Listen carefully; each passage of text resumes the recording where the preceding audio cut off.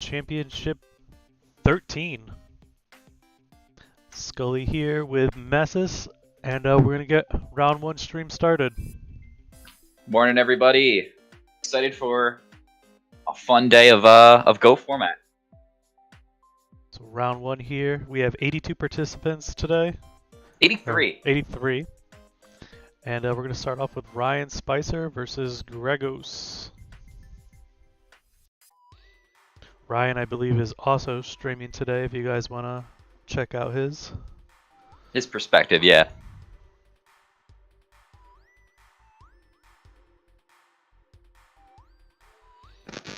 Ryan saying hello to the stream as Gregos resolves Graceful Charity here. We have a Warrior Lady and Deco already set up for chaos. $100 prize today, and top 4 will be receiving invites to the GOAT Format World Championships.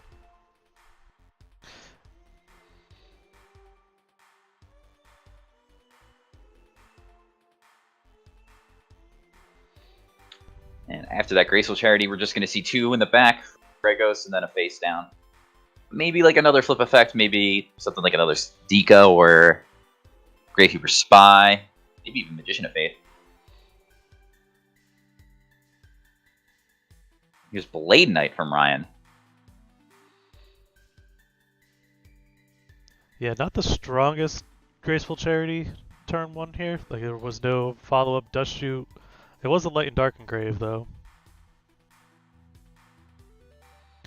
Oh, Book of Moon, so I guess I think your other Dekochi thing might be correct. Could be Faith, though. We're going to put that Blade Knight to bed. I'm going to take a nap, and then maybe this face down will flip if Ryan has a Nobleman main phase 2. Yeah, that's what's rough about blocking with a Book of Moon, is if they then still Nobleman you. Mm-hmm. Now you have to follow up killing this Blade Knight by battle. Or he went negative with the Book of Moon.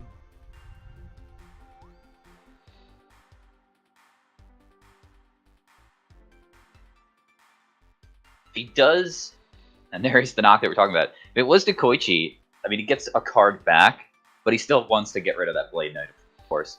So it was Dekoichi, would have been able to have flipped up.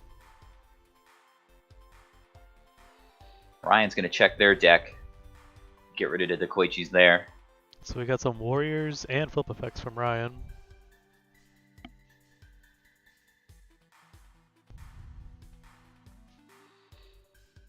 Triple Dekochi and Grigu's deck, so maybe on Chaos Turbo.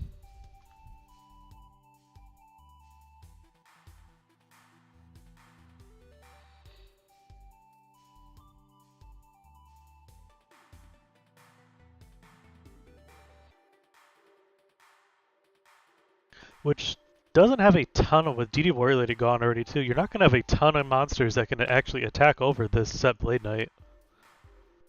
No, if it's like a standard-ish build, because you don't see DD Warrior Lady a lot popping up in Chaos Turbo. I mean, they're gone. They can normal summon Spy. Tribe, probably the best one left. Yeah, probably.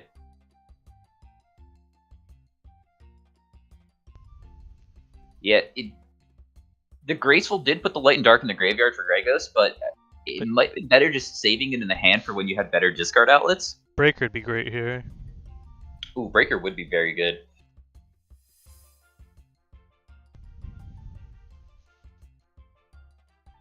So after the Nobleman, just 2 in the back for Ryan, passing it over. And there's Breaker right on time. As you dreamed it up, but Ring of Destruction. Still going to trade with the back row of that Breaker, but not going to stick on the board. Yeah, Breaker was the perfect card there for Grigos, but Ring was the perfect answer from Ryan, so...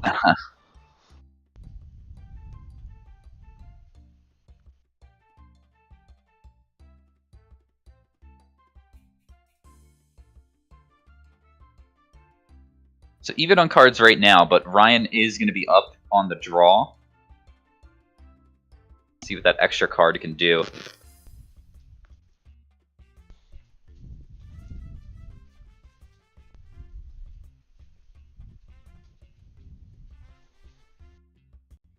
2 more added to the back from Gregos' side. Which, after seeing the Book of Moon already, it's like, how good of cards are being set back there? Yeah.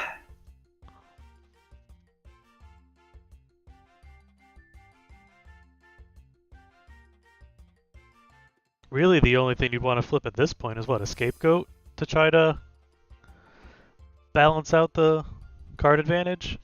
Come back later with it? It's rough because you didn't answer the Blade Knight. Now you gotta like take the damage and answer with a Sorcerer or something. Yeah, you're down a card already, so it's like it's just not excellent for you. Setting before attacking. And these situations, like where this is here, is why you've seen players move more away from Book of Moon and into Sakuretsu armor for against warriors. Yeah, exactly. People have stopped playing Metamorph into Thousand Eyes. At least you see it less and less nowadays. So a good response to that is just booking the Thousand Eyes that comes out because it's just so easy to clear. You can clear with like almost any monster that you have in your deck, and you get to keep whatever they're trying to take with a Thousand Eyes. But because we're seeing that less, it's just not. It's not always the best defensively. It feels more like a combo card for your own stuff than it is for like blocking an attack.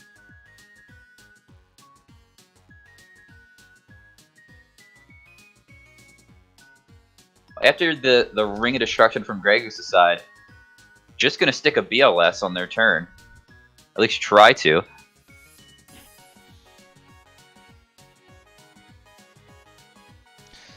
Yeah, like I said earlier, Chaos Monster is the best answer. It is a little rough to blow your Sorcerer or your BLS out this early, but it did resolve, so now having your Book of Moons and stuff are a bit better. Yeah, when you're protecting your thing that's already on the board from something like a Mirror Force here, it's much better to just like trade it off that way instead of protecting from an attack. Okay. Oh, go for Return from Different Dimension. So it's Chaos Return, so that changes things up a bit. You're able to. I was about to say you would have been so much better off saving the ring and just going for the BLS Banish, but this makes more sense now. Mm-hmm. Earlier, like, what cards could you be setting that are any good with after we already seen the book, and this is a big reason. So that's really good because the Mirror Force is outed. So if this resolves, a lot of these guys can just ram through the back rows. Yeah, Ryan probably either thinking If Ryan about was a solid he has judgment to here. Yeah, probably was just running the numbers. And do I solemn your solemn? That or do you have another one? Another return, yeah. Yeah. Main phase 2 Kaiko. I like that line actually. Just you knew you had the return down. So you're either gonna like out one of the back rows from the BLS, they're gonna be forced to use it there on the BLS, or it's just gonna take over the game. And great timing for Pot of Greed here. Yeah, that's really good. But yeah, once they out the stuff, you can just stick your Kaiko, and because you know you're probably going up against Chaos, it's going to be difficult to deal with. Now we did see a Blade Knight from Ryan, so maybe another Blade Knight could come down, make it big, try to attack. A Breaker on Ryan's side could be decent. You're taking a risk there because that back row could be good enough to deal with the Breaker. You're going to deal with it either way, but you really want to get that Kaiko off the board. Could be running Tsukiyomi with flip effects. Tsukiyomi would be a good one as well.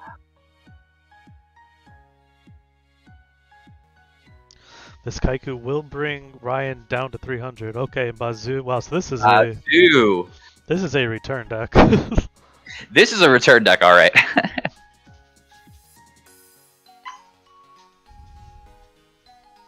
Bazoo is going to eat some food here.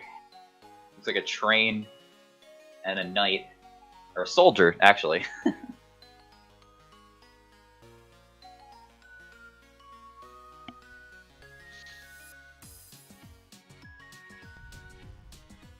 I did ask recently in the Go Format Discord, I've been asking fun questions of the day, what Bazoo's favorite food was. Souls. A lot of people said Thunder Dragons, so... So Bazoo is at lethal now. Yeah, but by himself. Mm-hmm. See, Kaiko's gonna go through. No banish. Wing Blast on the Bazoo, ooh. So if he had attacked with the Bazoo first... He couldn't have discarded Sinister, yeah. Yeah. Yeah, little misplay by Gregos there. If you had the lethal guy on the board, I think it's always right to attack with that one first. Ryan's gonna get that Sinister Serpent back. But Bazoo is back on top, and now the Kaiku will be lethal. Ryan's just gonna set one, set another, so that's probably the Sinister Serpent. Hopefully that card at the top is good enough. And we still don't know what Gregos' last set card is. We do not. Could be a Nobleman. So Nobleman, do you just flip Nobleman here first and then try to attack, or just play around Torrential? Yeah, I think you might as well. We're not going to see that. We're going to see Bazoo come out again. It's on the board here. Kaiko's going to attack.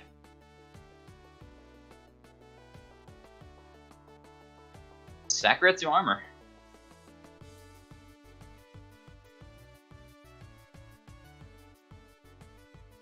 And Sinister Serpent there. There isn't a Dark in the graveyard for Ryan, so there's no actual threat of chaos yet.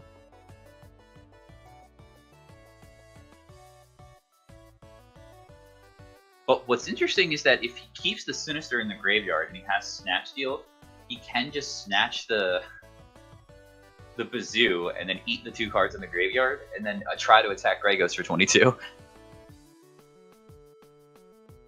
Oh, now he doesn't have to because Gregos is going to use Bazoo main phase 2 to eat the Kaiko.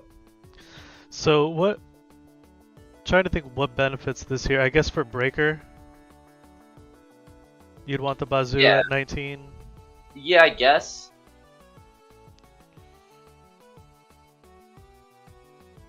Still dies to Tsukiyomi no matter what.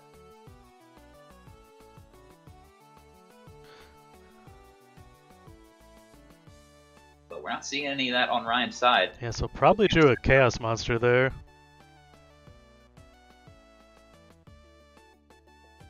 I mean, that or it could be a flip effect, something like Right, yeah, it could be like Magician of Faith or something.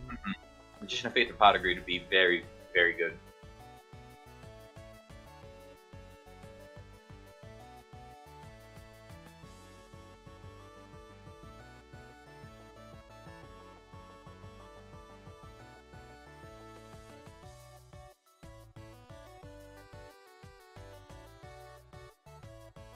Interesting of what Gregos monster could be.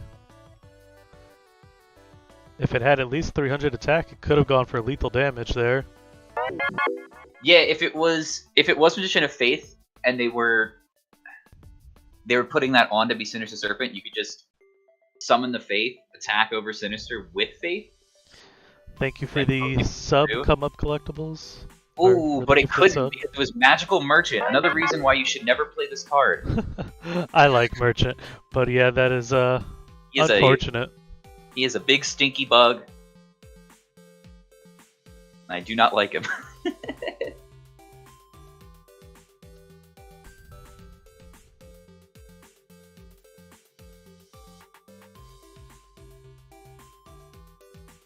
That is 9 monsters now banished for Gregos, so like, Turn from Different Dimensions is pretty big.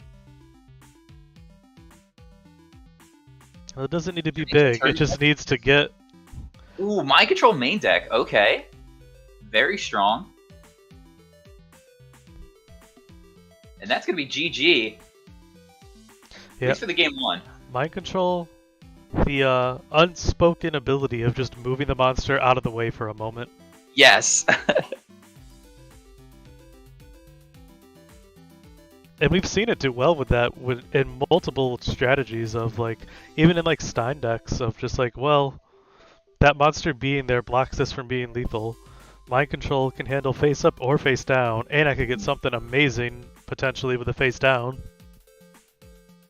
You ever do the play where you like mind control or snatch steal a guy and then like somehow give that guy back to them because you just needed it to be an attack, so you could attack it with like BLS and kill them that way? Oh, it's Snatch Steal plenty of times. Mind control, you can't really do it unless you're creature swapping. Yeah.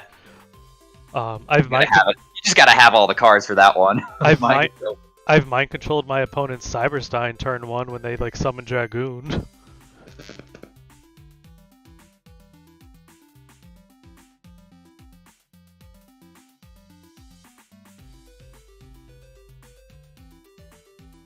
Thank you for all the gift subs, Come Up Collectibles.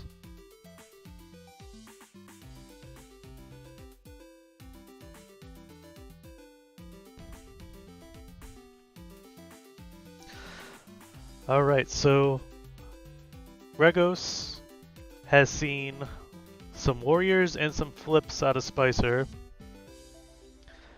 And Spicer now knows he's playing against Chaos Return. So what do you do from either player's perspective? Chaos Return's tough because the biggest thing that people are siding against, or like one of the most common cards that people side versus Chaos decks, is Kaiko. Mm-hmm. Kaiko's actively bad in this matchup. And good though, because it's good and bad, right? It's good to just let it sit out there. Yeah, the floodgate effect that it has, that there's no banishing, turns off the zoo, which is really good. It also turns off the chaos in the hand, but you really don't advance anything because you're not getting rid of those cards in the graveyard to make them even more dead. Because if you do, they can just return them on back and annihilate you. So yeah, it's not like I wouldn't like take out my Kaikus against the deck. It's just tricky. Mm-hmm. I guess the best way is usually just to try to handle their back rows better. Mm-hmm. Dust Tornado would be good, because you can Dust Tornado as soon as they set, and then they're never flipping that return from the different dimension. The other difference is too, though, just knowing you're playing against Chaos Return is a nice little advantage. Like we didn't see it coming at first, that return. Right. Yeah. Being more aware of it, being like holding your Mirror Forces and your Torrential Tributes for when they flip the return.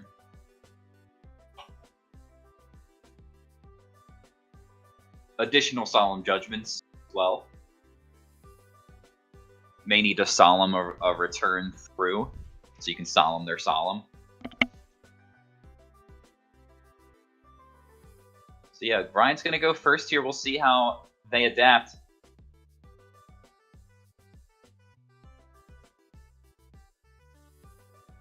Ryan did not top during the GOAT era, correct?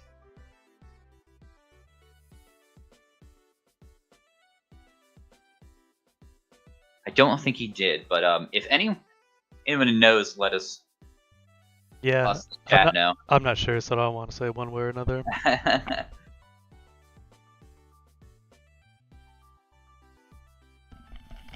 I'm pretty sure no, though. I don't think he ever had a Legacy invite. Got it. Yeah, for everyone who's not aware, this tournament, if you top 4 the tournament, you will earn an invite to the World Championships with GOAT format. Again, later in October this year. But any players who top 8'd a Shonen Jump during GOAT format, so in that April 2005 format era, you have a Legacy invite, so you are automatically invited to play. Some of them were used up last year.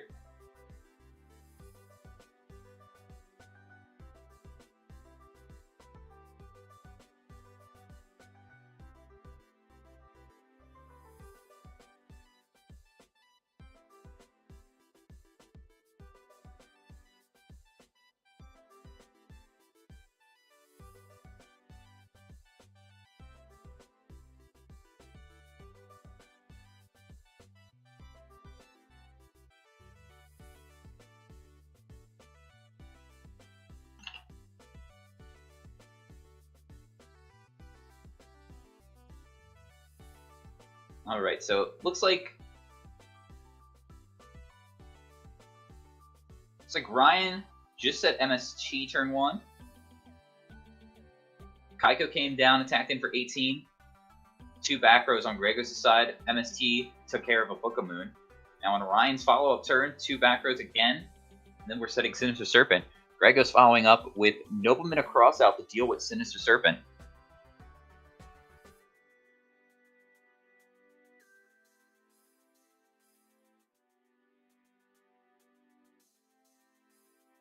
And battle phase for Gregos.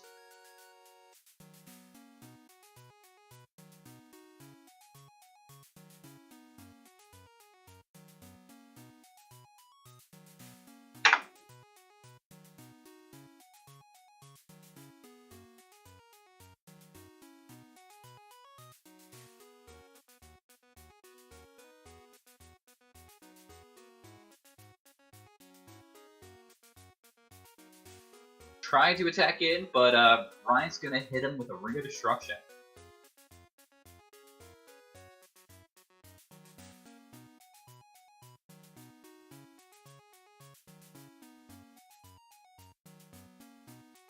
So it's gonna take 1800. Ryan dropping down to 44. Main phase 2, another Kaiko.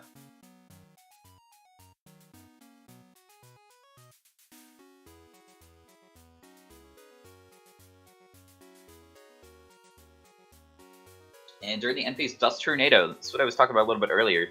Just being able to preemptively hit things, especially those return from the different dimensions on Gregos' side. But this time, Dust Tornado is going to pick up Gregos' Ring of Destruction, which is a good pickup because Ryan is getting low in life. Ring becoming more lethal as the game goes on. Dust Tornado also has a hidden battle phase trick along with Blade Knight here. If you Dust Tornado and then use the effect to set a spell or trap in your hand, you can pump your Blade Knight up by 400, bringing it up to big Blade Knight status. And that big Blade Knight on Ryan's side is going to take out Kaiko.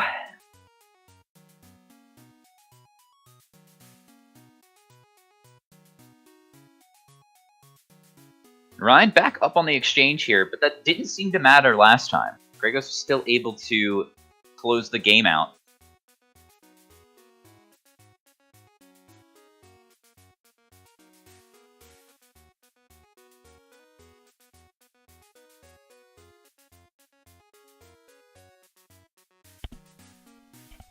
I was gonna say, it is possible for these return decks to side out the return engines, but it doesn't look like that was the case.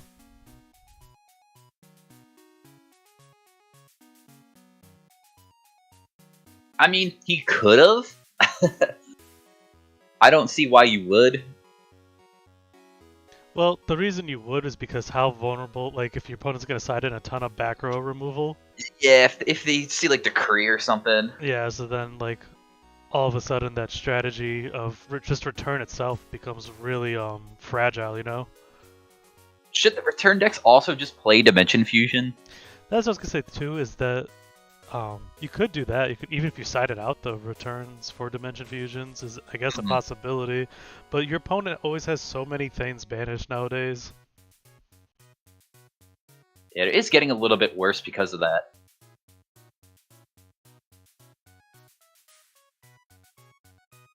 Sakuretsu Armor picked up Kazu the Soul Eater. Ryan just drawing and setting another back row. Setting another card, attacking in with Blade Knight as well. Thank you for the resub, Danaru Shiba.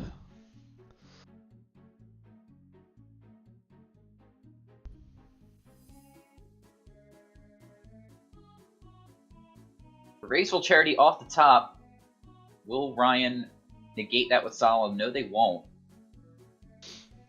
So yeah, like we do see Dust Tornado Ryan has here. I don't know how many copies they possibly have, but it's that kind of stuff that really can just like pick away at copies of return. Yeah, picked up Ring of Destruction a bit ago. which was not a bad pickup for Ryan at the time because they were down in life when that happened. I think Return's actually a fairly good matchup against Warrior, because Warrior pays itself down so low, you can, even if Warrior hits you fast with a lot of damage, you can always activate Return still. And then if it could just be a matter of returning and just like we saw how low Ryan's life points got last time, of just returning something to attack over another monster, even if you're way behind in card advantage. I mean, that's the whole purpose of it, is to play a fair game for the most part. Try to just play like trade favorably, kill your opponent's stuff, do a bunch of damage to them, and then go over the top when you run out of all that resources with return. Yeah, just kill them that way. I mean, as Chaos kept getting bigger, this has been a deck that's been on a lot of people's radars of just saying, well, eventually Return should be like the best deck then if no one's playing Scapegoats and everyone's playing Solemn Judgments. Mm-hmm. I mean, Dingo Sig has done very well in these tournaments with Return. Yeah, I mean, we've seen it hit in top 4 and a few, I guess it won in the 3v3 as well. So it's not like it's done nothing, but it definitely has not gotten to the level where I predicted it would be at this point. It definitely has less representation than Warrior, Chaos Turbo, even Chaos Control. Even less than Reasoning Gate. Yeah, that too. Graceful Charity, so that was off the top, pretty sure. And Gregos drew, discarded Sakuretsu Armor and Book of Moon, so that back row is probably a really good defensive option. Magician of Faith is going to be the flip up for Ryan. MST, what was the other stuff in there? I think that was the only card. But that's not bad, because you can MST the newest set. Nobleman Crossout, great in the back row here. Yeah, so now if you have the MST and potentially a Solemn set, you can really kind of run away with this game. Mm-hmm. Yeah, I think main phase MST on the newest set. You can also just attack. You can also just attack and save the MST. Yeah, I'd like to. Although you want to MST on your, if you MST on your own, if you MST on your own turn, you're playing around the return way better. Right. It depends on the information that I have. See, like, he clearly set that card and discarded Book of Moon and Sakuretsu Armor, 2 great defensive options, because he was valuing whatever that card was. Yeah, so it's possible Ryan thought it was return. Yeah. Now, that's not terrible for Ryan. Just picked up a Magician of Faith and the Blade Knight. And there's the return there, so he did deal with both the back rows.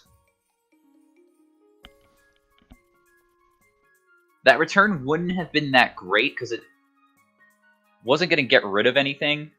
Ooh, and Thunder Dragon off the top, terrible top deck for Gregos. The return would have been a lot of damage, though. It would have been a lot of damage if Gregos could have pushed through. Yeah. But if you use the MST main phase on the newest set... So if Ryan's other card isn't a Solemn Judgment, though, I think the MST, the way he did it, is correct. Yeah, because then you clear both the cards. On the other cards as well. Mm-hmm.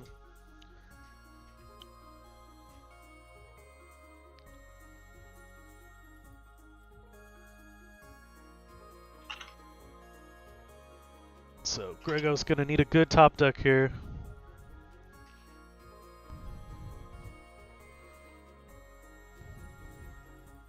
There's a good one. No Solemn from Ryan.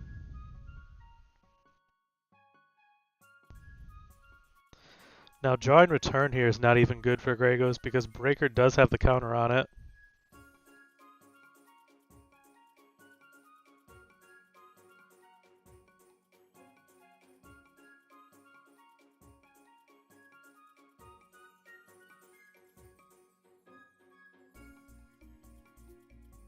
Pot of Green's a great pickup there. Yeah, making up for that dead Thunder Dragon draw.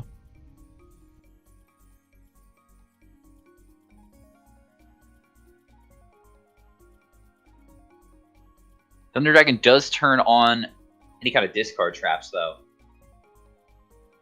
Something that Ryan has to worry about. T setting into Breaker. Not the best spot. You gotta do what you gotta do. I mean, that Breaker's probably gonna main phase its counter and try to pop that back row. See if it is chained or not. We do know Gregos plays Book of Moon, possibly sided them out though. We haven't really seen any cards that I would think were side decked though from Gregos. I did just receive the God sheet, the deck list download from Teeling here, so we can take a peek at what these guys are up to.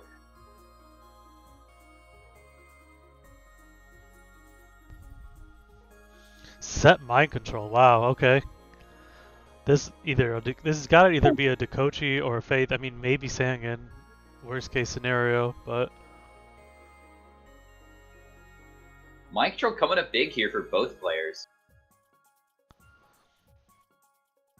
Ryan gonna break before flipping this, if they are flipping it. Play around Torrential.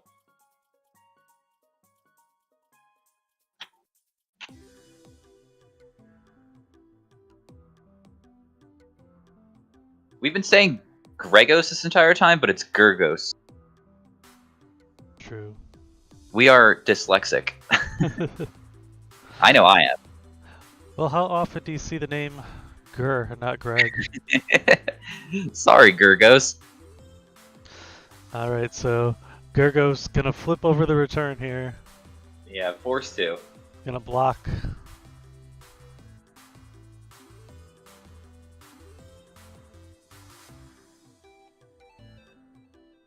That is return number 2. Summoning the Kaikos in defense is pretty heads up. This way, no damage is going to sneak in here. Oh wow, and no flip from Ryan, so probably Sangan set. Yeah. Yeah, I thought that was about to be a blowout turn, but it was not. They contribute summon the Thunder Dragon in their hand over the Sangan, if that is Sangan.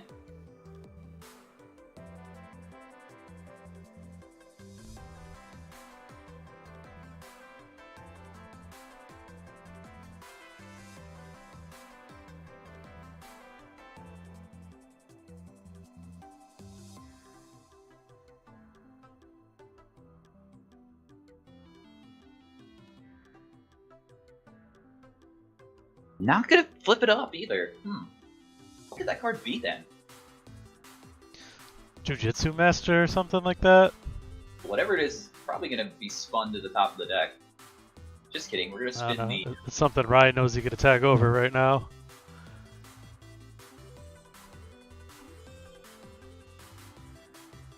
He just has BLS to clean the game up. We're never gonna see it. We'll check the replay, find out what it is. I'm just gonna ask Ryan. Easier to do that.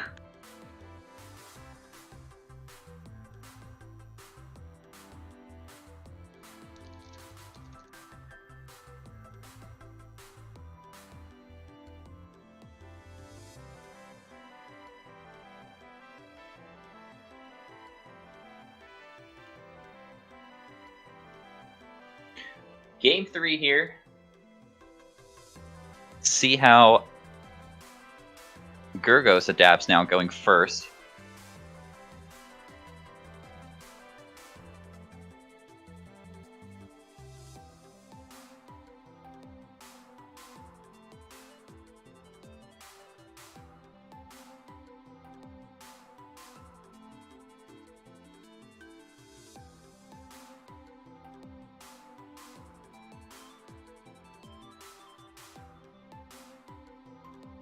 Okay, so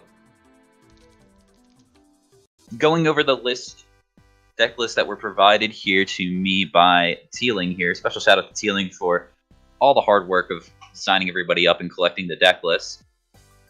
There are only a few Go Control deck lists here. So the Dale Bolito challenge of Goat Control winning an event, have another $100 added to the World Prize pool. slim chances, but some of the players playing Goat Controlled today are very skilled. So we shall see.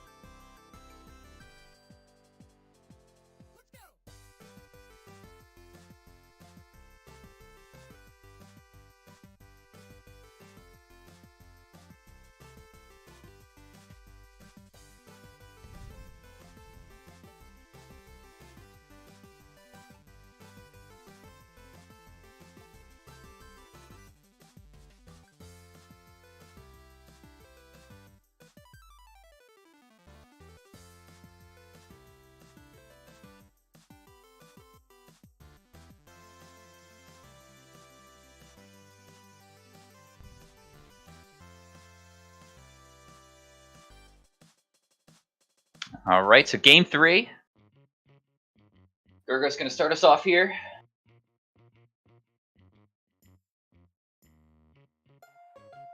Skilled Dark. Skilled Solid Body Magician.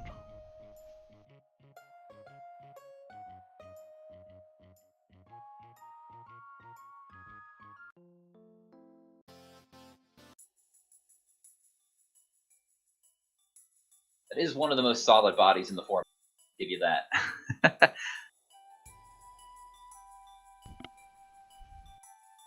Trap Dust Shoot. After passing Cryo here. Standby phase. No Banish Hand for the stream. Thank you.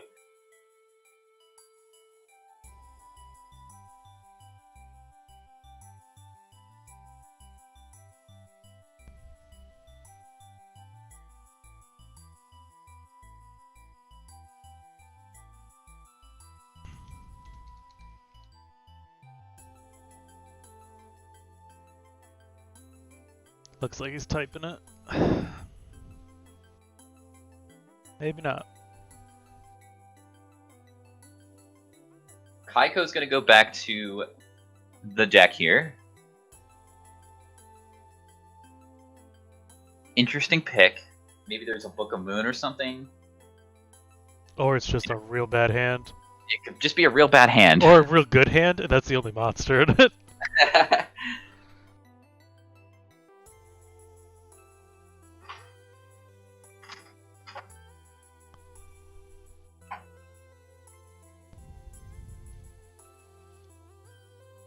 So just a T set from Ryan's side after Dust Shoot resolves. Hopefully we'll learn more about why Kaiko was the pick. Breaker coming down. No break though. Well, he knows the hand. Sinister Serpent. I think surely you put Sinister Serpent back. Yeah, that's interesting. Unless there was a hand of like... I have no idea.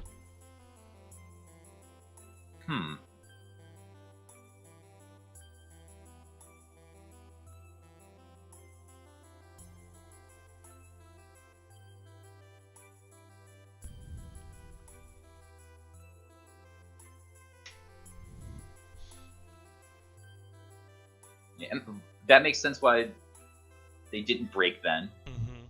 Just didn't want to lose their card right away. Keep your counter if you need to. No chaining of Ring of Destruction. I guess that's fine. Yeah, now I really... And you had Ring, why wouldn't you keep... Why would you leave the Kaiku? Or leave the Sinister, rather. Probably just drew the Tsukiyomi for the... Or maybe Tsukiyomi would have been the pick. I mean, I'd still put Sinister back even if you have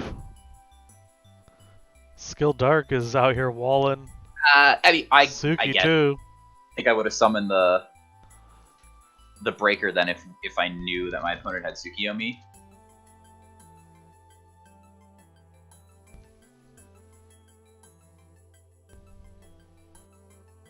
Because if I saw their hand and I'm summoning breaker and not breaking, then I know that whatever they're setting isn't real. So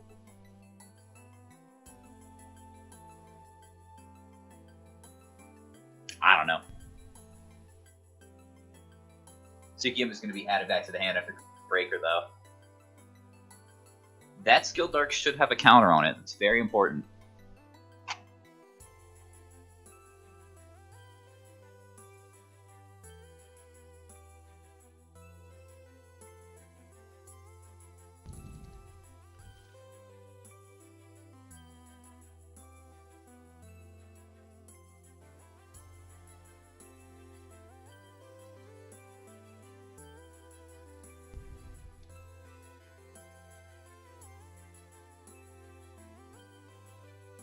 Ryan, So draw for Gurgos, just attacking in. Ryan does need to do something about this Skill Dark Magician.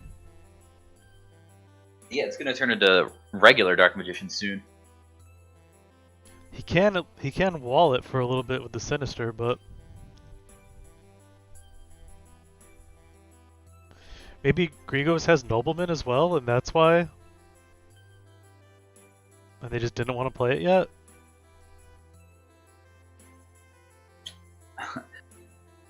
Lewis Schultz is asking in the chat, is the corgi a prize? Is what? Is the puppy- dog a prize? No, the dog is the reason why the stream may go silent on my end for a few moments at a time.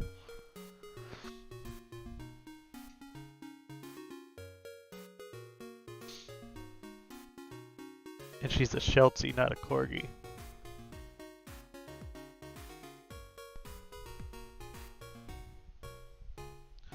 That big purple gold belt is a prize, though. Oh, for sure. Are there any good dog monsters in GOAT format? I don't think there are. Ninkin Dog. The there's Mad Dog? Mad Dog of Darkness, yeah. There's the one where it goes to your grave and gets shuffled back into your deck. Outstanding Dog. That one's outstanding. That one's outstanding, yeah. Might have to try that out.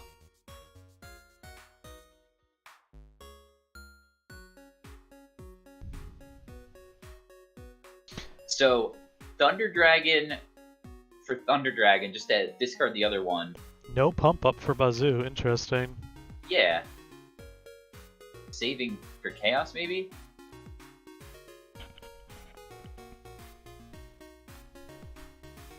Well, if he thinks it's Tsukiyomi, that would make sense, because they attack with Bazoo. Why waste? Unless you just want to fill your return. Hmm. So now the Skill Dark is cleared, the Tsukiyomi can deal with the Bazoo, but Ryan is down in life points, Mm-hmm. and Grigos needs to take off 1900.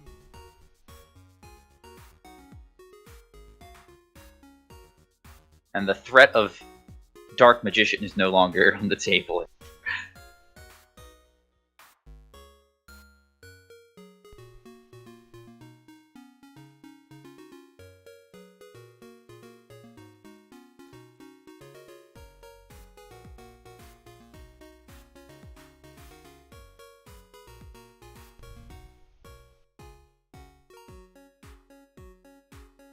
Main phase 2, we're activating Bazoo and eating one Thunder Dragon, it looks like.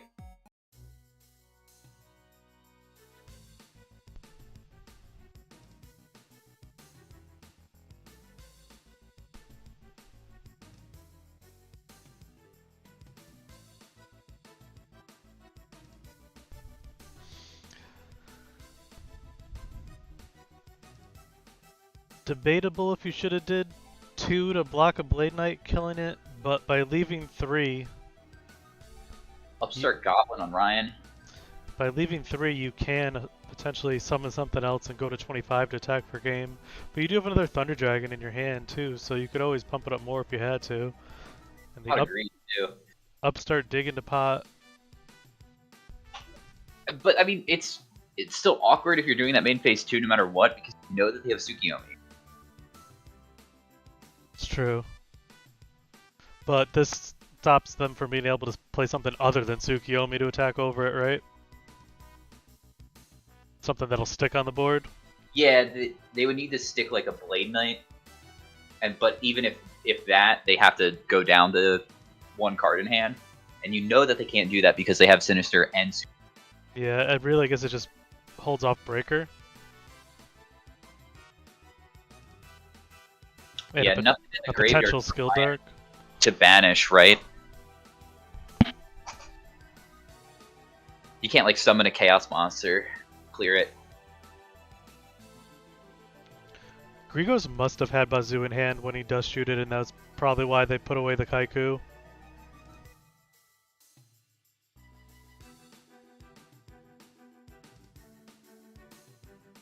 Maybe. That would make sense. I don't think that's a good reason to do it, but I'm just trying to figure out that line.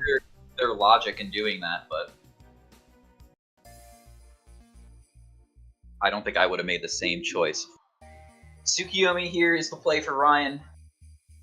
Put that monkey to bed.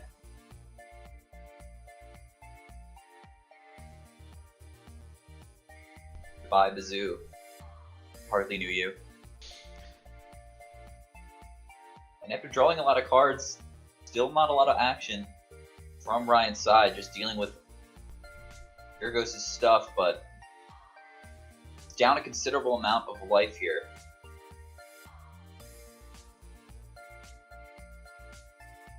Heavy Storm, good pickup. Ryan's gonna use Threatening Roar. He's gonna yell at his opponent. Ooh, trading a Storm for Storm as well. Little rough losing Storm against Return.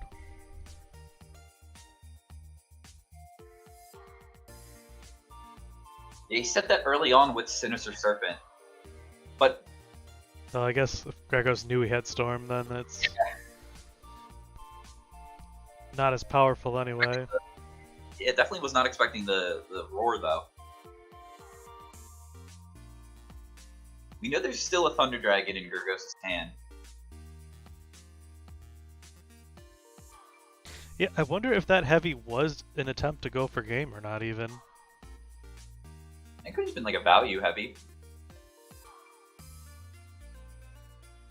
I mean, it would only take a Sorcerer, a BLS, or a Bazoo in that spot to have gone for game, so maybe you don't want to drop a Chaos Monster on an empty board. So I think that Gurgos knew about the MST and at least the ring.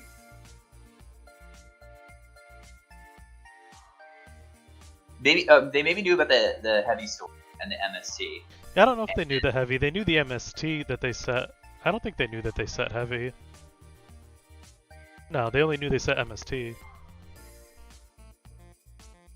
Trying to figure out because they knew they had Sinister, so they didn't put back Sinister. Yeah, they might have known they had heavy, but they didn't know that it was set. Yeah, that's what I mean. Just trying to figure out the cards that they knew from Dust Shoot. Hard to say for sure on them, but I think you're right.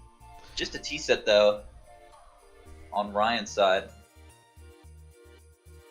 We're just gonna set another card, just pass it back. So no pressure here. Giving Ryan some time to recuperate. Ryan is up in cards, only by 2. Looks like still a good advantage. And one of those cards that he's up against is a Thunder Dragon from Gurgos' side. So really, like 4 cards only Gurgos has. We are in game 3 here. Man, this is still round 1 for these guys. Bracket is moving along. All right, you get the Pot of Greed or the Faith or the Heavy Storm now. Ooh,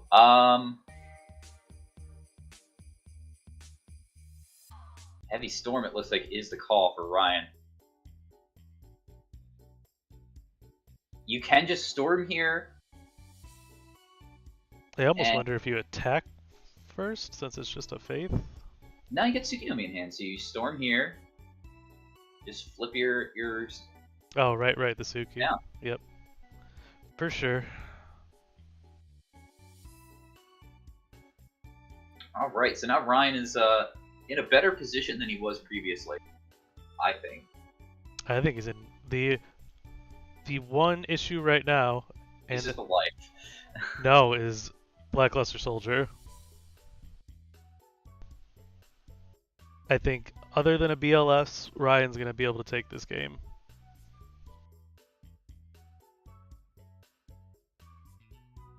And they just Ryan just heavy stormed their own snatch steal.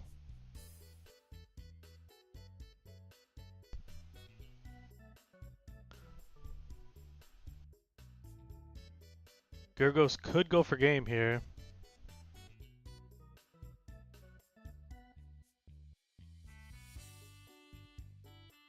Tough decision, one way or the other. Like you dreamed it.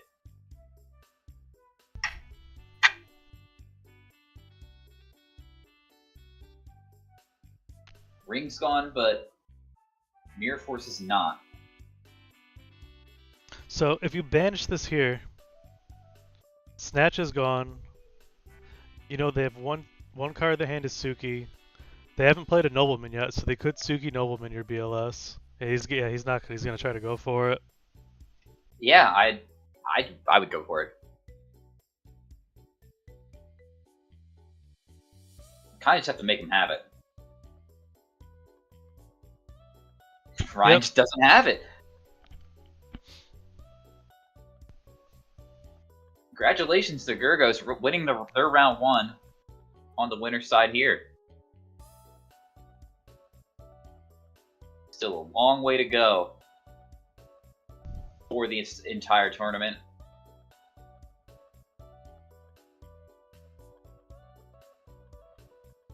Let's hop into Gib Nation versus Spro89.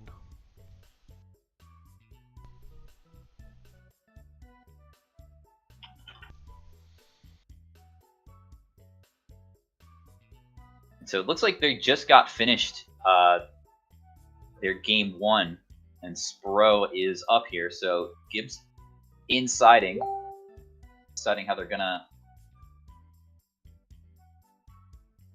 contest with their opponent going first now.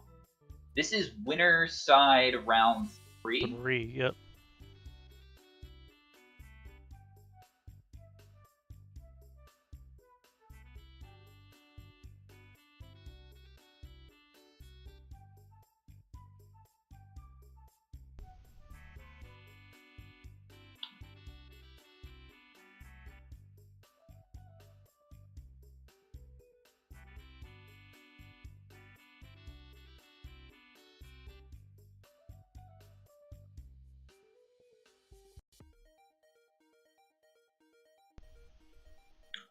Excited to see what these duelists are on. Looks like Gibb is just going to set one. Pass it over.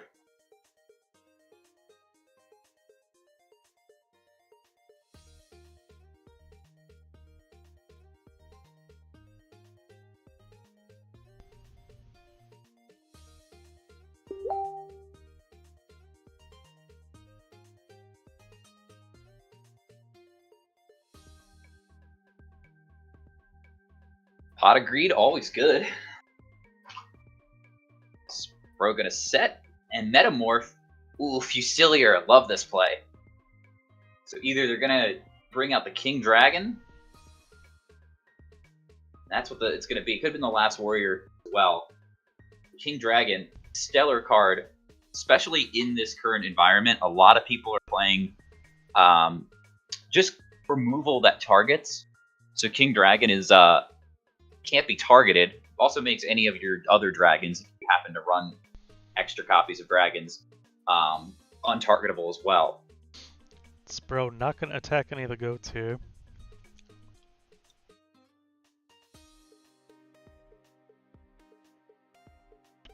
Yeah, I mean, having the goats on board can be a liability sometimes. It can lock your opponent out of pushing for damage.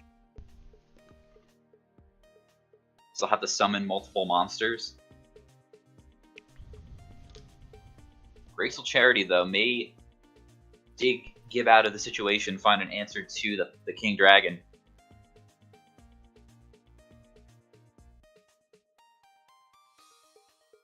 So answers to this card, King Dragon, are... Well, Soul Exchange actually not an answer, right? Because it targets. Soul Exchange is not an answer, no. Torrential Tribute, Mirror Force, GD Warrior Lady, Tribe Infecting Virus. Mainly cards that are limited to 1.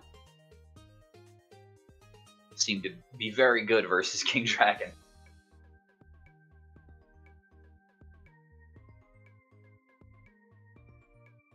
Need to gain 1,000.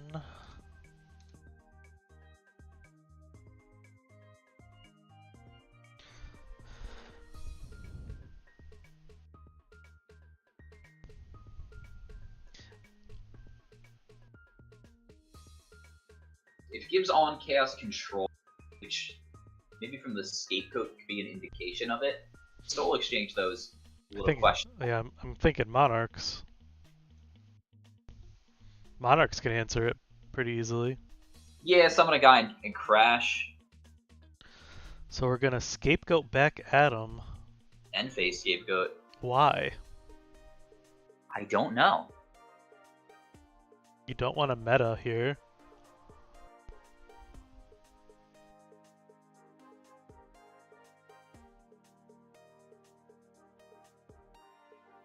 Monster Gate? It's either that or...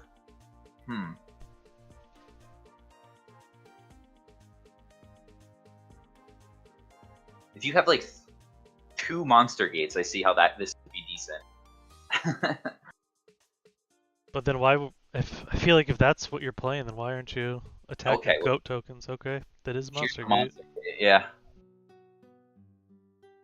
Maybe they're looking for Lightning Vortex. Sacred Crane's gonna get a draw for them.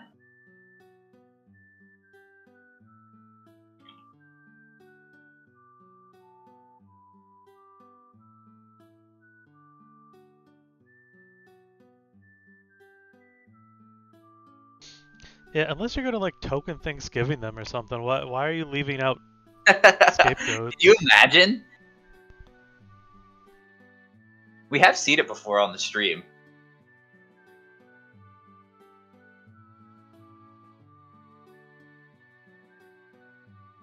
Maybe they just saw that they had the Monster Gate in hand, and they decided, well, I have this goat and this Monster Gate, I want to use them both together. And that's why they did the play that they did. But I don't know. I think you're fine with attacking a goat token.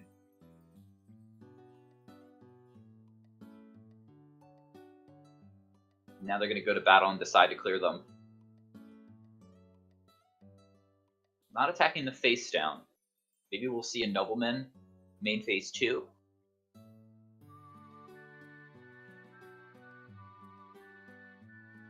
We do see a Nobleman in the graveyard for Spro. Heavy Storm main phase 2. Interesting choice.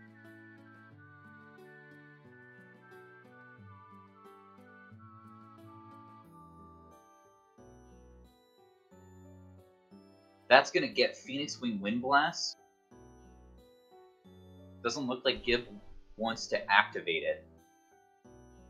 That would unlock... So, main phase 2 Heavy Storm gets rid of the Phoenix Wing Windblast, and then we're going to use meta to take the face down. Makes sense why they didn't attack it then, if that was their intention. Which, I guess this is okay if you have another Monster Gate. Yeah, something to unlock yourself. You could just normal summon Demok, you know? If it's stuck in your hand. That's a good point. Or another Fusilier Dragon. Ooh, another Fusilier would be... Worse than Demok? Well, it would be worse than Demok, yes. but it would make me very happy.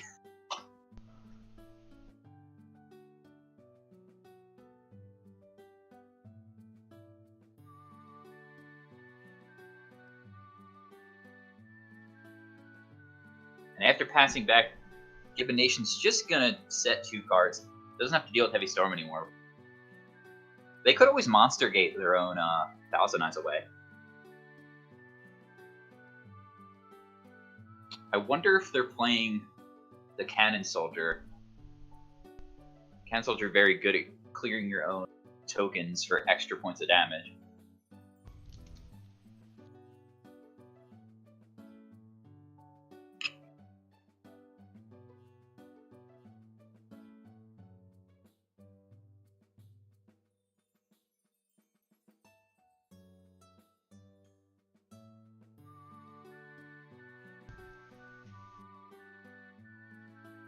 So drawing 3 cards from Graceful, discarding Crane and Snatch Steal. Snatch Steal not doing a whole lot here. Book of Moon, target your own Thousand Eyes Restrict. Is that it? Yeah, I do like Book of Moon in Reasoning Gate, or at least in the Reasoning Gate side deck. For sure. For spots like this, and also for Last Warrior, Jowgen. But Gib does have the Mirror Force, able to finally turn off this King Dragon. Yeah, it's really good. Saboteur, another answer to King Dragon as well. Flipping up Thousand Eyes, not taking a goat token, very heads up. Yeah, not taking the token's probably best, because now Gib can't just slam another monster in defense. Mm-hmm.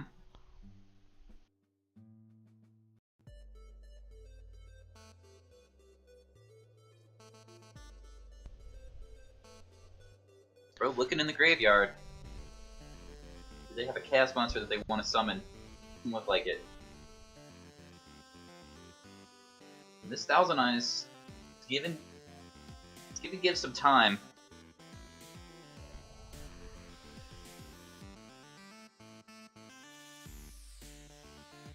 Pot of Greed digging through the deck. Gonna find Thunder Dragon.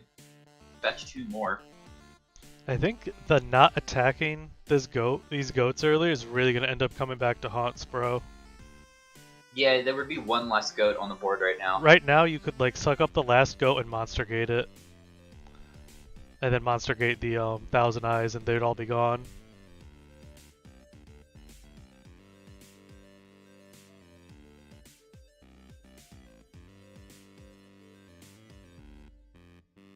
Yeah, I don't know how prepared Spro was for Scapegoat. Maybe they I would have to think that they saw it game 1, right? This looks like a Chaos Control deck from, yeah, but Soul Exchange is kind of throwing me for a loop.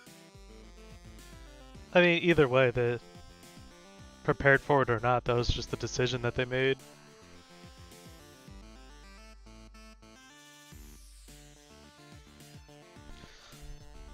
But Snatch Steal on it, take Goat. Gib ready to turn off this Thousand Eyes lock. Yeah, just wants to attack.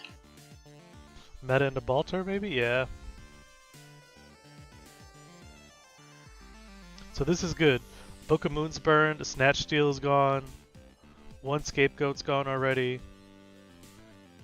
There is chaos. Yeah, there's chaos, that's for sure, which I think is about to get dropped right now. I think if in Gibbs' spot, I don't mind that line. Okay, Solemn Judgment, great. Solemn Judgment's good. Is there another Chaos Monster? Not likely if you're throwing BLS down, right? Mm-hmm.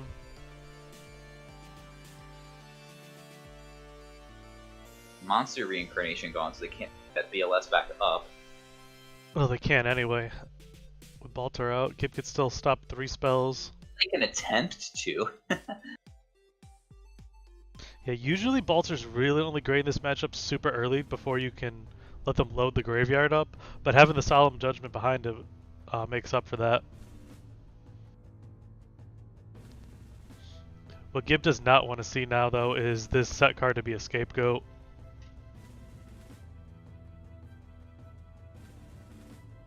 Yeah, Gib needs to do damage. Opponent's at 9,000 life. Yeah, that great wing blast right there. Oh, excellent, yeah. No follow-up play from Spro after the BLS got solemn, so just get an extra turn now.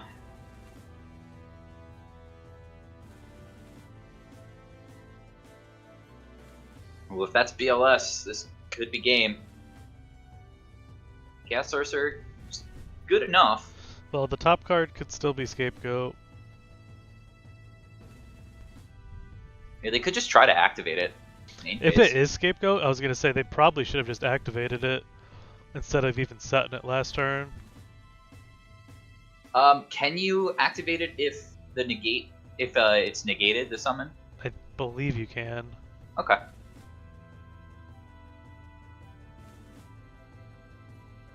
So 43, not enough for game either. No trap cards in Spro's grave. They may just play no trap cards, You but might just play 0 traps, yeah.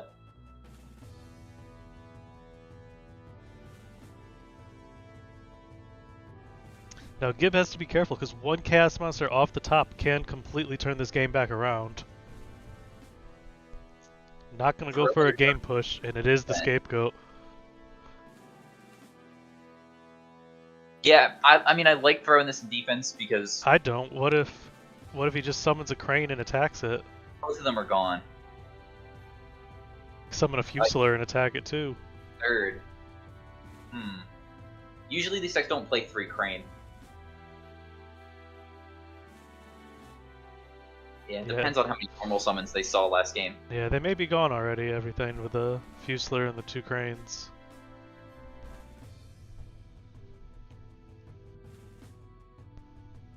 I mean, I like trying to play around Mirror Force. It's more likely to be Scapegoat, I think.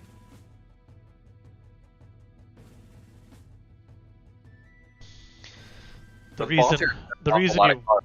reason you wouldn't want to just throw down the Scapegoat in your own turn is it would open you up to just losing to Tribe Infecting Virus. Yeah.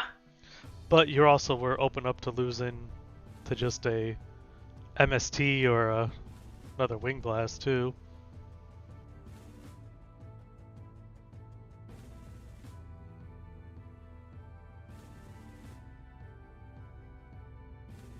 Just a set here from Spro. This Balter's just doing all the work. Turning off those spell cards in the hand. I wonder if there is a way for Spro to maybe like force activations of Balter to get them down to 1,000. Find a way to kill them. I think Gib has to play very poorly for that to happen. Like, leave a Sangan in attack mode or something. Yeah, I mean, Heavy's gone. Snatch is gone. Could still see True Nade. Still could see True Nade.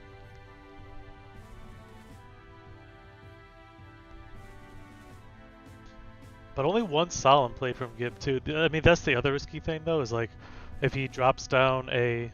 Yeah, Wing Blast is just awesome in this match right now. If he drops down from Solemn, and then he's much lower what he could pay off for Balter at that point.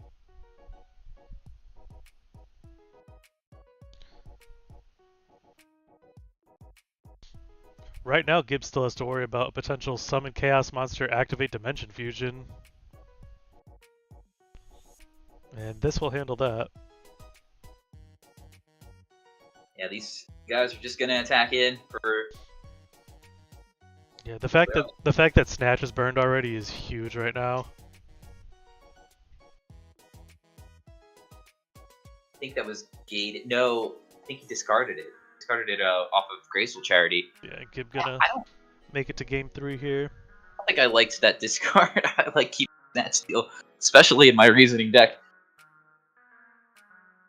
I think that's the second time we saw it discarded today.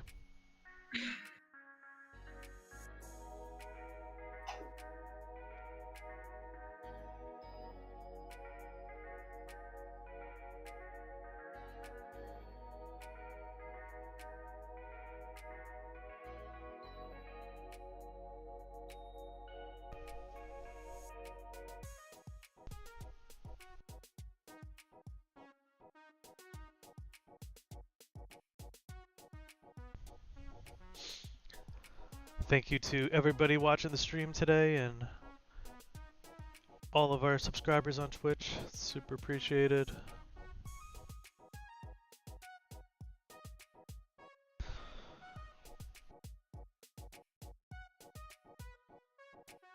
See, I think the Scapegoats and even the Soul Exchange might be cited in cards from Gib Nation. I haven't looked at their deck, but I know previously they've cited and they've had Soul Exchange as a side deck card. With a theory on it being like you're playing Thunder Dragons, so it's almost always live as just removal. I could see that. You're giving up your normal summon though, and I guess it's sort of like a discard trap in a way.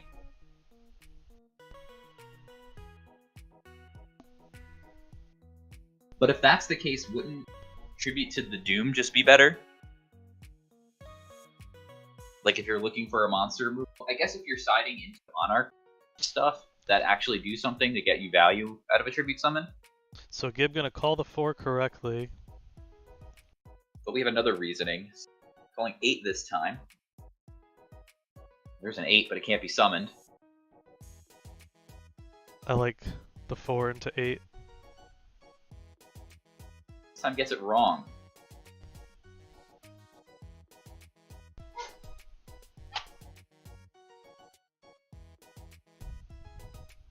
But pretty decent stuff to hit off of this this reasoning. Yeah, it didn't burn any pot or graceful or anything off of it. 2 defusions gone though. Pot was in the hand. He might have drew it for turn. That's a big Fusilier here. Still no normal summon. I don't think we'll see one this turn, but you never know. Spro looking at the grave.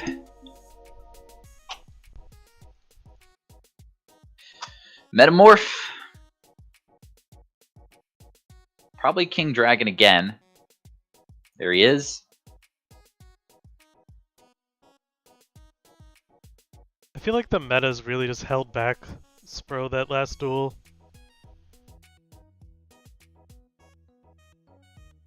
I think it was not attacking the goats that put him in an awkward position. I'd say more those few turns that went by with the Thousand Eyes out than anything else.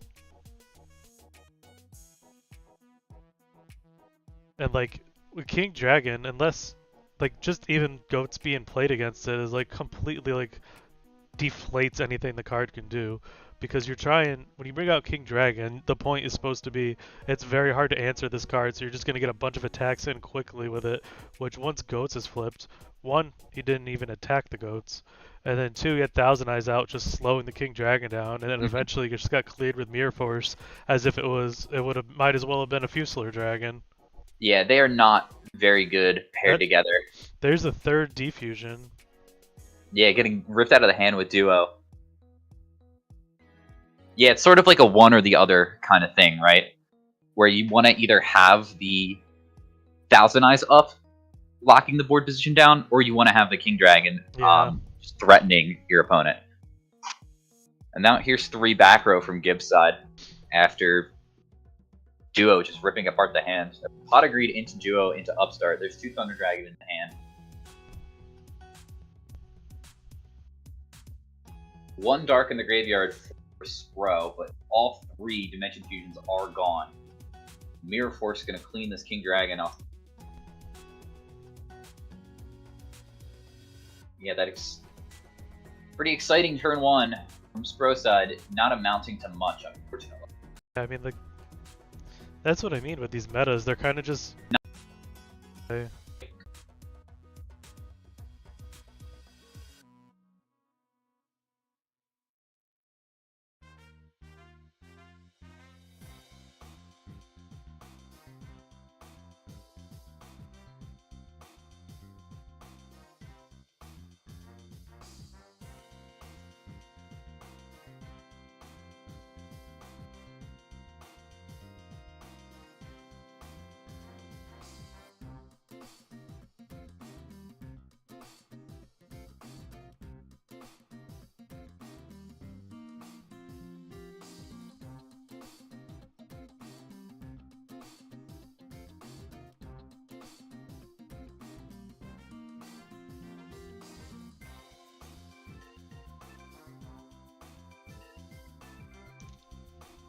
Sorry, a lot going on in this battle phase.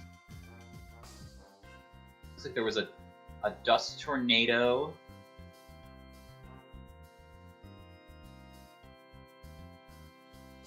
Okay, so this was stolen. Scapegoat came up. A dust tornado was dealt with somehow.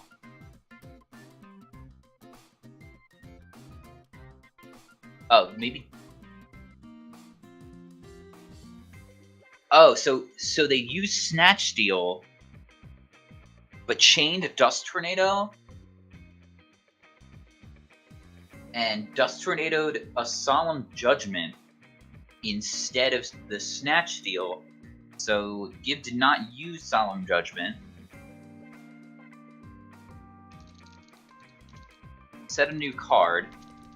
The Scapegoat was flipped.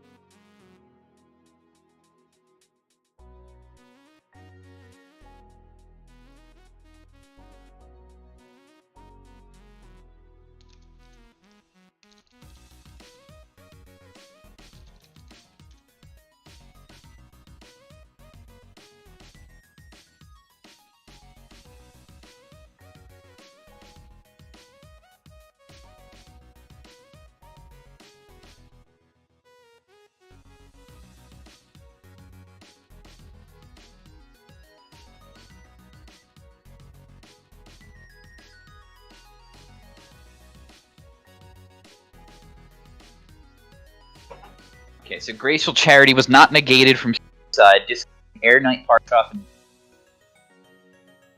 Demock.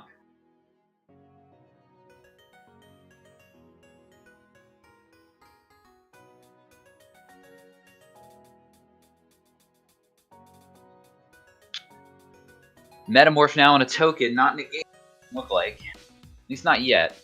Still hasn't resolved.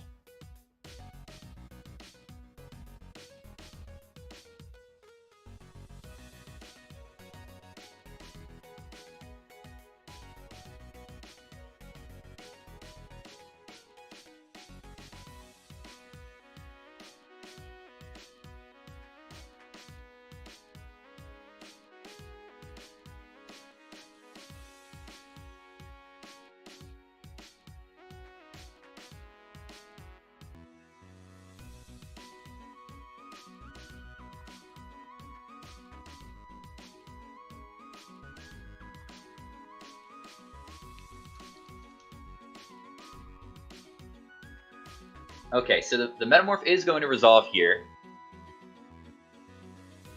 It's going to try to take the Chaos Sorcerer.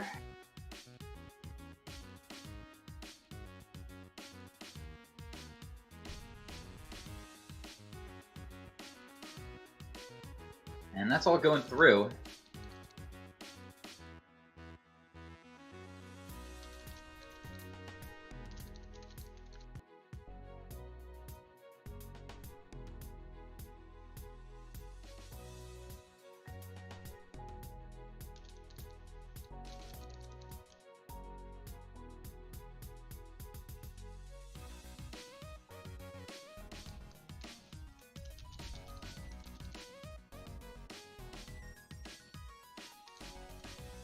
And there's the Soul Exchange that's coming out. Deal with the Thunder Dragon. Let's take a look at Spro's graveyard. I mean, what does Spro have left to summon?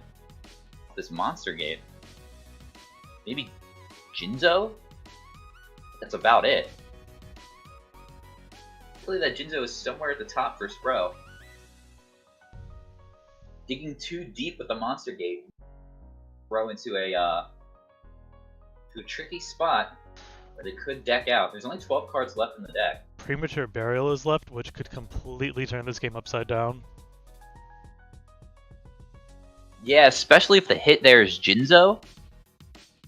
If you premature, and yeah, if Jinzo comes out and you're able to premature the DMOC and get the defusion going, you'll be a whole different game.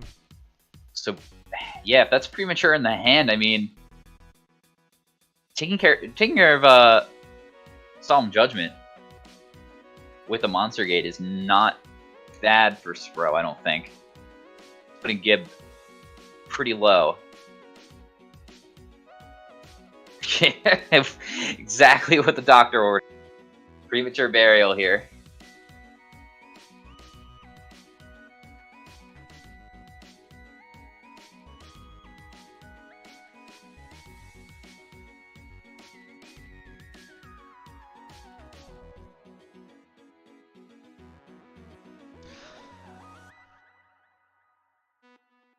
I think it might have been better to let that Monster Gate go. Oh, never mind.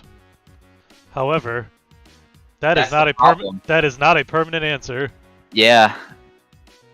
That is not Regeki Break, the superior card. But like, what could he have gotten off of the Monster Gate? It had to be like Jinzo, right? Fusler hasn't come out yet. Fusler has. Oh, it is. Has, yeah. So yeah, I didn't see the Fusler was gone. It's probably Jinzo then. Yeah, you're right. Either Jinzo or like another Crane. I don't know. People play funky stuff, but I feel like Jinzo would be the most likely if you hadn't seen it yet. And yeah, that Phoenix Wind Blast is not ideal. There's another set.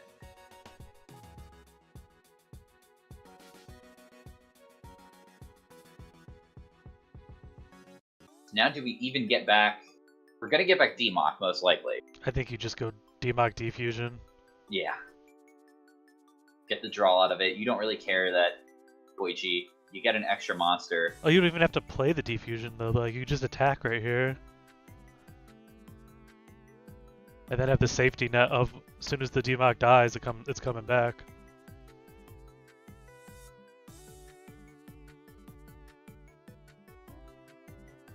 You've got the life point advantage already.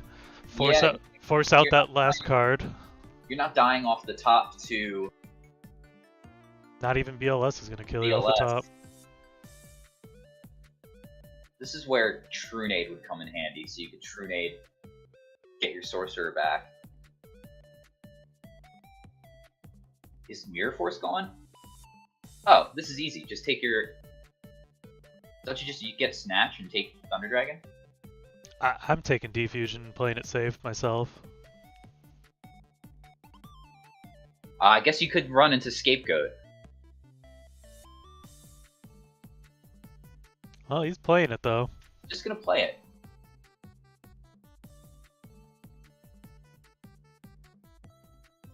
At that point, I think you should have just taken the Snatch. No, they can't Scapegoat. Right, yeah. Okay. So this is perfect to play around Scapegoat, but bad to play around Torrential. Nope, you're right, yeah. So this should do it, unless this is like Sakuretsu armor or something. Yeah, jeez. So I mean, you were saying earlier that Phoenix Wind Blast was good. I mean, it is a good card. Don't get me wrong. It's just in that specific spots, it is sometimes a lot worse than the Regeki Break. Yeah, I'm sure. Personally, from using it myself, I feel like this happens. This happening ever is too many times for me. Like I think he played it correctly. Given Nation did. I think he wanted to solemn the Monster Gate there. Yeah, it's just Jinzo, so it was right. Yeah, it was just unfortunate that they had the premature already in hand. That was literally like the only card that could have been in hand. That it could have been another Sorcerer, right? Yeah, but the Sorcerer would have been okay, but it's not gonna win. Like I said, the premature was the one card that could flip that whole game on its head, right? But I'm not gonna like. I'm still gonna make that same play. Like I'm gonna Monster Gate first, get my Jinzo out, and then stick with the Sorcerer. What good would have been if Jinzo was out? So right. All right, we're hopping to Rayo Pop Golden versus Defac. I'm not familiar with either of these lists here. Rayo Pop has topped multiple YCSs and Nationals. Tony Pasquarelli. Oh, What round is this here? 4? this is round 4 for winner's side. Defact just goes by Chris on the Discord here.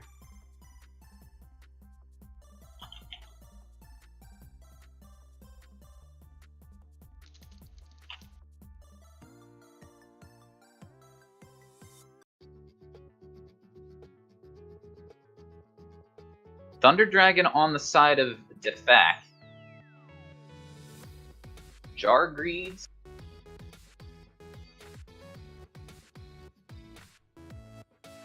This is game 1. This is like the classic matchup at this point now of 2021, right? Chaos Turbo versus Chaos Warrior.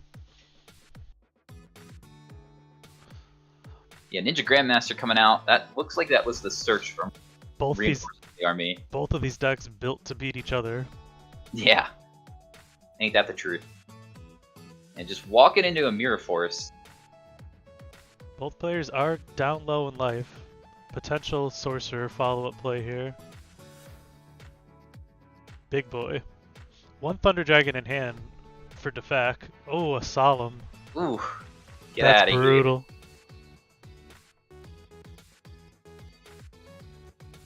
But no extra monster on the board for Defact, so we're gonna... Yeah, still plenty of beaters that can go over Thunder Dragon. Pot of Greed up the top. That's Snatch, what we want to see. Snatch Steal enough for game. Snatch Steal is live. Ring burned by both players, probably how we're so low in life points. Ringburn and Solemns. Looks like Nobleman a cross out. When it's good versus the Warrior, is it good versus the Warrior? Getting rid of blocking. Mirror Force of Ryo's own. So Thunder Dragon in hand for Defact. 3 back rows for Ryo. Drew for turn, then hit the new card. Exile Force is enough to do it.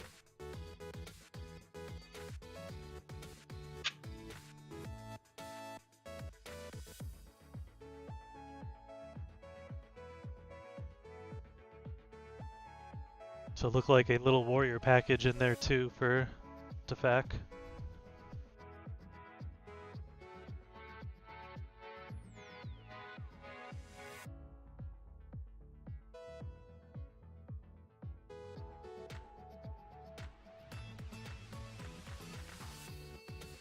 Take a quick look at the bracket here. Dan Morales from Goat Format Mexico is taking on SDL Killer right now. Slash Tap taking on Nicola. Dingo Sig and Dinosaur Ryozaki making decent runs. Wawa taking on I Love CC. So some names we're familiar with here.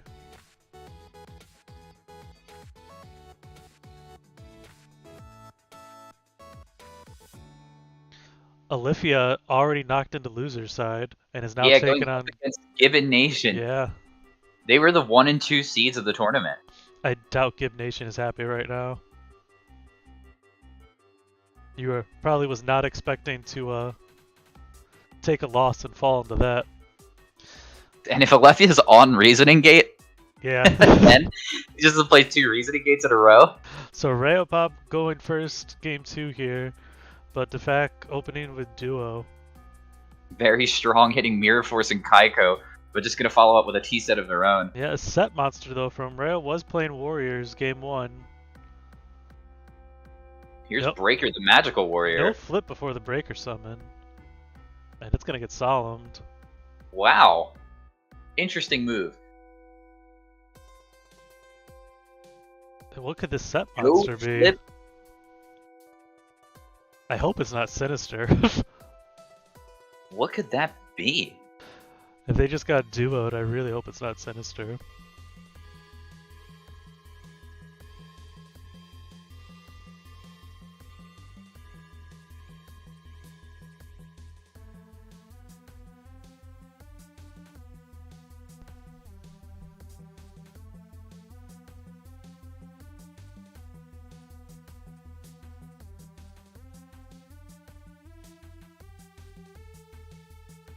And did Defact just discard a Snatch Steal instead of Thunder Dragon, or did they? Oh, they probably drew They the Thunder Dragon drew off and then graceful. discarded Thunder Dragon and Snatch Steal. Yeah. Yikes. Just more sets from Defact's side. No one wants to attack here. It's got to be Faith by now, right? If you're dumping Snatch Steal. Rayo. Probably walking into another Solemn is my guess.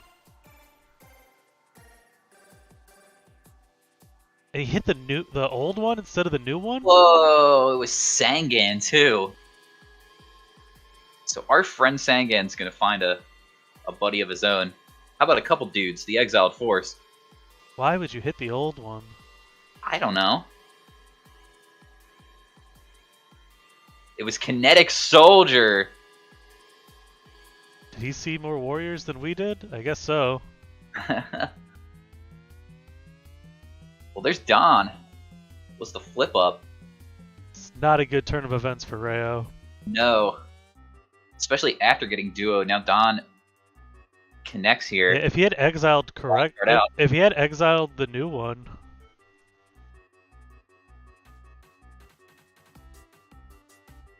Sure.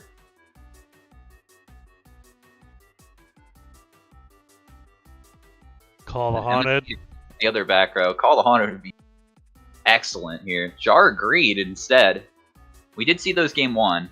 We're in the graveyard, it looked like. And a T-set follow-up. So Thunder Dragon, Wait a minute. Chaos Warriors.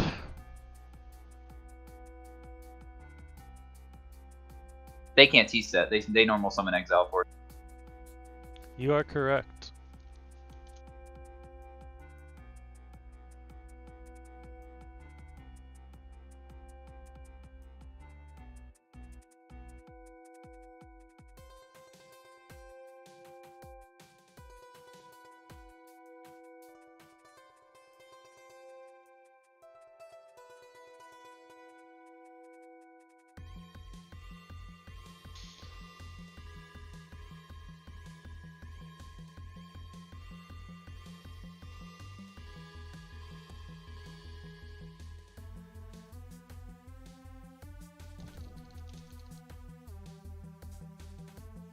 So all that needs to happen is just that monster needs to be added back to the hand. Yeah, but this is a big opening for Rayo now, because now he can grit down Zaloon probably instead.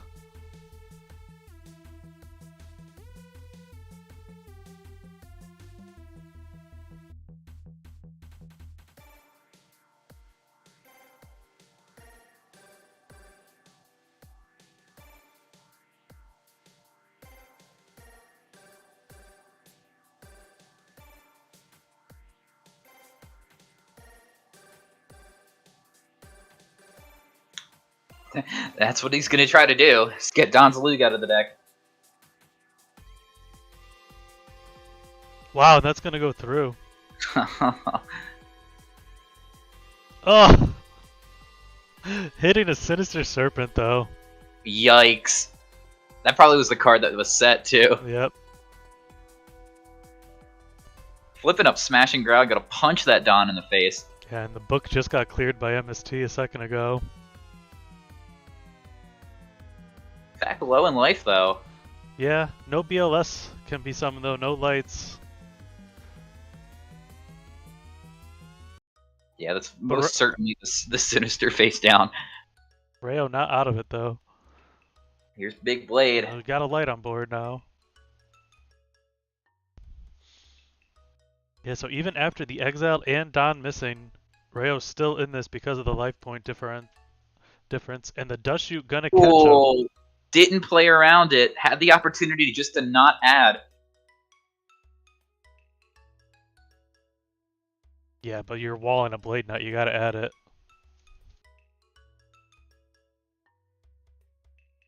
He's putting back Sorcerer.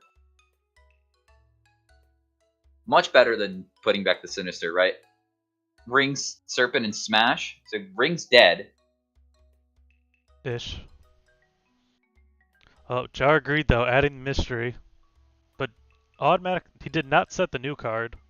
Okay, he's setting back rows as well. Yeah, wants to shuffle them up first. So we know one is Ring, one is Serpent. Chaos Monster is what Rayo needs, BLS particularly. There's Kaiko instead. One step. It's actually a really good draw. Yeah, it turns off Fax. Turning off Chaos Monsters. Turn off Sorcerers. He can't ring this thing. There's not a lot of options right now that he can ring. Not even a Mystic Swordsman level 2 he couldn't ring. No, it's too low. Deity, Warrior Lady. May banish the Sinister. Oh, Solemn, perfect. Wow. So that was the new card from the jar, but wasn't enough because Ryo just had the Solemn. I didn't think Ryo was coming back from that one. It seemed very hard. But a weakness of playing these Thunder Dragon Warriors combined is now Chop Dust Shoot's a real card again. Yeah. Quick sighting from Defac. I understand not playing around the Dust Shoot. Oh yeah, you could. I don't. The only reason where I may have was the fact that he did have Sorcerer. Yeah. And he had Smashing set, so there was a way to deal with everything without having the backup set card, like set Sinister. Yeah, then you could have just grabbed it next turn. Mm-hmm.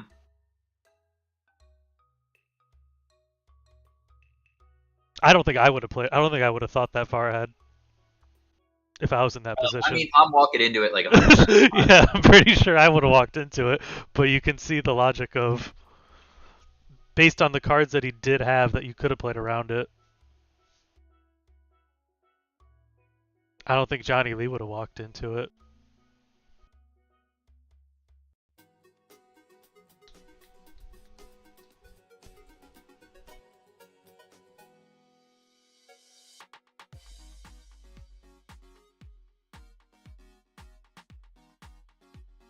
So game 3 here. Upstart Goblin starting us off. Into Pot of Greed. I've seen that like twice today.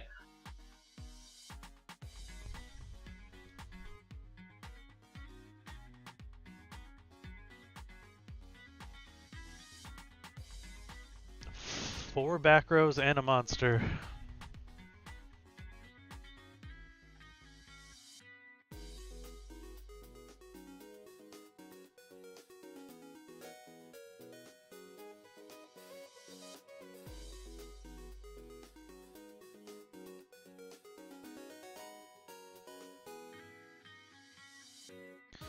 Alright, this didn't work out well for Rayo last time, but gonna hit a real monster this time. Hit the real guy.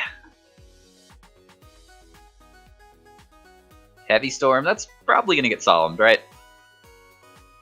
MST for 4,000.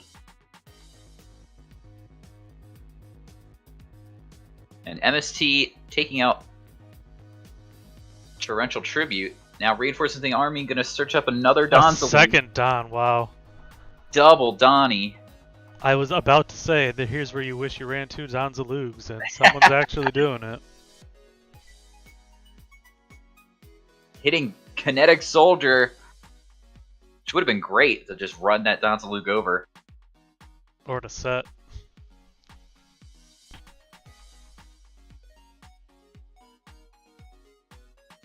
Exile Force gonna pick up this face down. Another Kinetic. We're thinking on the Exiled summon. Do we want to Solemn the Exiled Force? I mean, he's probably got another Solemn set anyway, but... Solemn, you're Solemn? You're in the position anyhow, so yeah. Gotta do it. And it was another one. Yeah. Oh my gosh, this is just brutal. And a smashing ground on Ryo's side, just punching the Donzalug back. Alright, so Ryo is now just one Berserk Gorilla attack for game away. If he could drop a Dark Monster, he'll be set up for Chaos. There's Big Blade. He's similar to Berserk Gorilla. A bit better. No attack. No attack. So much fear. Here's Thunder Lights. Dragon. Now, the last card could be a Chaos Monster in Defac's hand. And it is. Wow, I wonder Oh, if that attack. See that I think I would have went for the attack because he could have Jar Greed set. He could have anything. I think you just make him have it, right? Yeah, you're so behind. You had lethal on board. Looks like the FAC is going to be moving on winner's side.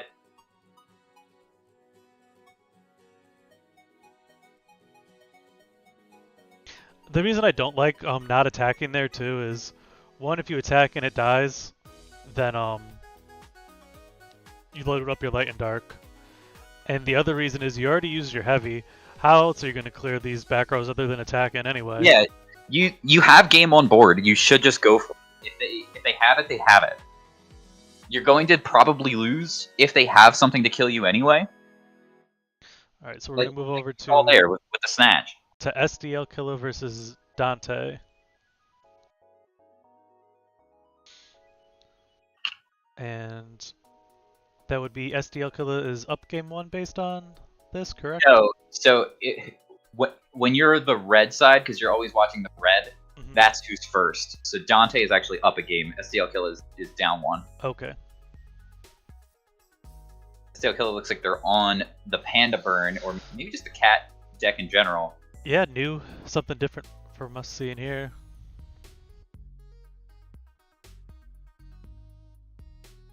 Level limit looks like it's putting in some here, but it's going to get Dust Tornadoed. I believe those tokens are Ojama Trio tokens. Here's GD Warrior Lady to add to the board. Gonna clear a rat.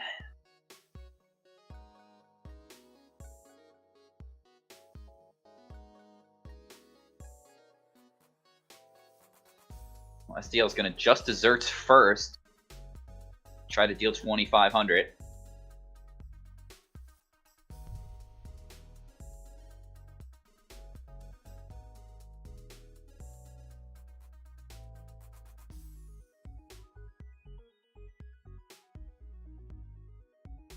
Gonna attack the other rat. This one will trigger.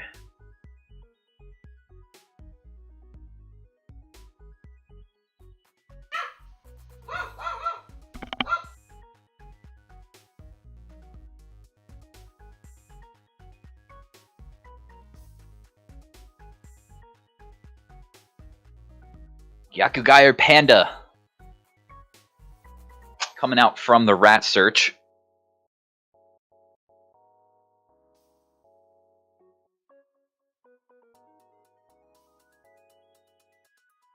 This Panda's at 2,800, can clear the Kaiko quite easily. But Dante has 3 back row. No easy task for SDL.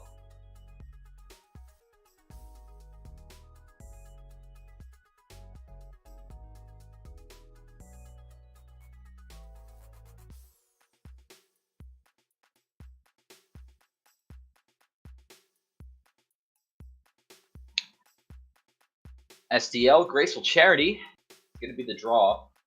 Find 3 new cards, but it has to discard 2.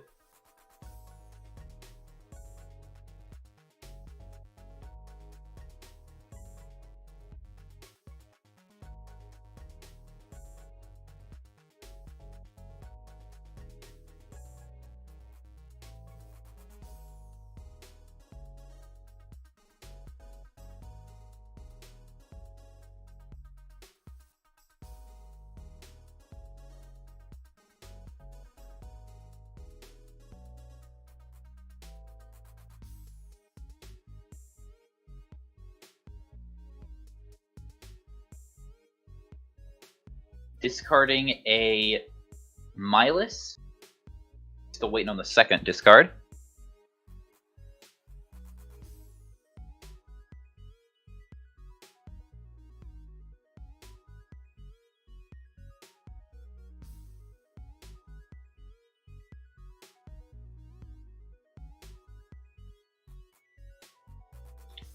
Discarding Rescue Cat as well. 2 cats in the bin. Add a rat to the board. And No attacks here from SDL. Doesn't feel like they can force their way through these back rows. I don't blame them.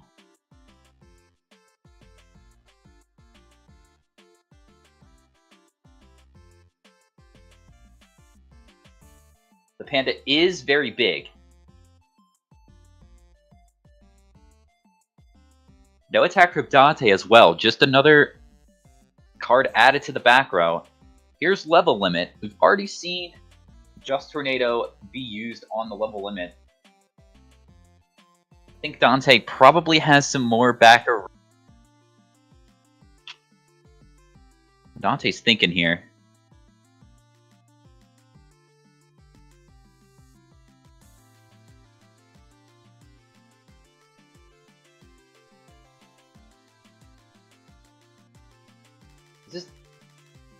This is Warriors, so could see multiple Dust Tornadoes. Dante may have Solemn Judgments, but Solemn Judgment's a little bit tricky versus Burn. Sometimes if you're in a spot like this, you can Solemn like the last Burn card just so that you don't die. But here it's like, if you're Solemning, like now you're down to 20-50 and you still have a lot more cards.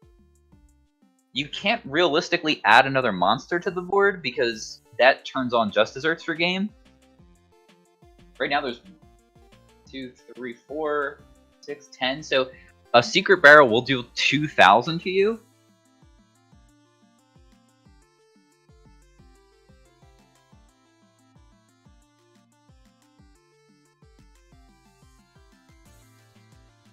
So every point counts in this matchup. Every point of life.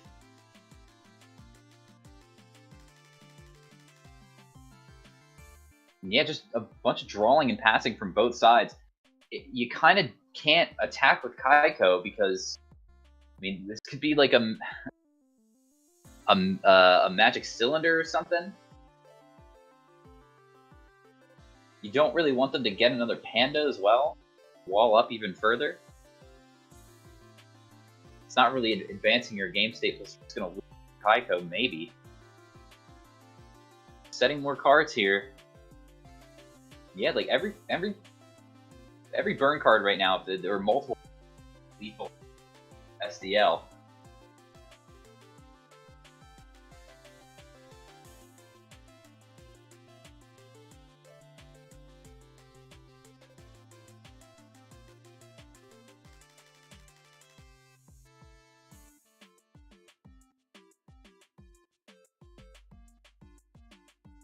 Dante finally deciding to enter the battle phase after calling and passing for a few turns. Attacking into the Rat. It's going to pick up Exiled for us. Now this is actually very... So this can't happen because of the damage. But this is very good pickup from SDL's side. This Exiled Force blow up a token, deal 300 to Dante's life points here. That's not even necessarily good, this Torrential Tribute, because we're just going to take 900.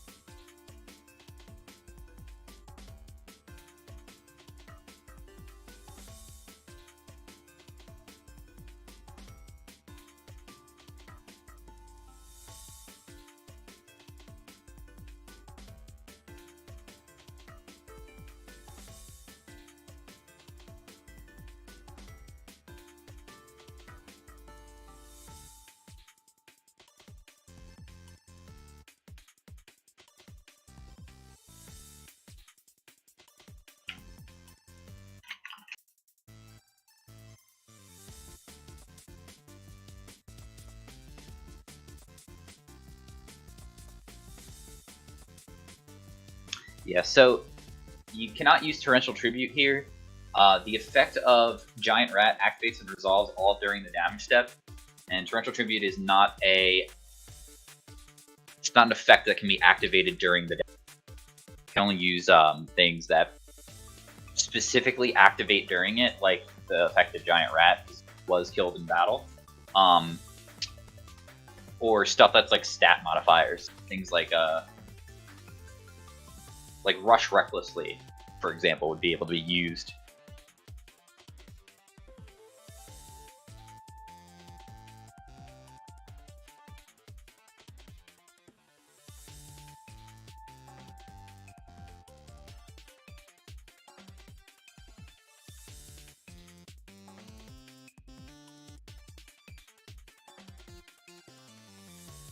So now main phase 2, they're going to summon a monster, Gorilla, and then use Torrential.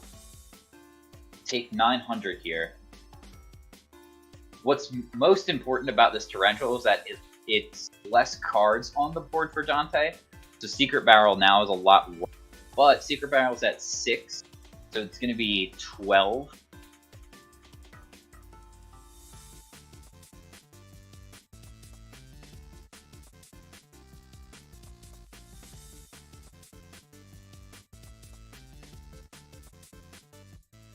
Rescue Cat is the summon for SDL to get Panda's Wombat.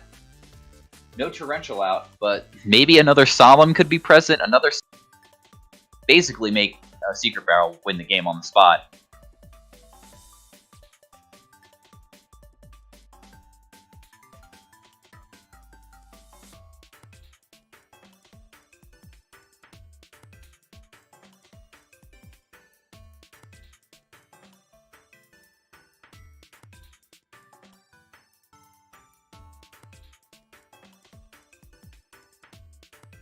Here's a Death's Wombat.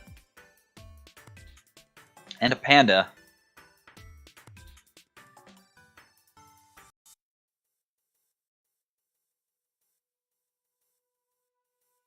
And a United We Stand on the Panda.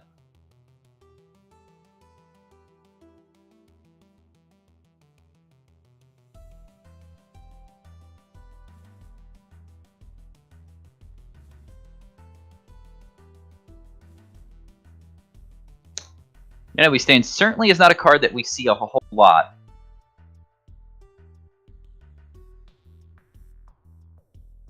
But boy, is it a powerful one.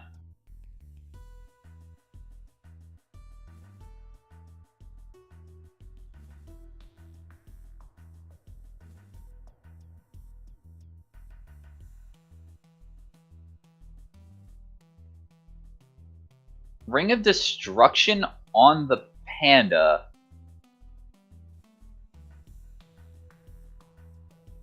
I don't think this works the way that you think it works.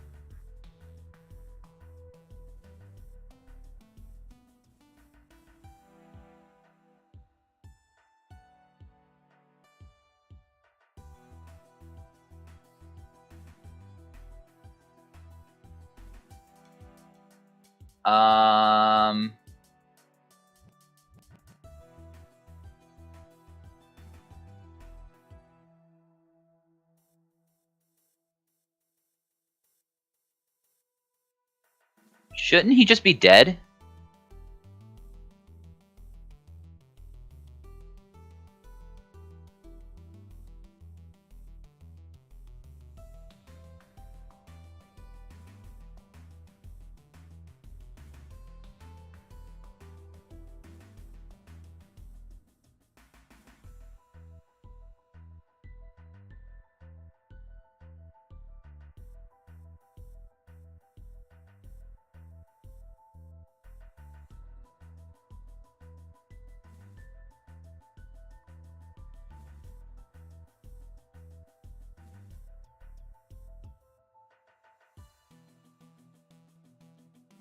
This doesn't work for what's going on, I don't think.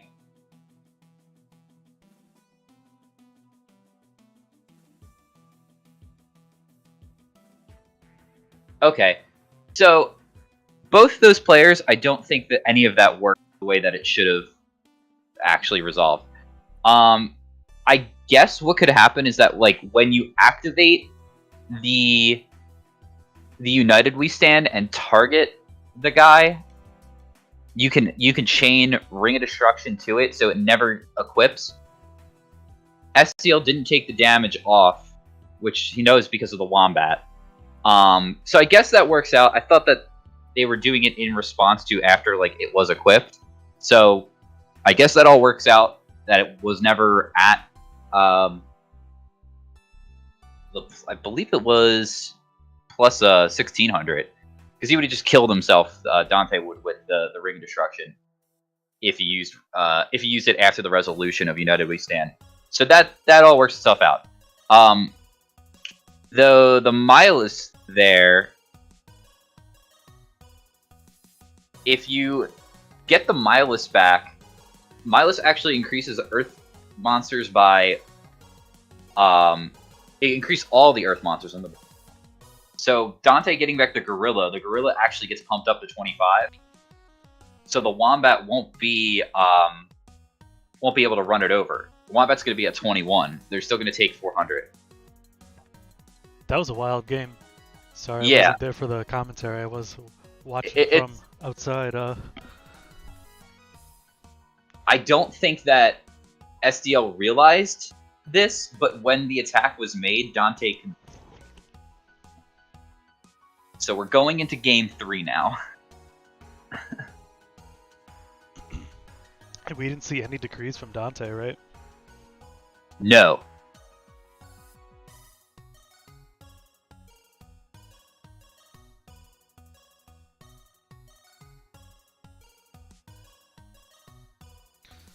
So Duo gonna take that burn 1000. Not the biggest deal for Milus and Justice Earths to be discarded.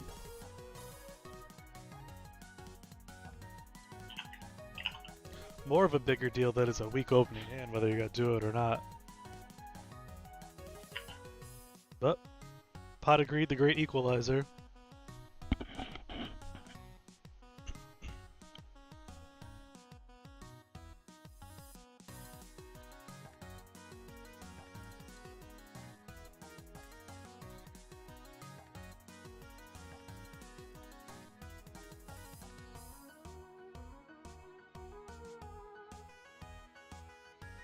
Yeah, T-set after Duo, Pot of Greed, getting SDL back up to 5 cards. Exile Force is going to take away the Face Down in DD Warrior Lady. See SDL probably set a couple of cards here.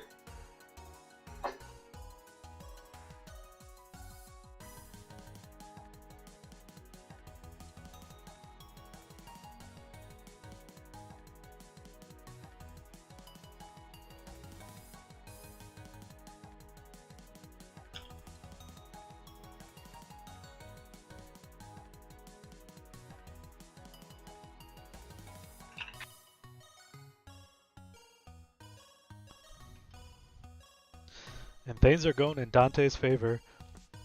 He hit the correct one with the end phase MST.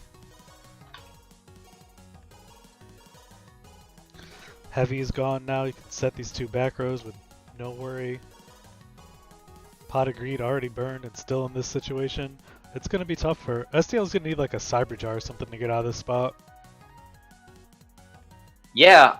I always feel like I say this every single stream that we see burn, is that it just doesn't play cards that really generates card advantage. Like, their traps don't do that. They trade that off. There's the jar that we're looking for. But they trade that off for just raw damage to try to kill you as fast as possible. I am just like forcing cards into existence today. You really are. Can you, when I play ladder, can you just watch me? Can we like hop in a call and say like, pop, so I can just draw it every time? Be like, here's the best card you need for this situation, and it'd be there. Yeah. So now everything is going to have to be set for the most part from SDL, probably because of the King Tiger. But these are some good picks. So King Tiger will hit the board. Exiled. Well, it's not great picks. He's gonna have to set all 3. Maybe SDL's got a Mirror Force or something to go with this. So he chose exiled face up, so it will be destroyed by King Tiger, correct? Yes. After this resolves, you don't get priority to use stuff.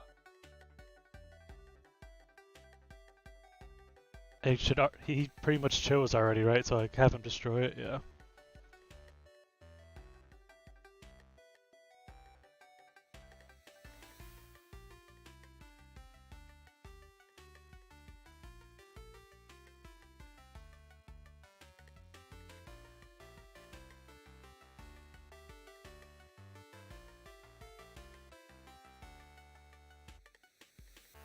Okay, SDL on top of it. SDL knows that one at least.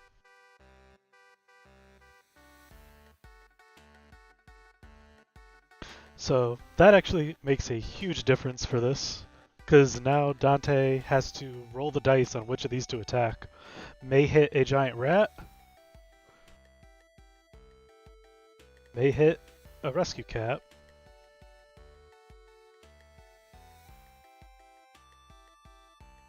oh, hit the cat. So now SDL is going to have to maybe try to force this tiger to die with Snatch Steal.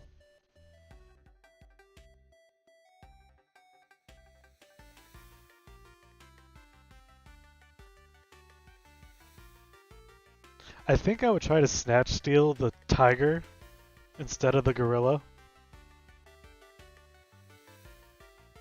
Okay, True Nade. Alrighty.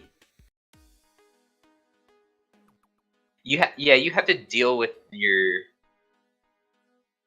tiger somehow instead of the gorilla.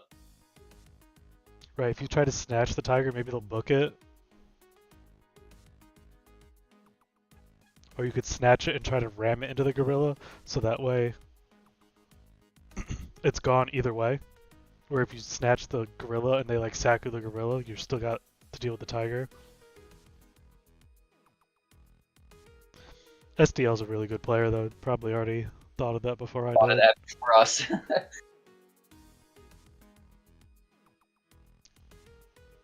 These Solemns, I don't know how effective they are. Well, we know these weren't burnt cards that SDL got off of the Just Desserts though. Yeah, Or we're the Cyberjar safe, rather. we're safe to Solemn here, but just overall, it seemed like Solemn got at least last game Dante into a tricky situation. I think I would keep him in, and you kind of just leave him set until you lose.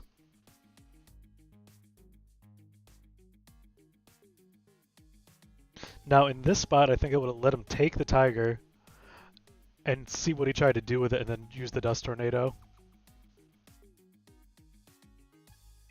Yeah, sometimes holding Dust Tornado is actually better. Whoa! He has the Gigantes. Did we see that off of Cyberjar? I might have missed it. Yeah, we did.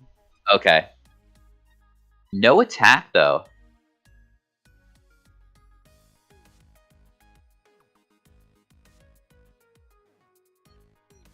Yeah, that makes sense, no attack. You don't want to run that into... He saw Saku, right? Yeah. And Torrential. Oh, yeah.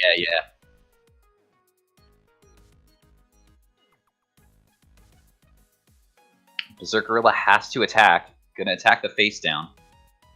Which is Giant Rat, which whatever it searches will die. Okay. Not if you Ring of Destruction the tiger.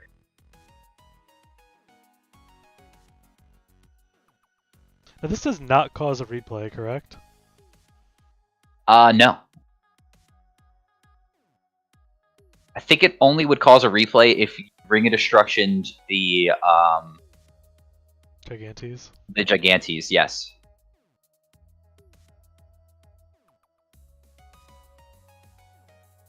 So Gigantes ram into the gorilla would cause a heavy storm effect to go off.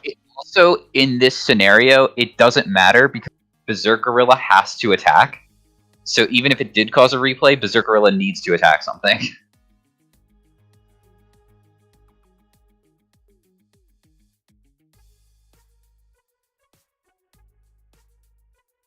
I think it's tough. I really want to attack with Gigantes, but I know there's a Saku. You could attack with the giant rat to try to force the Saku if you have an injection in the deck. Ooh, that's very good. He also could have attacked with the rat, not set a monster, and made him attack the Gigantes or switch the Berserk to defense. I like that play.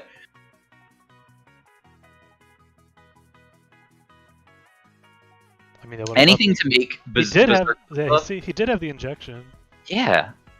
Maybe he just didn't see it. Oh, man.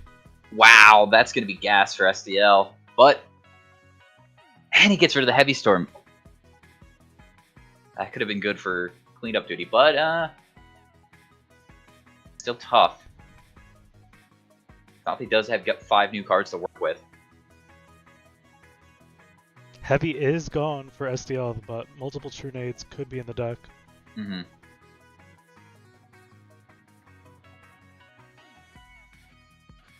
Trying to get out earlier is I am a big fan of making my opponent's Berserk Gorillas a liability.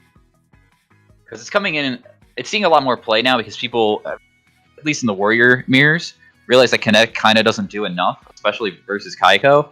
So they're just finding the biggest, baddest guy that they can get that can clear Kaiko and skill darks. And Berserk Gorilla seems to be a very popular choice. Well, and this is gonna pop the Berserk. Yeah, if it resolves.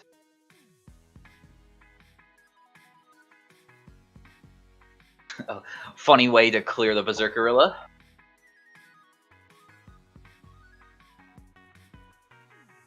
SDL can still summon, but Dante has Torrential Tribute.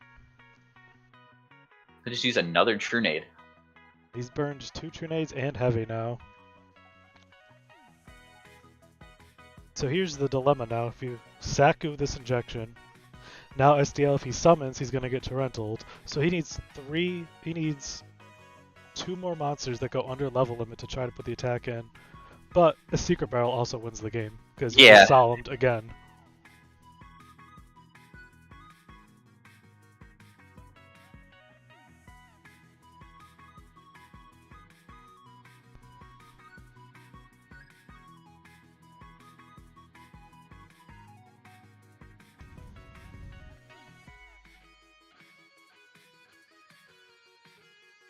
Yeah, SDL gonna consider their options for deciding to commit. I do like King Tiger though. I think it has a lot of uses. It's also good against Library.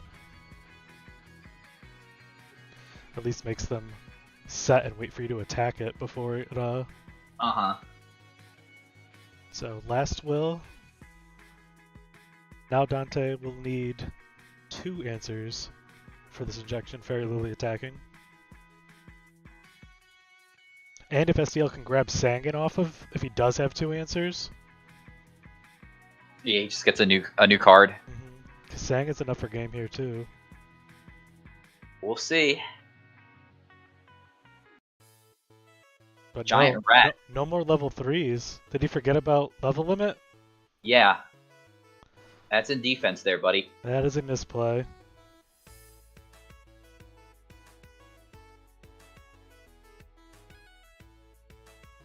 You can Torrential, but... You can Torrential, yeah. That is definitely... That definitely was a misplay. And it would be before the level limit changes that you would Torrential, right? Yeah.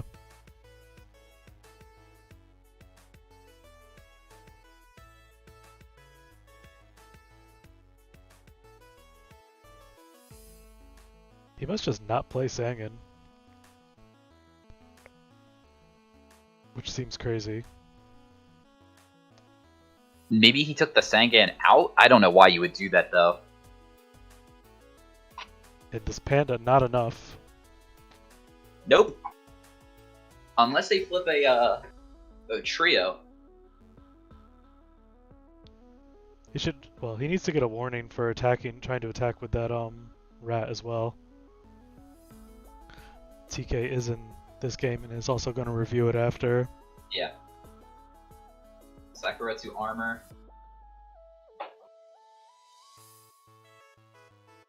Did he take the burn cards out? I don't know why you would do that. Maybe... No, he did. There's just desserts in the graveyard. Okay. Just haven't seen them. They're just all at the bottom half of his deck. Third Sakuretsu. Wow.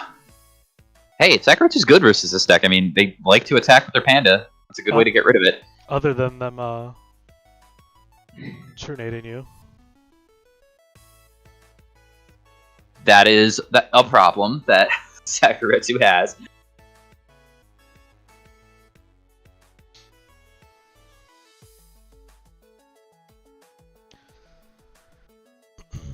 Now Dante cannot put a second monster on board without risking losing to just desserts. He's gonna want to just attack 3 times with Gorilla. They have 6 cards, so Secret Barrel is just lethal. STL, if he does have Secret Barrel, just has to be careful if he's making plays to not drop them under that go threshold. For injection a 3rd time.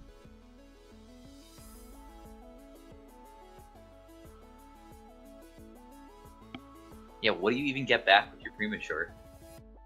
Injection a 3rd time. 3rd time. 3rd time's the charm. You're gonna get Mirror Force now. I gotta think all Dante's set cards are real cards, though.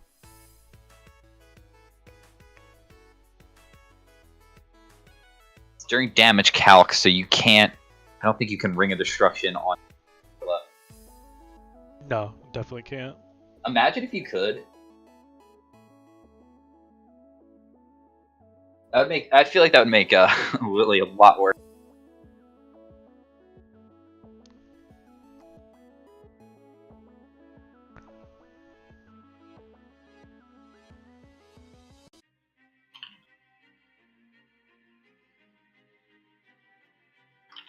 Yep, Sakuretsu number 4.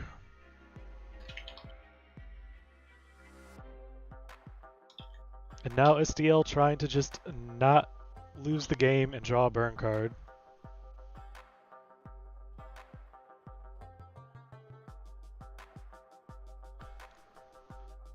Dante wants to use up as many cards as they can. Sewer Priest not gonna... Oh, this is gonna be game. That is certainly game, unless it was Big Shield. Big Shield. It'd still be game. But no, no, Sewer can only attack once still, yeah. Yeah. Yeah, SDL could not get to the burn cards.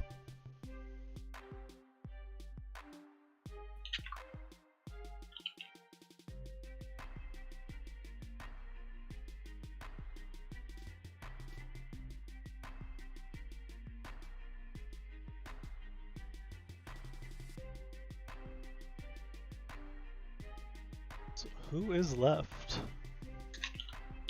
in winner's side? Johnny Lee has taken a loss, has gone down to losers.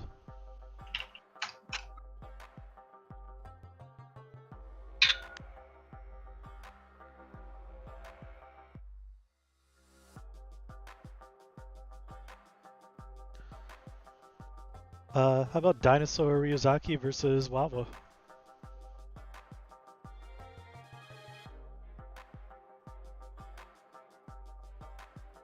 They are in game 3 here.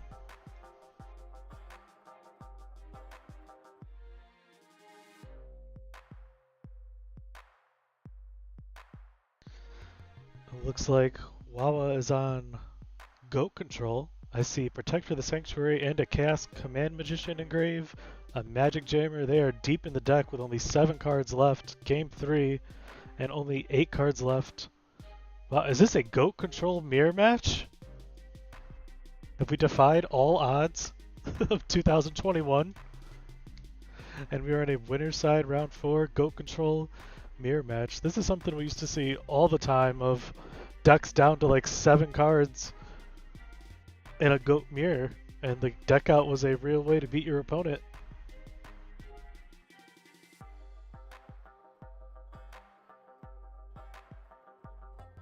Wawa behind in card advantage and life points. but does have control of the field.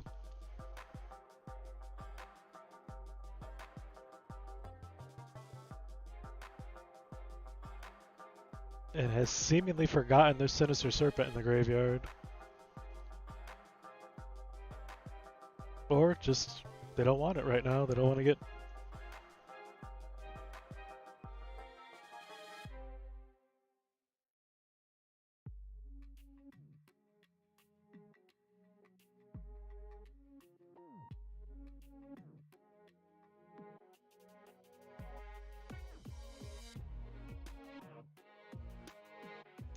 Dinosaur opting for Zomborgs rather than the Chaos Command Magicians.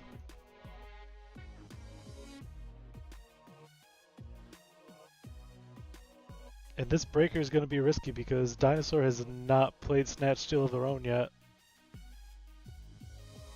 With only 4 cards remaining in the deck.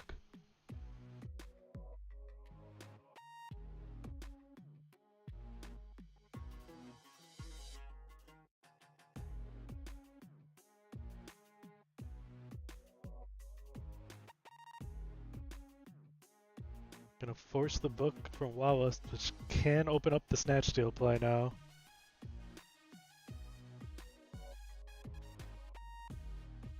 Wawa has 1 more card in their deck than Dinosaur does. So while they are pressing for life points right now, they are also ahead in the deck out game.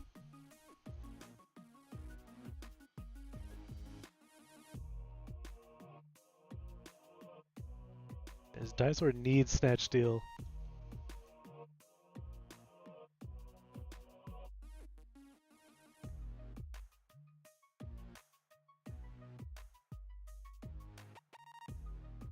Setting 1 monster and passing.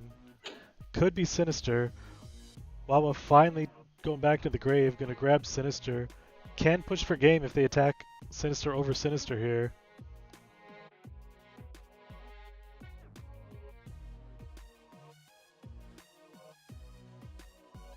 But it will be a slight risk in that you could lose to having the Sinister in attack mode potentially.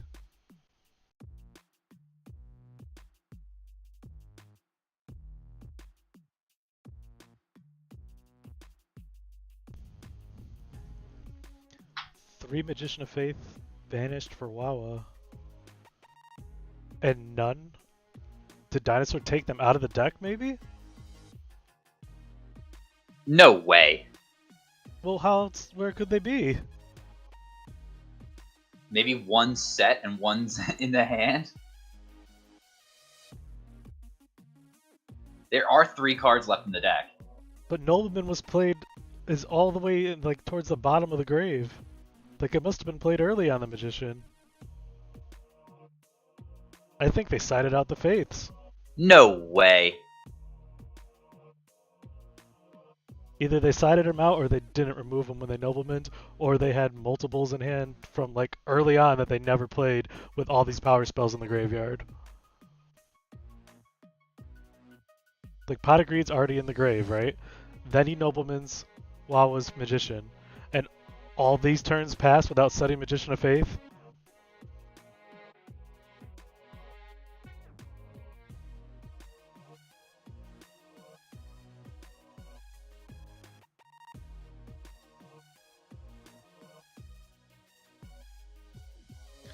Could potentially tribute summon for another Chaos Command Magician here.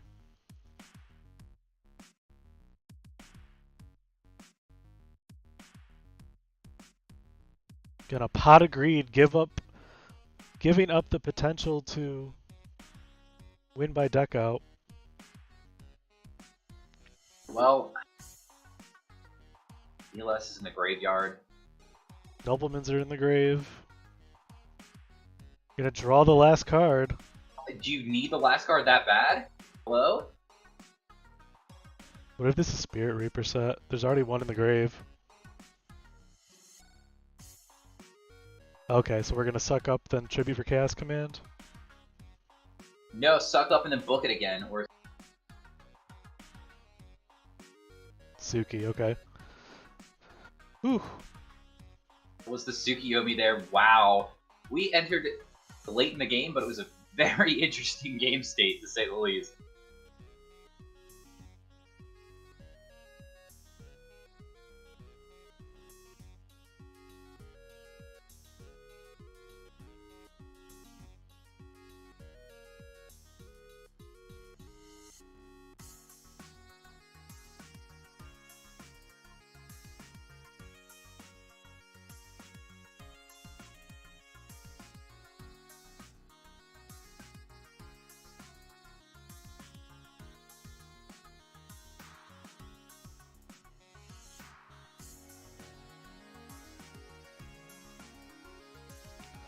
Just looking for another game to hop into here. Well,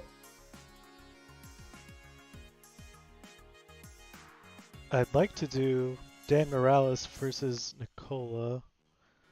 What was SDL's last opponent's Dueling Book username? Dante. Right, We are can they- just see play, but hop back in. Yeah, let's do that. Dante versus Perez.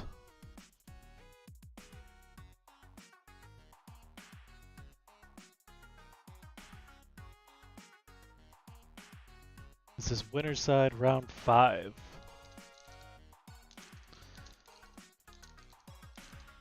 Looks like Perez stuck BLS onto the board. Game 1 here. It's not a bad move sticking BLS on the board against Warriors early.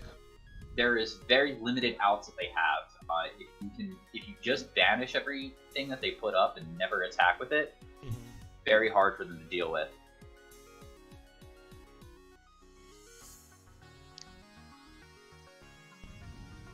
And I do not know Perez, but I know Dante here is Dan Morales, the owner of Goat Format Community Mexico.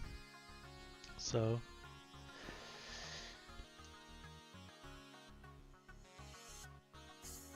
check them out on Facebook. Any Spanish-speaking players that would like to hook up over there, great opportunity. They're very active, and they have the best Goat Format memes on the internet.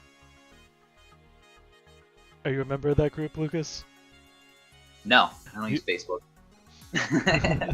If you ever do, that is the group to join just for the Spanish memes. The great memes.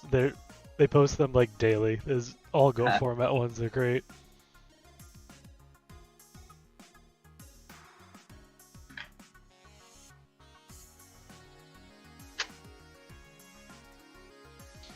Perez keeping the pressure on here.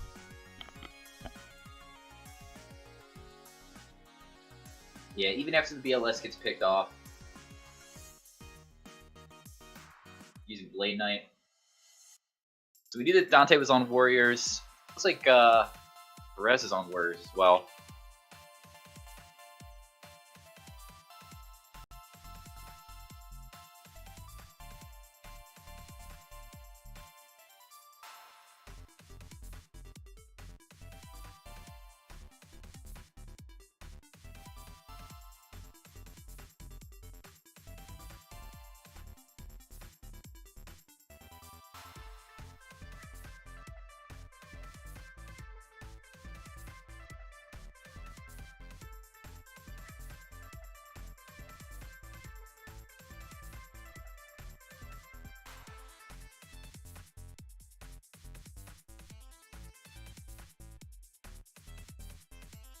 The Air Force finally going to take care of Blade Knight.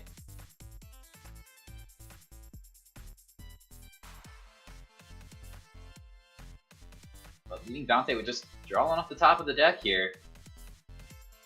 That's a good one to draw, Berserk Gorilla. Pressure the life even more.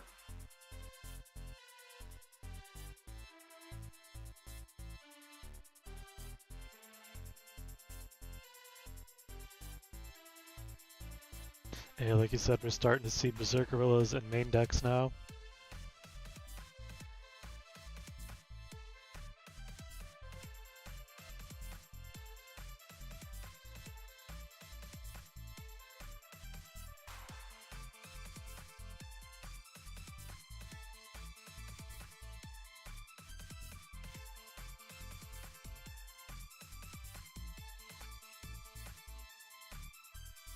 think that might be my next poll.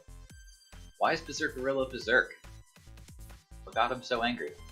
Something bit his butt. So keep in mind, top 4 qualify for Worlds from this event. So even if you get sent into loser's bracket, this is the best event to try to play it out. Oh, for sure. Premature on BLS. But Did not ask for priority. And it does not matter. yeah, just gonna see a big blade swing in there. 18 to 500. Pot agreed. Good one to draw. Perez is gonna give him the thumbs up. That is okay with me.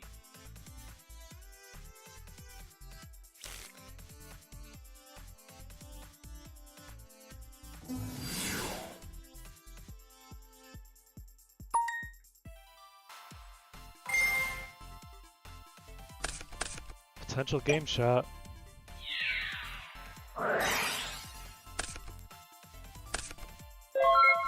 We met Mirror Force. Any monster will do it. Well, not any monster, but a lot of monsters in the warrior deck will do it on Perez's side. If you guys watch and stream, want to let me know if you'd prefer these sound effects on or off today for Dueling Book.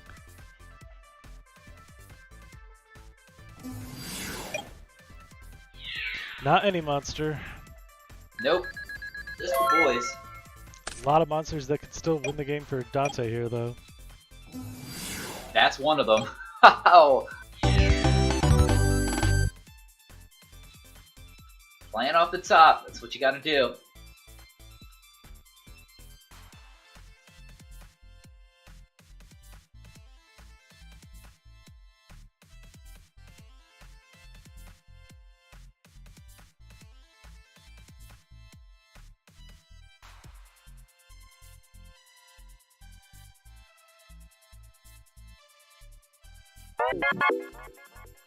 Okay, while we were looking at this game, I did watch or go to that game 3 of the replay from last round because I was curious. Dinosaur did side out Magician of Fate. Thought so.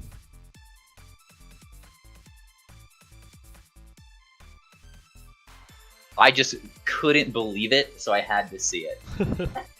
Well, if you're worried about mind controls coming in, I guess. That is very.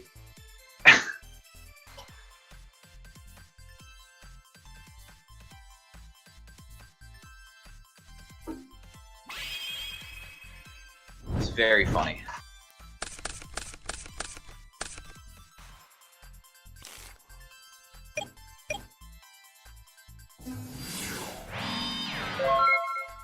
Perez gonna start off here, just summoning his own monkey.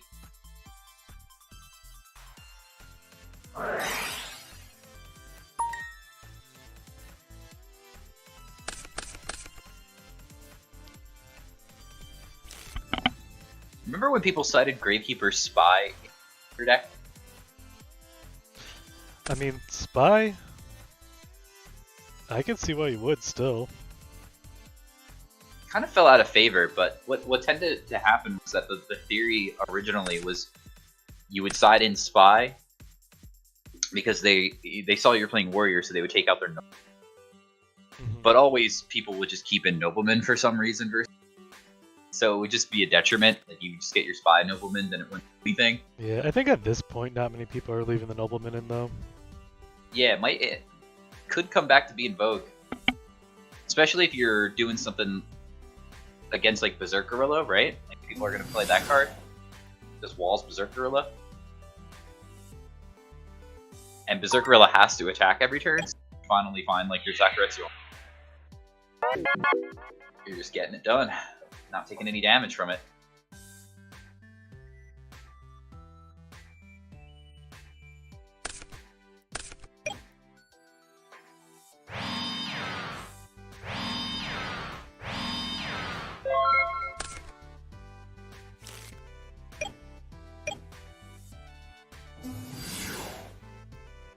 So two gorillas crash into each other after Graceful discarded a Blade Knight and a Kaiko. Now, Kaiko on Raz's side. Sakuretsu armor is going to be met in Kaiko's face.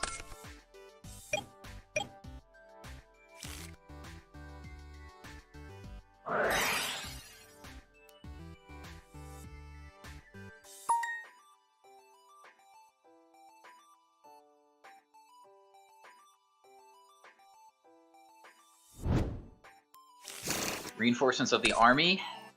Gonna go find Blade Knight for Dante here.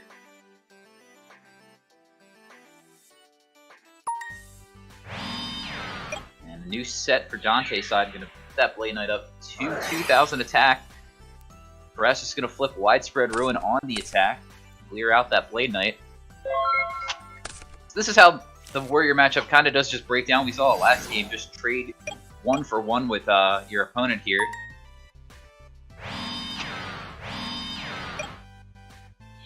Simplify the game as much as possible. Don't really like the complex board states with Thousand Eyes Restricts and things.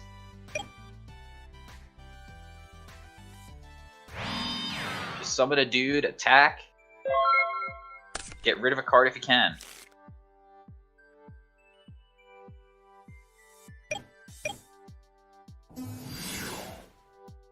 So set monster on Dante's side. Perez is going to respond to that with Exiled Force, retaining priority, destroying a Sheriff Priest. Don't believe that's a great card in the Warrior Mirror matchup, mainly because Sheriff Priest's stats aren't the greatest. 17 is not as big as 18. 18 is kind of the threshold because of Kaiko. Ninja Grandmaster as well. Does pick up Jonzaluk, but you have a lot of other cards that can pick him off as well. Is a light, though, for your Chaos, which is nice. Having 4 back row to the 2 now, and having not played a Solemn yet, Perez is going to be able to just get 1 more monster on the board and really be in control of the game. Yeah, if they're able to stick it, they probably are just going to be able to leave it there forever. And if that's a Berserker Gorilla or a big Blade Knight, I mean, GG. Heavy Storm, though, may try to equalize it out here if this resolves. I would imagine that Perez is going to have to flip a Solemn. It'd be insane if this resolves. Yeah, here's our guy. But Solemn of Dante's own. Solemn, your Solemn's back. The first Solemn, will we see it? Both sitting at 2,000 now. Both in that 1 monster game shot range. 2 more sets in the back row for Dante. Dust Tornado's going to pick off one of them. First one was the second Solemn from Dante's side we've seen on game.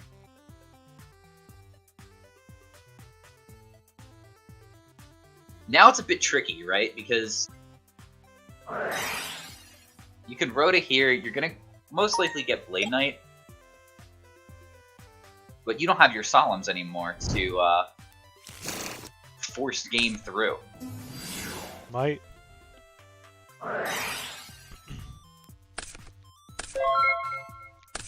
No Call to Haunted premature shenanigans. Either player could also summon a Chaos Sorcerer. Or BLS. Yeah, but they had to contest through 3 back row. Ooh, Breaker here. It's going to be able to pick up 1 cards pre-combat, but gonna hit a Bluff Dust Shoot, attack in, drop Dante down to 400, Ring of Destruction now alive for Perez, close the game out. I think you just attack here with Breaker. Oh, MST hitting this is much better. Dust Trader gonna clear the last back row. Yeah, I just think you just attack here.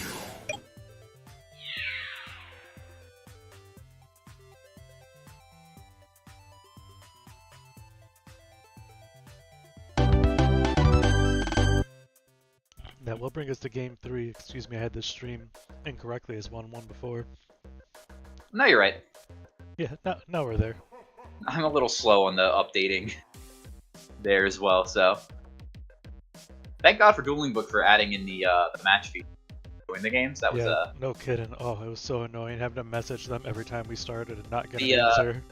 the little quality of life changes that they've made have been outstanding.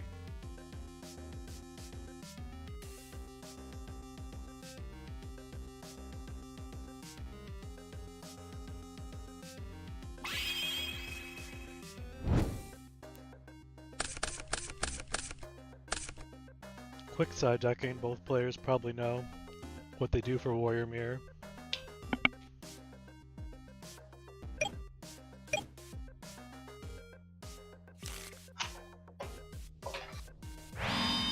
I'm sure they're quite familiar with the mirror.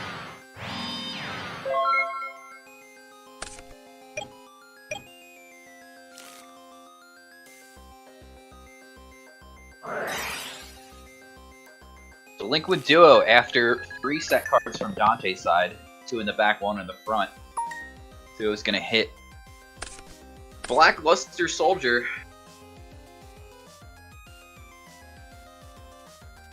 It's a pretty good hit. It's a light in the graveyard though for Chaos Orcs. But not having to deal with Blackluster Soldier for the entire game is I don't think either player are playing Chaos Sorcerers. We've seen Premium and Call from both. yeah, it's more indicative of not playing them.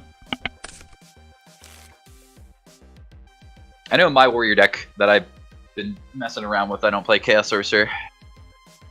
Pot Duo though, so Dante's gonna be behind here. Probably a Donzalug set.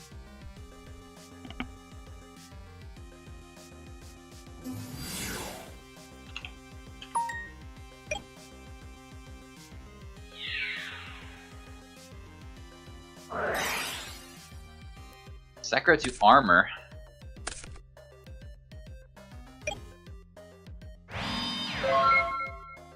Protected the monster if it is a loot. That's gotta be a lot of monsters in hand for Perez here. Yeah, setting the Rhoda. Just tornadoed. That was a set Dawn, so this is gonna be 3,000 damage. And a discard. And some Byra the Dark for Raz. BLS now live though. For sure, Perez still up based on the draw here. Oh, I don't like that. That's why. I feel like you kind of have to in a way, I think they had to do it. but it just feels so bad. But yeah, I guess it would have been better if they didn't, and just because now they have to draw something anyway. They would have had to draw something with a. They would have had to draw something with a Solemn backing up, right? And a lot less monsters in Perez's hand than I thought. And yeah, they just draw set, have to switch the Dawn to defense. Berserk Gorilla coming down. Yeah, attack this with the Kaiko first. DD Warrior Lady's gonna deal with it.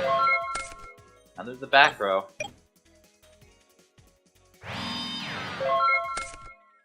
Dante gonna need a heavy storm to resolve to get back into this. Torrential Tribute, but Solemn's in there, and that's the game. Xaxes as well. Plus he had to call the Haunted. Didn't need it though.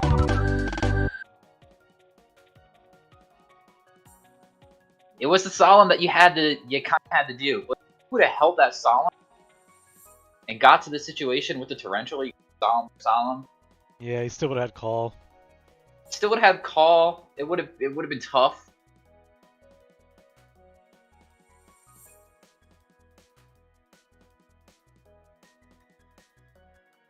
But thankfully for Dante, they are not out of the tournament yet. They're not in the loser side of the bracket.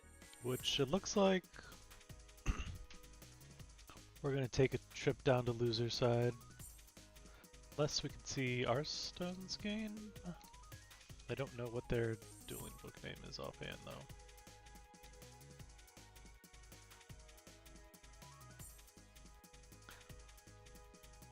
Let's give want to give Gib Nation another shot? Or yeah, why not? Hearthstone seems just Hearthstone. Are they playing? I don't know. I was trying to find it. Doesn't look like it. They're supposed to be playing Nope. against Biff.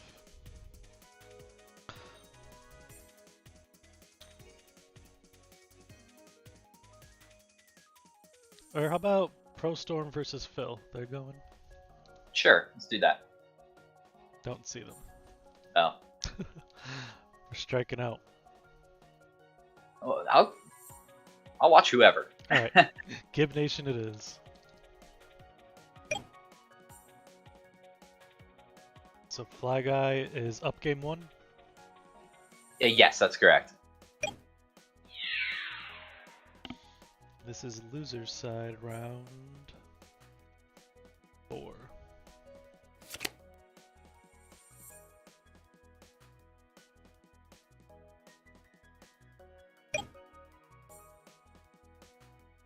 Trying to find the here. The winner of this will have to take on Johnny Lee next round. Still a lot of people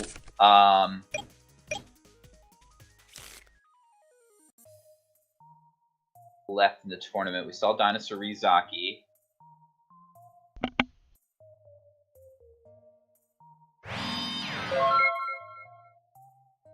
Looks like after defeating Dinosaur Rizaki, they're back down but on in the bracket. SDL Killa, Ryo Pop Golden still here. I Love CC. Thugbard's in loot well. ATJ, Dingo Sig. Spro is in there. Still have quite a few people playing in the winner side though.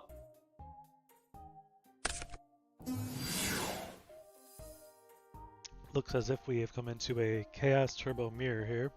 Mm-hmm.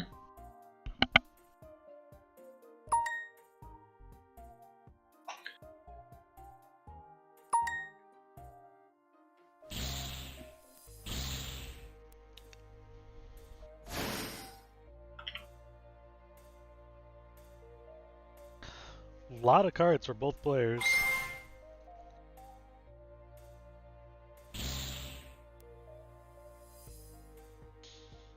Now Gib put the Sorcerer in attack mode. Mirror Force is not gone, so now do you attack with the Thunder Dragon and risk it?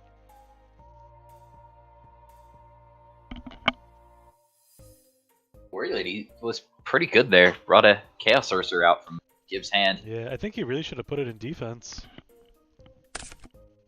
Oh, well, He can't play meta. cannot do that. Not a field card.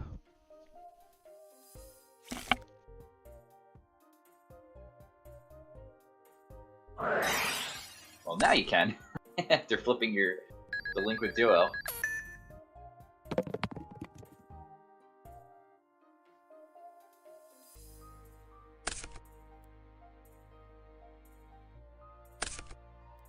And we have Premature Burial and a Thunder Dragon, so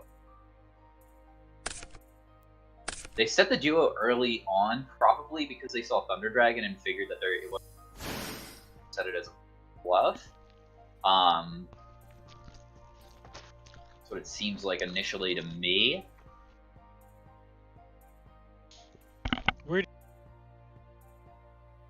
But now using it as to just create space here to activate that. Where do you stand at this point of keeping in duo against Thunder Dragon decks? I think it's fine. It's not ideal if you are if you get to a game state where it's like your duo is like you draw duo and you just know the two cards in their hand are Thunder Dragon. That's not very good. But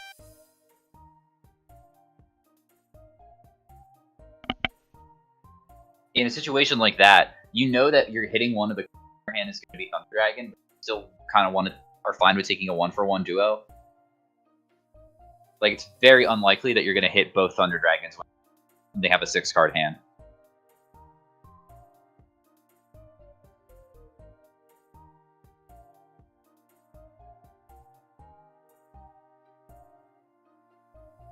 And hey, they might not ever get the Thunder Dragon, so if you have the duo, and it's like, even if it's not turn 1, it's still going to be a powerful card. Looks like Ryu Senshi just cleaned up that game, though, after it resolved. Yeah. I mean, meanwhile, Olivia doesn't even main deck Delinquent Duo. I mean, those guys could be psychopaths, so makes sense why they wouldn't want to do that. But they could be onto something because they clearly are winning.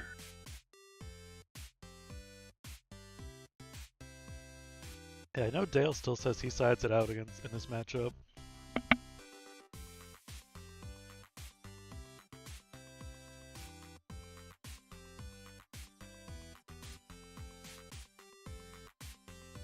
What I do like that Olivia does is main one Nobleman inside the other.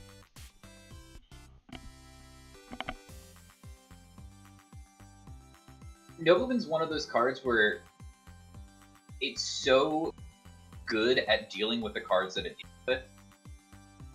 Like, just not having to worry about the potential faith or the flip effects. Like, these flip effects are so good and good because they generate tons of advantage if they flip more than once. Even just one flip is always decent for their effects. So it feels like you have to be playing it, but then everybody is combating it by like either playing warriors or just not setting, right? Yeah, I mean it's like it turns into like a completely dead card. Yeah, so I do like the idea of playing the just the one because you have that potential out to the back rows, or not the back rows, the face downs. And then if you are seeing them like set a lot, like it is Chaos Turbo, then obviously you're gonna bring the second one in.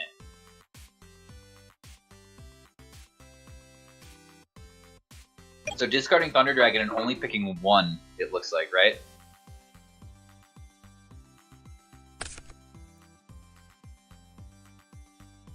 Not ideal for Fly Guy. Gib is going to get 2 of his own Thunder Dragon.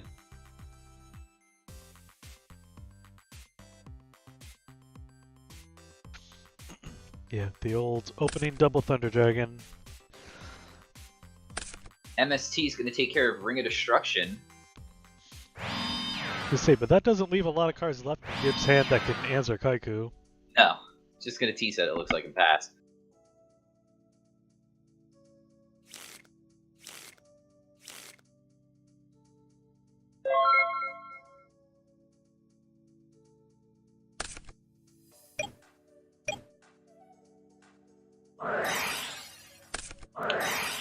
MST on Ring of Destruction, but this time Ring is going to get chained from Gib's side. An Exiled Force from Fly Guy. If that was Sangin, I was gonna just leave the game. Like every potential negative having it for Fly Guy. Yeah, and they're stuck with 2 Thunder Dragons in the hand. Blade Knight's not going to be big enough, or not going to go big, but it will. The attack goes through. Now they could have dumped the Thunder Dragon out of the hand. Yeah, that was an option. Instead, they're going to have a solemn fight. And now be left with just 2 Thunder Dragons in the hand versus a face down on Gib's side and 2 Thunder Dragons in Gib's hand. But Gib's drawing for turn, and that's probably going to flip up and be Koichi, yeah. Man, how many times are we going to see Gib tribute summon a Thunder Dragon? I'm not going to see it here. Just going to attack in 14 and then set another card, set up a back row. I mean, if that's like Phoenix or Wing Blast, he wins the game, right? It's also probably a Faith set if it was worth not tributing. Yeah. Okay, so put up here.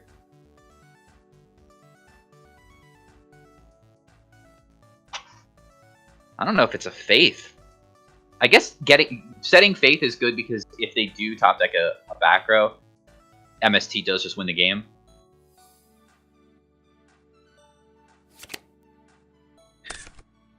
That is ballsy. That is bad. That's just...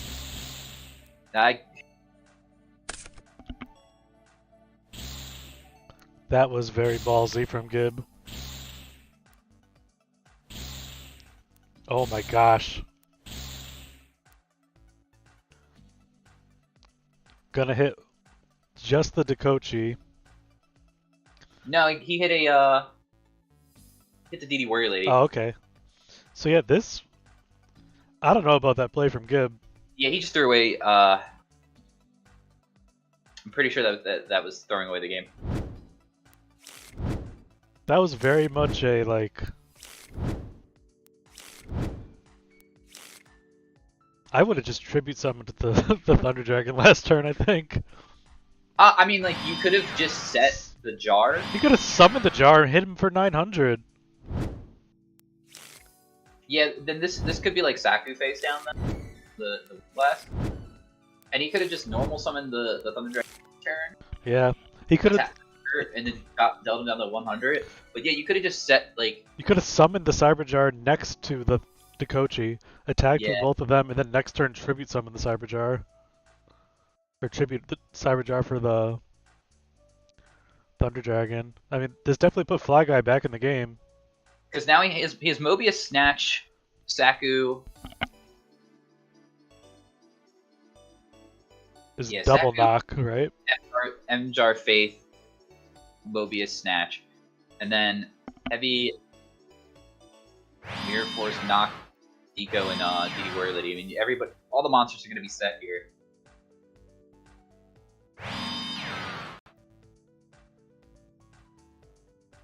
Gib is going to set another monster.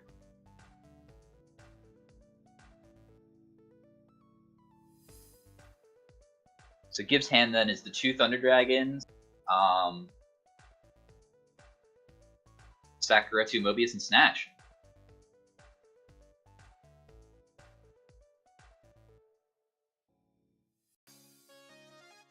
Now, Mobius and Snatch both being there does leave a lot of openings for Gib to be able to take the game still. But Fly Guy could potentially win this next turn, too. He does have Knock, so he can try to go 50-50 on one of these cards. And he's got Light and Dark Engrave and Heavy. He could just Heavy here, and if he misses, or he could knock the Unknown. Maybe take the 50-50 on the Faith, right? And then if you hit the Morphing Jar, you're just getting rid of all the cards that you know out of your opponent's hand. Just you get your own new ones. And now this Deco is going to cycle. I wonder if it was better to flip the Deco.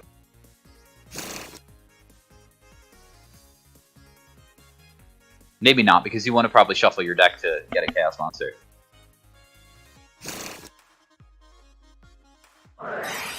Yeah, Heavy Storm before you do any more actions. It was the Sakuretsu armor that I thought it was.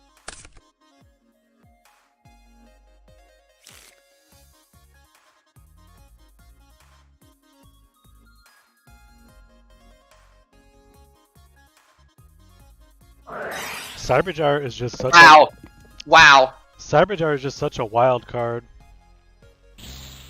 And he hit the Morphing Jar out of it. Okay, so he knows what he needs to play around now.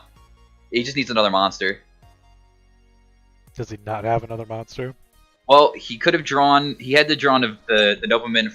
Wow, he doesn't have another Oh monster. my god. So that's going to get back the MST. And now we have Snatch, Mobius. We know for sure. So this is just... I think that he should have just kept stuff on... He didn't get the monster off of... off either the draw for the turn or the Deco flip, because that's where he got the knock off of. The second knock. Thought he got double knock off the Cyberjar. No, it was Heavy, Mirror Force, knock, DD Warrior Lady, and Deco. That's what Gib wrote.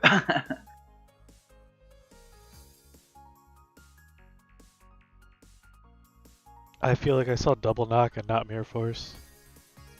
That must be wrong. I'm just reading what Gib wrote. Yeah, because and the last two cards in the hand are Thunder Dragon, so it's like you knew that both of them were Faith and Morphing Jar.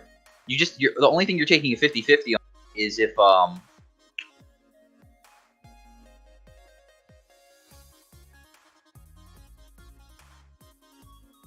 He should have flipped the Dekoichi first.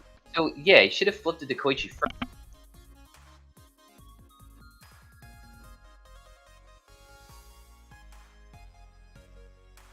So use the Heavy Storm. So there's a card that we don't know about that he or for the Deco still on Fly Guy's side. But we know the other two are Thunder Dragons. I think he should have kept the Morphing Jar and the Faith on the just attack them both.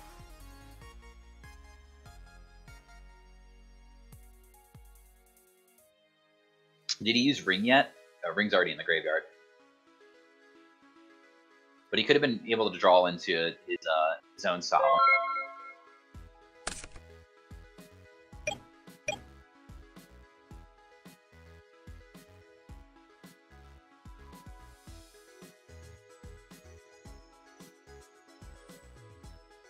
So we knew every card in Gibbs' hand.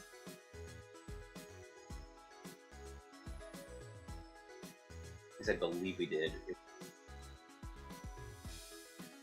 The two Thunder Dragons, Sakuretsu, Snatch, Mobius.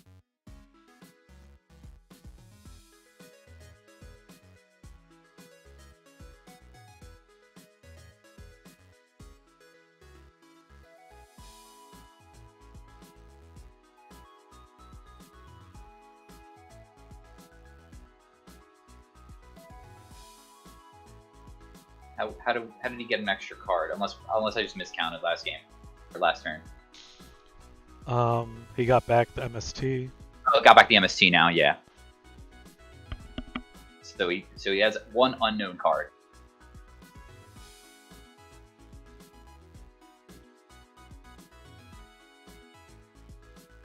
So if he's gonna snatch, he's probably snatching the Warrior Lady. Warrior Lady for sure. Fly Guy knew he couldn't set anything because it was gonna get MST. Only gonna Soul Exchange. I guess you can Soul Exchange. Save your Snatch. Yeah, to save the Snatch. You just put out Thunder Dragon?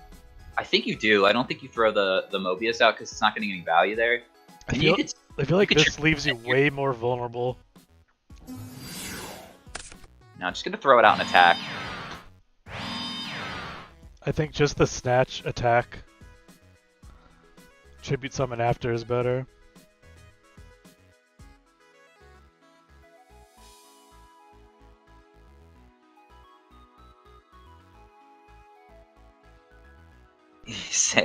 Fly Guy coming in and saying, you're playing bad. Yeah, I mean, if you do it, like, yeah, you use the Snatch up instead of the Soul Exchange, but you're better off with the Soul Exchange as like the backup plan than leaving out a monster for your opponent to be able to do something with, right?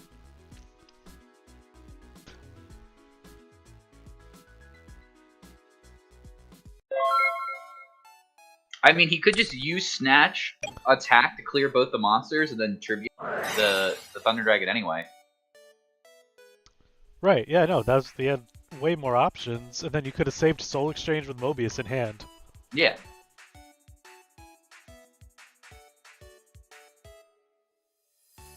I mean, he shouldn't be in this situation to begin with. He should have just never flipped the Cyber Jar. That was really bad.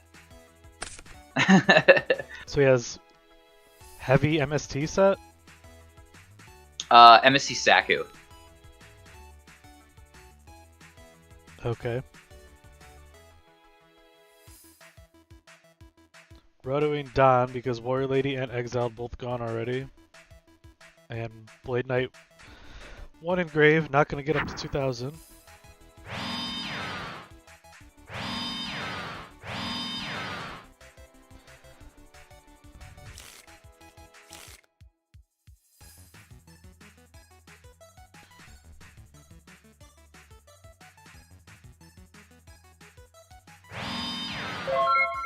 Just gonna set the 1. So now you get MST'd.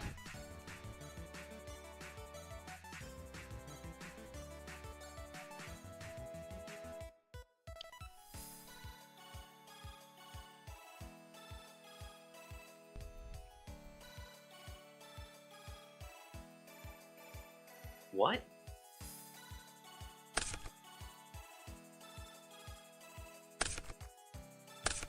Call of the Haunted. So he... Did he draw Rhoda last turn? I mean, I gotta imagine this is just game here, Snatch, Summon, Mobius. Unless it's a Tsukiyomi set, like what else could it be? There's no way. He just searched for Dawn. Yeah.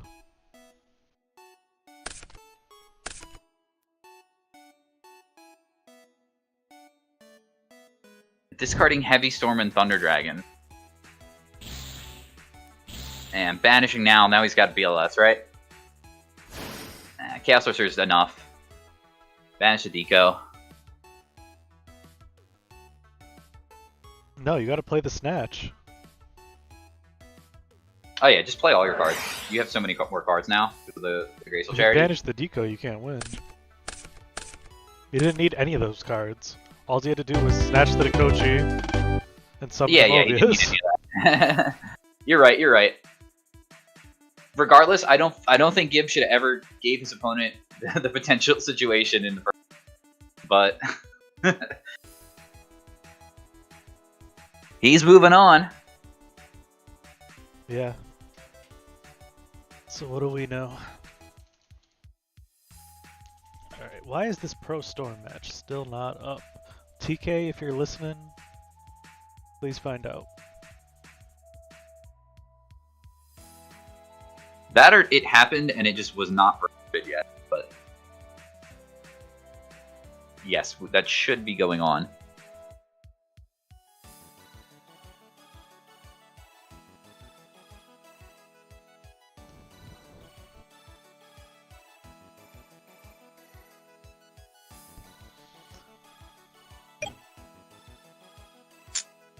It looks like it just was reported that Pro Storm won. Okay, well the Arstone match is up on winner's side. Let's take a look at that one. Hearthstone versus Defac. We saw Defac earlier. They were Warriors. Looks like they're up a game. So this is winner's side, what, 6? 5. 5. Grab the bracket. This is winners. 5, right? Yeah, winners quarterfinal. So winners 5, I guess, would be fine.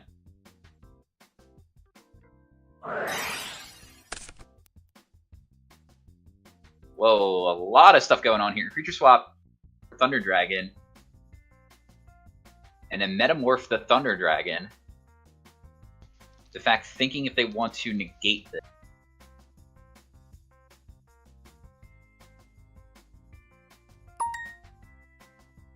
Deciding not to.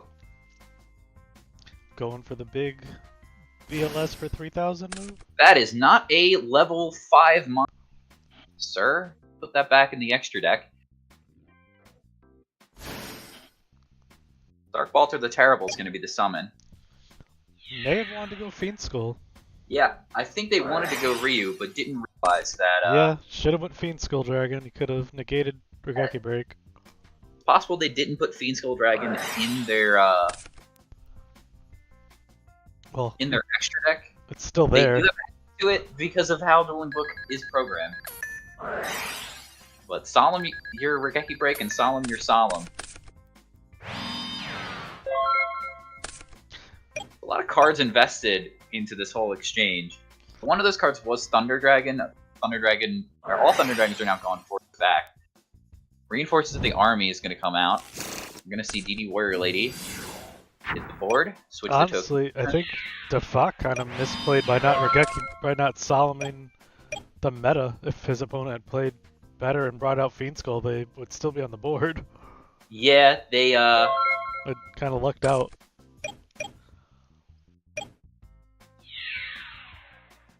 Unless they really were just waiting to Solemn a Solemn, which is possible as well.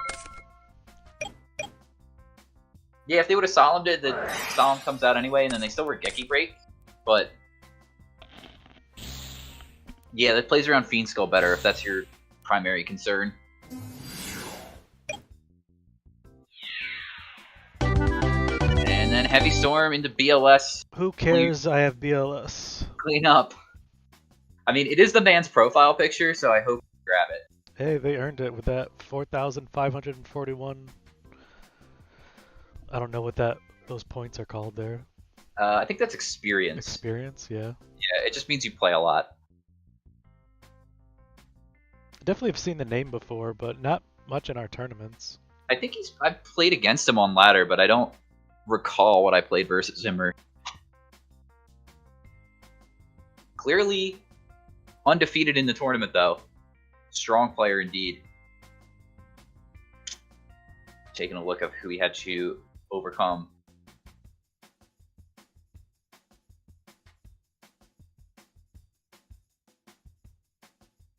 Did beat Gurgos, we saw earlier in round 1. I don't recognize these other names. We saw Chris earlier, so he did beat that player. Winner of this match is going to face on Nicola. We saw earlier in the day as well.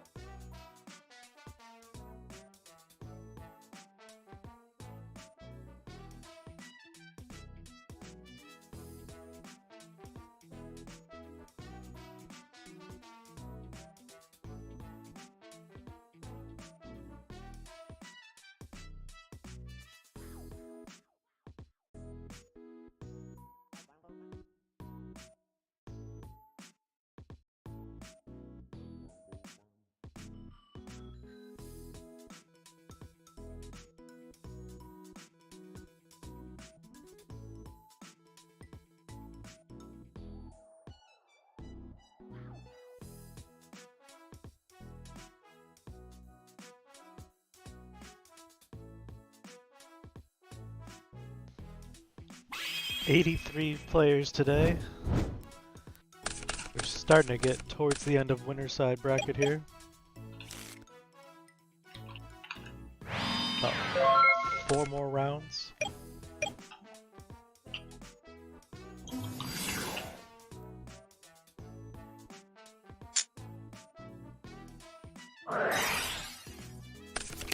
Breaker starting off, but gonna be met with Book of Moon.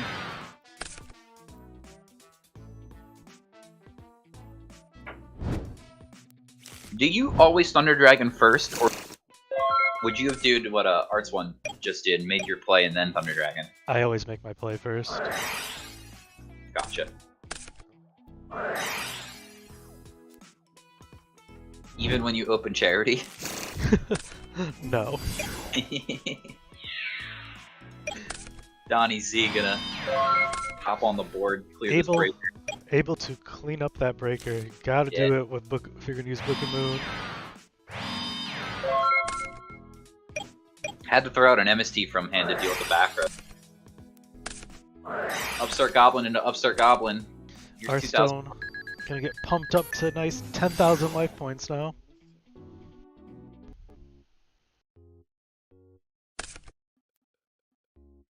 Did you watch any of the coverage from last week?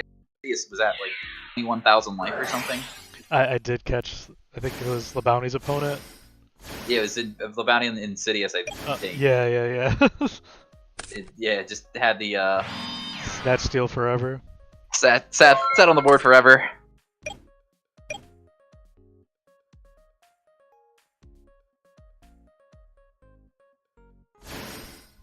It would have been like 16,000.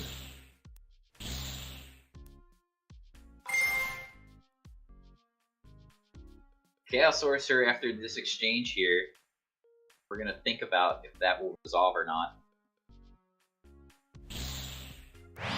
Looks like it will.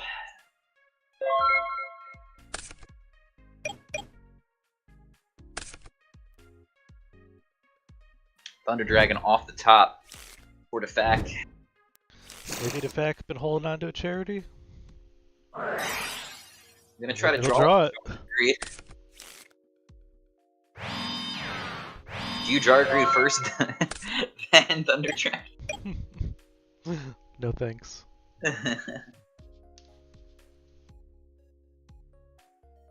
And 2 more in the back row, passing the turd back. Chaos Sorcerer, let's swing in, see if this lives. Looks like it will. I always do that. I just have my mouse hovered over the send to graveyard button.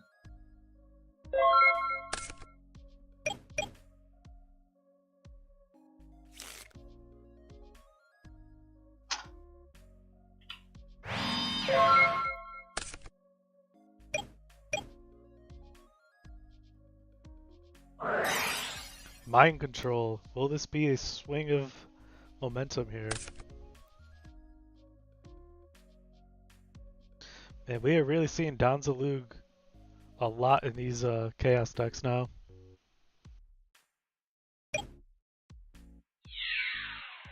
No flip. Sorcerer gonna connect.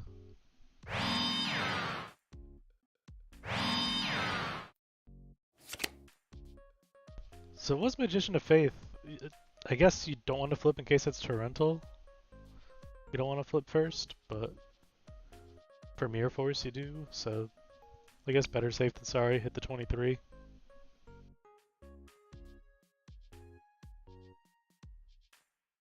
I think that's right.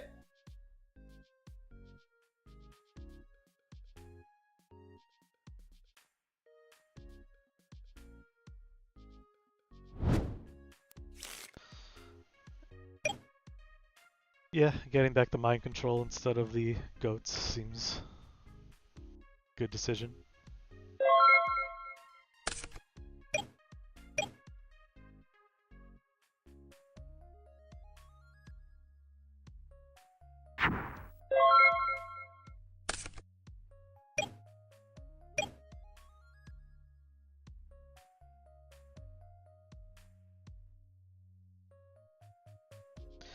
Banish the Faith here, and then they can't even book it because you have mind control. No, it's gonna attack instead.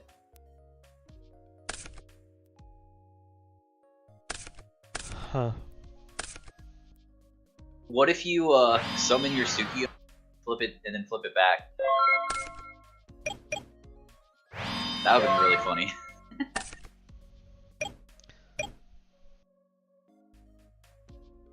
I also wonder if Defect should have like draw phase or Geki braked that sorcerer.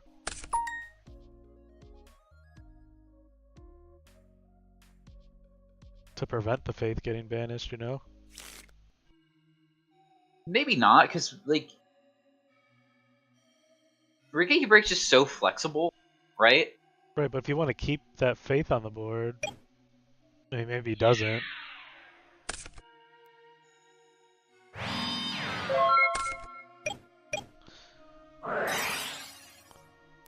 Definitely made that mind control a total waste, though.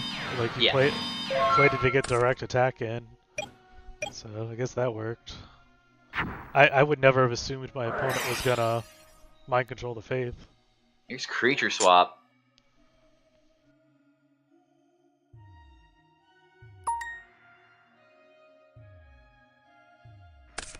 So, creature swaps and mind controls. Not letting Defect do anything with their flip effects.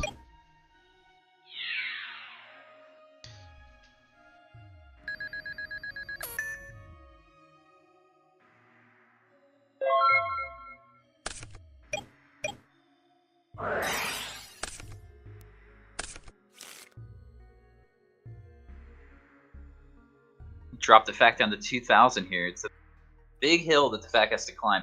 They do have a lot of cards to work with, but has to clear some goats and face downs. So we're at least getting one new Worlds invitee this tournament because no one left in winner's side has an invite yet.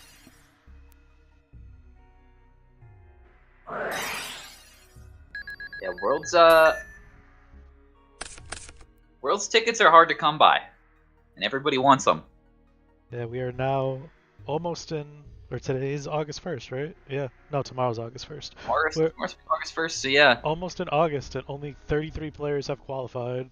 2 months away. Still, there will be opportunities for you to earn your invite if you haven't already. Academy League still going on. Patreon qualifiers every month as well. And Go For My Championship Series continues on. In October, there will be a last chance qualifier.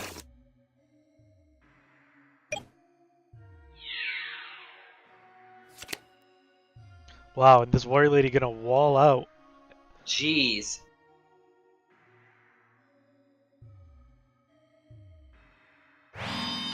You know, I've been linking this article recently, the 75 things to do in the Chaos Control Mirror article, from way back. Uh-huh. And some of the stuff is still relevant, like the warrior lady here. Nobody respects it.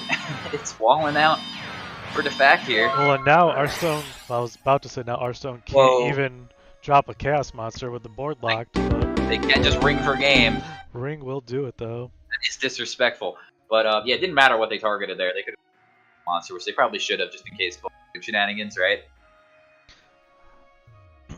All right. Looks like they're moving on now. So let's see here. Let's do Rayo versus ProStorm. And they are in game 3. I believe this is loser side round 6 or 5 actually.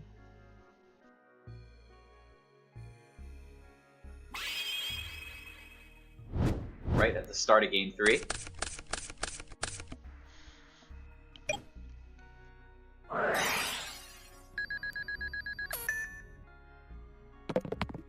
Delinquent Duo, good way to start it. But we've seen a lot on stream. I don't know about this stream particularly, but we've seen on stream that people open up Trinity or some of the pieces and they still can lose the game, so it's not end all be all. But Duo specifically is a good one to start with. For sure.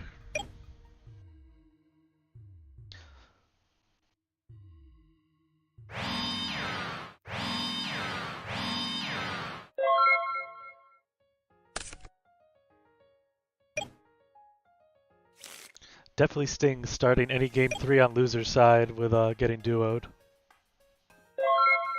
But look at this. Passed right back, no follow-up to the duo. Yep. And that's what Rayo wants to see.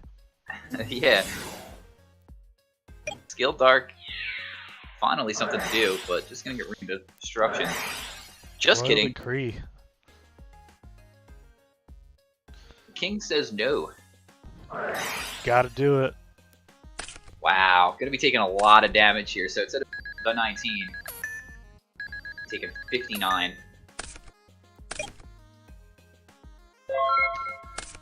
Now Rayo gotta hope that ProStorm does go a few more turns without seeing a monster, so they can hope to try to get to like their pot of greed or something to cancel out this card advantage.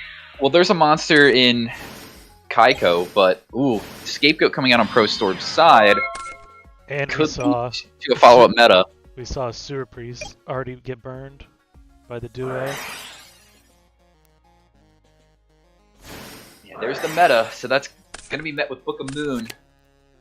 No normal summon yet from ProStorm. They could do something here after the Book of Moon. Like switching a goat to attack position and use creature swap. We just saw the creature swaps last game. They were pretty powerful there. See if the results are duplicated. It's gonna be hard to get out of this. Gonna have to use the mirror. So what Rayo can do now is use this goat to attack the Thousand Eyes and put a lock on the board.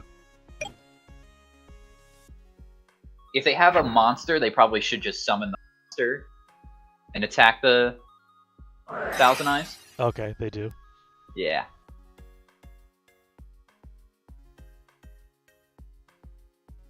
You go Don here? Because Blade now has a... Blade is a liability. Blade... Snack. Yep, and you've got the token out, so it's not even going to get its negate effect ever. Right. It does answer any. I think it's better than Don though. You already just saw Skilled Dark. Like he might have answers for Yeah. a 1400. We saw Kaiko as well, so it I makes might have grabbed Warrior Lady. Oh, Kaiko was taken from what's it called? Yeah, see if you had grabbed Warrior Lady, you'd at least have a solid body. It does die to Tsukiyomi, so Warrior Lady, yeah, that would have been a good pickup as well. I think I would have grabbed Warrior Lady too. Thinking about it. There's Kaiko and Pro Storm side of his own. He's gonna take out the token. And now Go back though. Kaiku's kind of brutal too, because now you can't play a Chaos Monster. Probably gonna hit for 18 here. Yep. Yeah, not gonna summon into Torrential. We know Mirror Force is gone, but Torrential's still an option. And that's gonna get rid of the other Kaiko. And Blade Knight, yeah, definitely the best two to hit there. Dust Tornado will take out Dust Tornado. And GG Pro Storm taking the match here.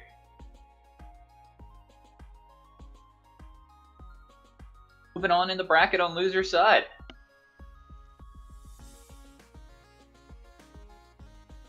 Yeah, this is interesting too today of winner side and loser side kind of moving along at the same pace almost. So Slash Tap versus Gib Nation. Yeah, I think that's gonna have to be our feature finally. Sounds pretty good. And We've seen just... Gib a lot today, but this is also loser side round 5. This is game 1, however. looks like Slash Tap has put on an impressive board here. Still main phase 1. Maybe DMOC is mid-resolving. Looks like the Sinister is set, or was summoned off there. Yeah, good graveyard. Tribute the token. Interesting. Hello, back dragon. So you're going to take a 50-50 here on destroying the face down.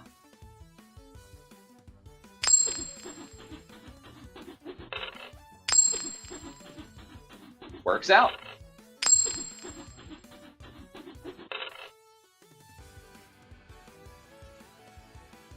And I gotta think that's it. Unless that's Nico main king main deck.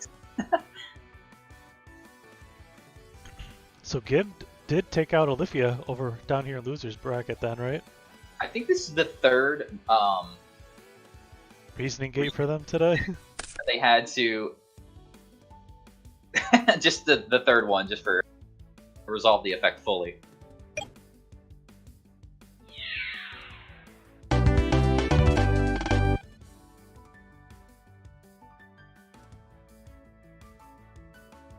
Yeah, okay, just lag on Gib's end.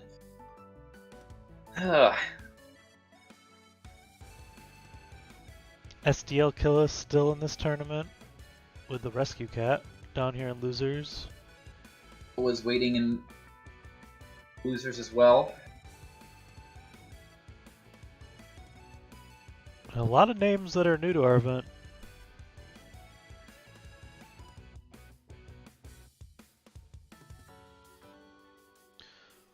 Wowa down here.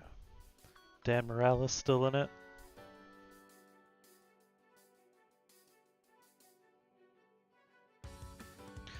Do we know who Too Fresh is?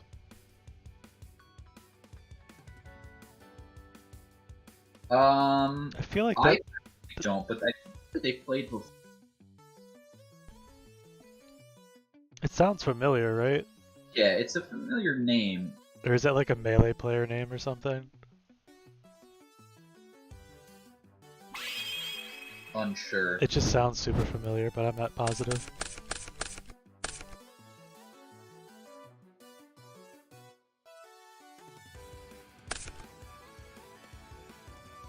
We're gonna see game 2 here. See how Gib adjusts, and I mean they fought a couple of Reasoning Gate players before today. should know what their game plan is. Whether or not they execute it or not, it's on them.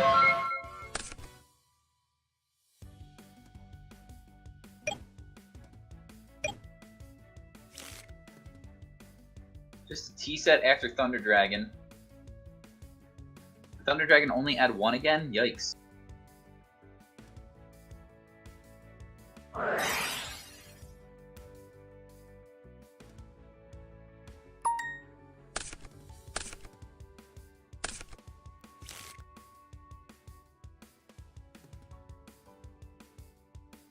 Pot of Greed.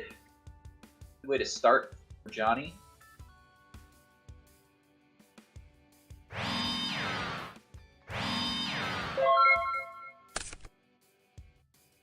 And just 2 sets. So no explosive start here for Johnny Lee.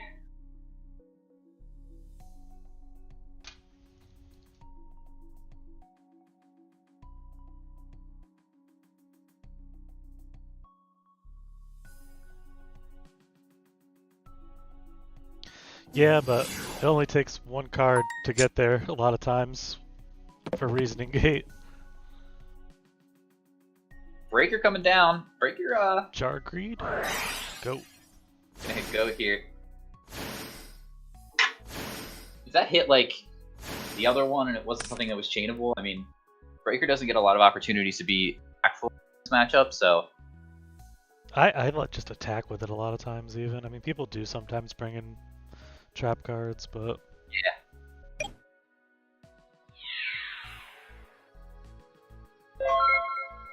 Gib not going to flip that monster, just going to attack a goat token here.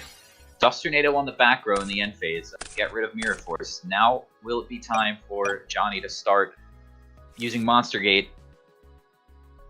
Could use a meta first to clear the face down. And that's what we might see.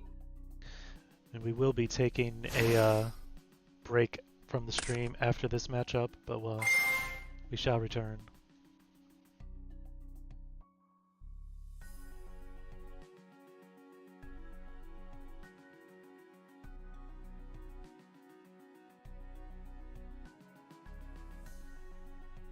Oh, we might go a little farther. Monster Gate on the Thousand Eyes. The Magician of Faith. Was there anything good for Gib to get back? Wow, so his first turn play was the T-set Faith Mirror Force. Yeah. There's a lot of in his hand. Right, just hoping to draw a good spell and use it twice. And Stein coming down in defense mode. Johnny has this play planned out in his head already then. Did not hesitate of which position to put it in.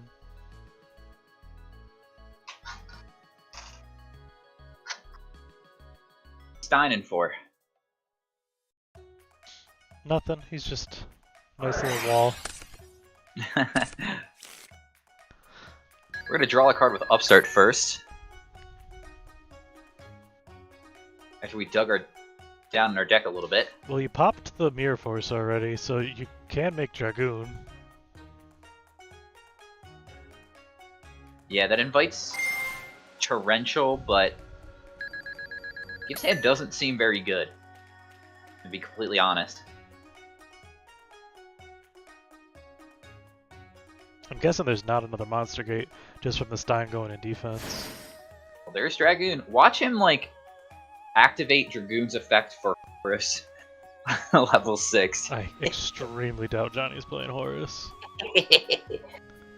I don't think the man's ever played a risky card in their life.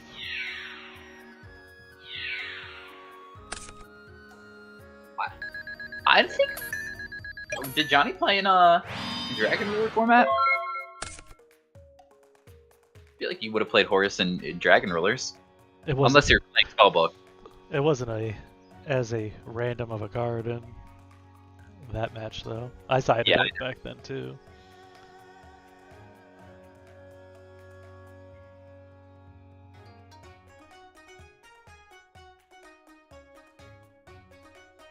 So Gib Best out here is BLS. BLS would clean up this board quite nice. What if you snatch stole the Cyberstein and summoned Gatling Dragon and just killed everything on the board? Yeah, that's an option. You can't kill. You have to attack over the Dragoon still, but it should I don't be think it doable. targets. Gatling? I'm pretty sure it does.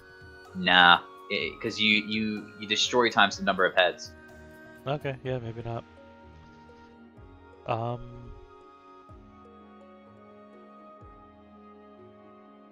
Yeah, there's not impossible for Gib to get out of this. It's not the scariest board ever. We know he plays.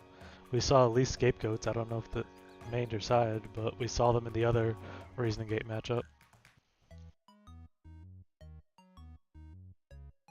But those will get cleared quickly with 3 monsters on Slash Tap's board.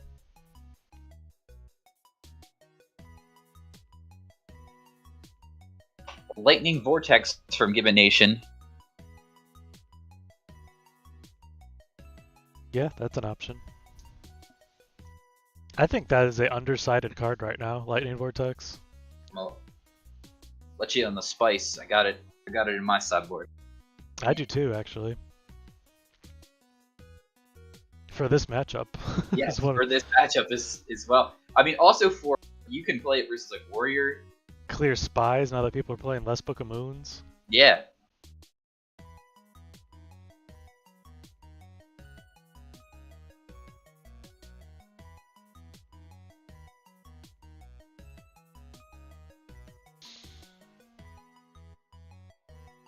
Okay, Gib does need to make a play here.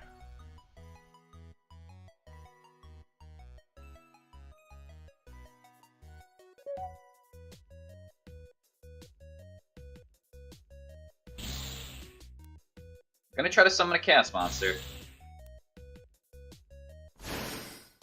That's the BLS. And it's resolving.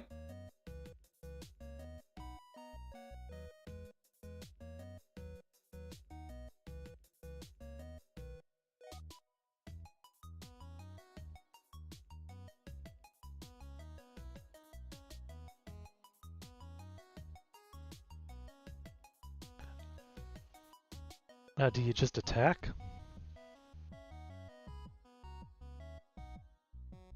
We saw a Dust Tornado. He's gonna use the Banish effect on... Okay.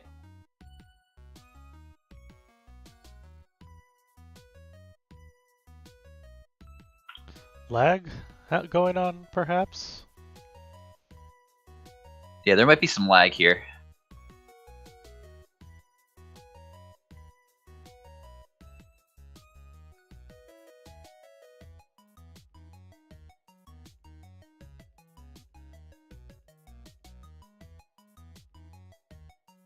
No, I'm just gonna bad shit. Okay. Thanks. Right? Like, I didn't want that on the board. Yeah, why?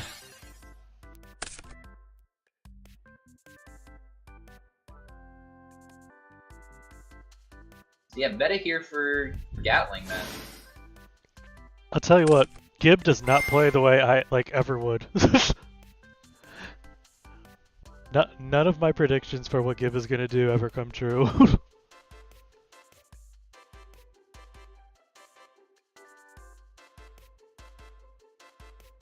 Personally, I'm just attacking with that BLS, and then maybe I'll meta it afterwards to clear some goats. I mean, if you want to use the Banish, I think you would want to get rid of the Crane, because this way, Well, he wants there's to attack the Crane to deal damage, is why he wants to leave the Crane. but you're putting a light in the graveyard. Yeah, that too, so... So there was 1 heads here, so it can destroy the dragon. Might as well, I mean... Not a lot else that you can do to deal with it. Do you have Premature Burial, maybe? Premature would be would be something, huh? Like, wouldn't it even be better to banish a goat than the Stein?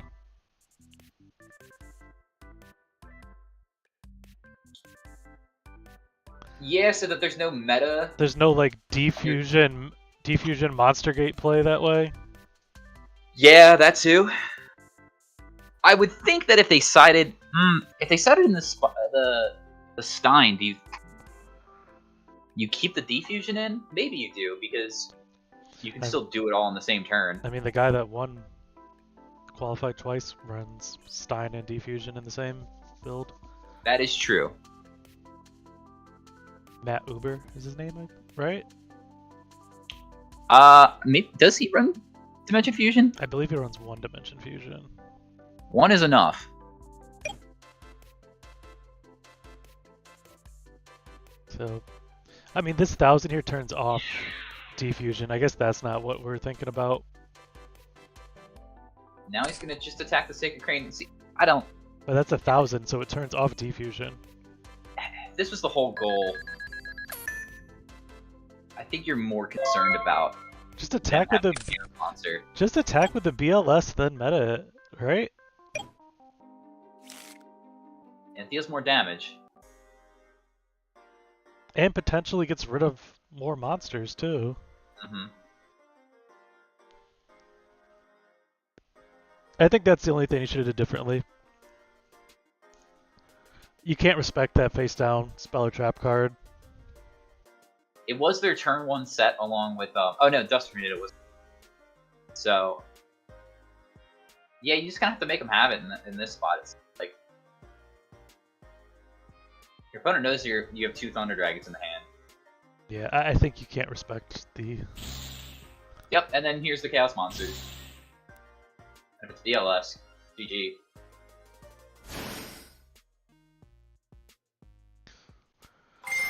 So yeah, the other issue was if he didn't do it that way, then it brought out. It made defusion live instead of a chaos. This way made a chaos monster live. Maybe a snatch steal. I think it's more likely that they have a Chaos Monster than the Dimension Fusion, to be honest. It's about equal. But a chaos monster's kind of worse for them to have than.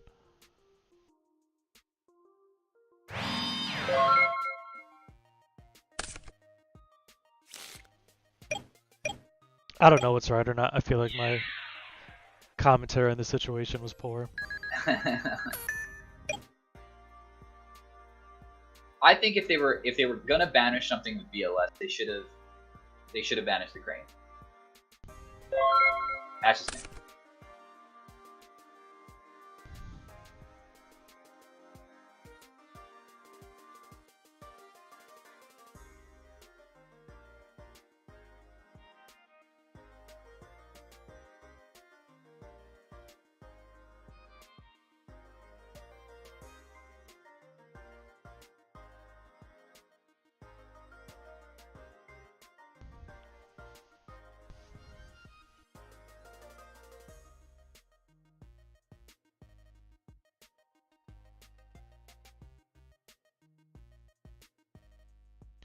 Because when they set up the Dimension Fusion play, after they summon their BLS, like, yeah, if they banish the Crane there, they'll still get a draw if they do even if they, like, banish it and it's just Cyberstein or whatever, but Gib will get back 2 monsters, like 2 blockers.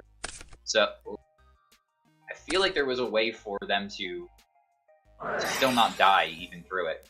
But now we're going to see BLS Monster again. Reincarnation come out from Gib's side. That was not expected. Brain control is in grave, but you'll be vulnerable to snatch steal here. A meta will do it as well, but they could have Torrential. And then he just knows that there's 2 Thunder Dragons left. Yep. Because he had to discard the Dekoichi for Monster Reincarnation.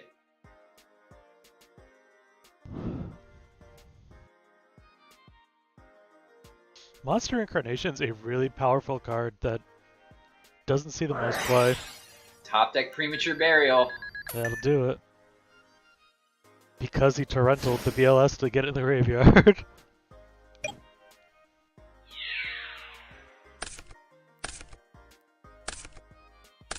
Yeah, and that is twice that Gib Nation has lost against Reasoning Gate, Top Decking, Premature Burial.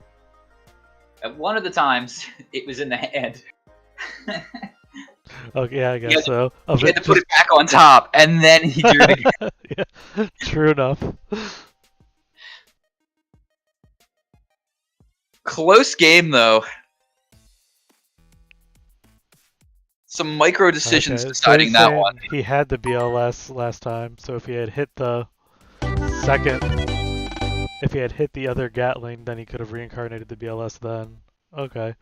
So what, he had to kill the Gatling with itself? Otherwise, why wouldn't he have just reincarnated the BLS then anyway? Yeah, that doesn't make any sense. No, because he was going to tribute for Thunder Dragon. I guess he just wanted to hold it, so it didn't get banished. Oh, he could attribute for Thunder Dragon. Right. Well, some tough luck for Gib Nation there. Premature Burial not his friend today.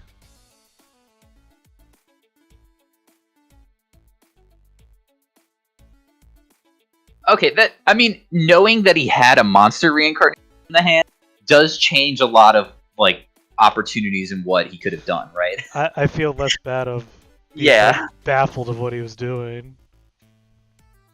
We can only comment about what we see. So, like, I was not expecting a monster reincarnation out of Gib. No, I thought that was, like, all going to turn into a Premature Burial play. And then he didn't play the Premature Burial, so I was scratching my head on that one. Where are we moving now? Dingo Sig versus Dinosaur Ryuzaki? It's a good one.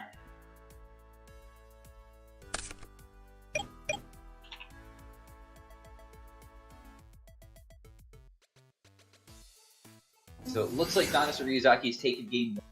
Sig not playing the deck that he qualified with, looks like.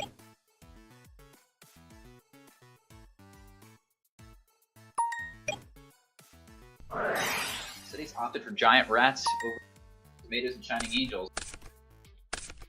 Dinosaur Ryuzaki, no slouch here. Gonna start with the Pot of Greed. And one day I'll remember this. Dingo Sig is up a game? No. He is down a game.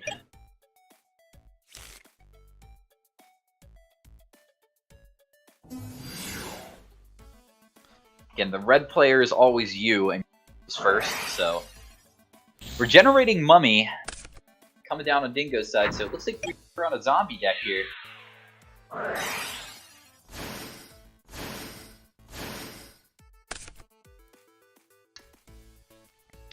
And we haven't seen too much zombie action in the last few months. After when back-to-back events, zombie variants from Delinquent. Scapegoat gonna block Regenerating Mummy's attack, but gonna pick up a token, and now Dust Tornado is gonna hit first. Giant Rat in defense, Regenerating Mummy, just a solid body. If you get card destruction or duoed, card you can discard that just comes back to the hand immediately. If you get Donsalug or Reapered as well.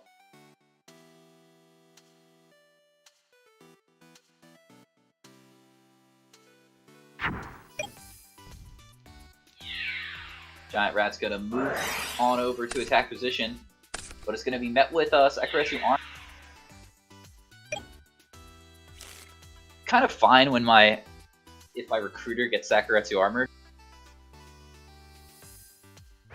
Obviously, you would rather have it die by battle, so still retain your monster out of it.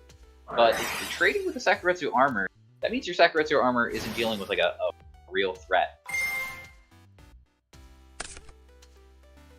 Metamorphosis is going to come out on Dinosaur Ryuzaki's side. I'm just going to take the face down here. Dingo Sig has to be careful. They have to find an answer to this here, and they can't realistically set another monster because that Regenerating Mummy's in attack position. They can just attack with the Thalassonized Restrict. That's a good heavy. That's a pretty decent heavy. It'll pick off a bluff in Book of Life, but clear the way so that Thousand Eyes Restrict can suck up the regenerating mummy. Attack good for 18. And now this is Zombie's classic issue, is actually trying to deal with Thousand Eyes Restrict. Yeah, they don't play a lot of cards that synergize well. Unfortunately. No. I mean, them switching over to the Giant Rat engine has helped somewhat because that means you're playing Exiled Force in your main deck at least. Mm-hmm. But unless you're playing Skill Drain variant, there's not much else. None of your zombie cards are going to answer Thousand Eyes. Yeah, most of the zombies, being on brand and being zombies, they trigger in the graveyard most of their effects. So, and there's the skill drain we're talking about.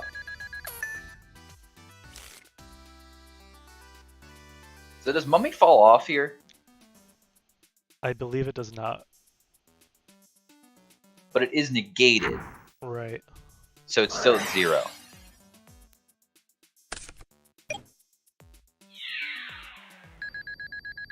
Creature swap. Coming in handy.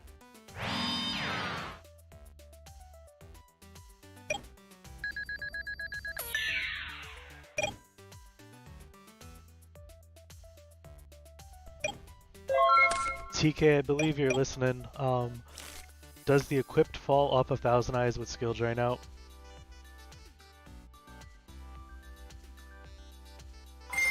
Okay, it does fall off.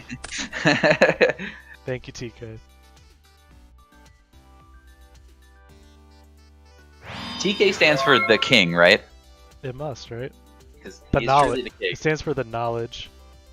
The knowledge.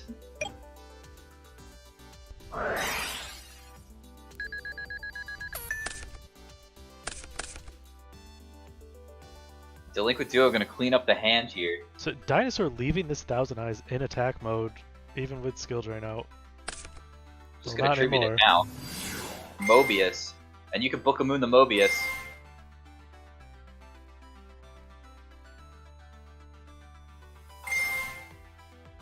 Okay, so it is activating. Chain Link 2 Dust Tornado. Goodbye.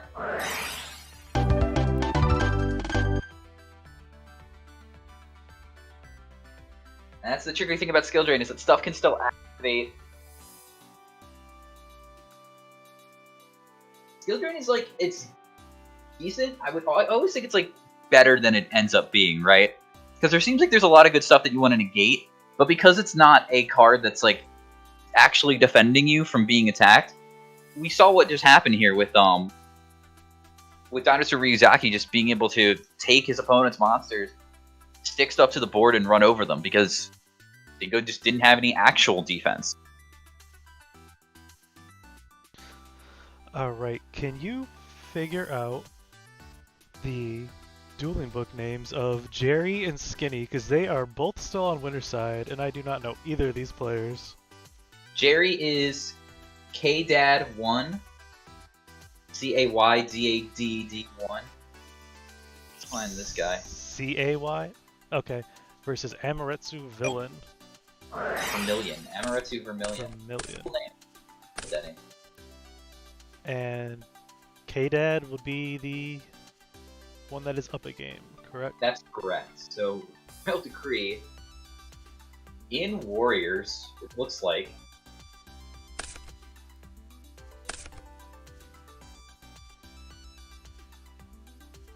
guarding too far. Oh, Graceful Charity, okay. Here, King Tiger Wangu.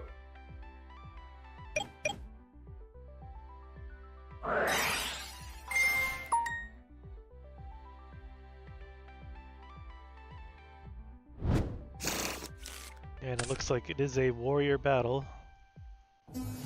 Very awkward to see. Decree Warrior. It's the second time Decree we've seen Warrior. it today. And they kept the traps in. When did we see it first? I don't remember. I've seen so many games today.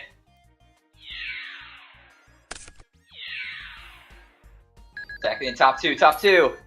Let's go! Compulse and Mirror Force. Terrible!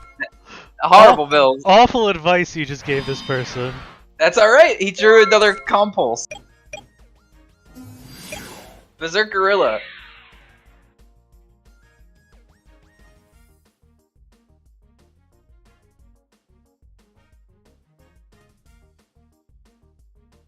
Looks like top 2 is just the style. That's a lot of traps. K-Dad's gonna move on to winners finals, right? Yes. I'm in losers. Let's see here. Yeah, winners finals. Hearts 1 versus Nicola. That is going on, or should be going on. The winner of that will move on to face K-Dad. I do not believe that is going on yet, though. It should be going on. No, it looks like it is.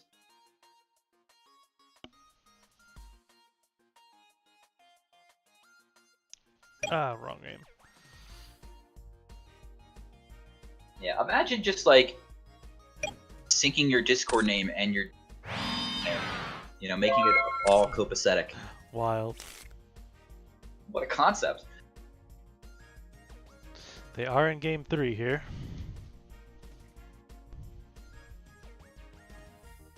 So the winner will get a Worlds invite, right? Yeah, so looks like K-Dad, aka Jerry 5, is qualified now for. Is that correct? Yeah, they're gonna be in losers finals were limited. No, only the person who loses in winners finals will be in losers finals.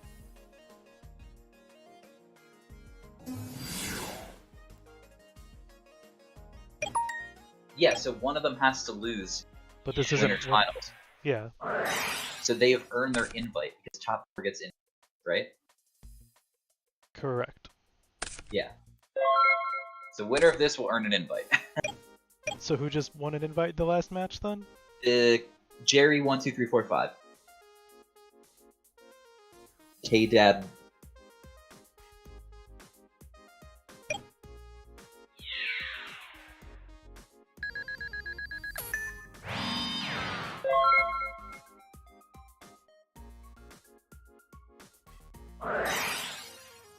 So congratulations to Jerry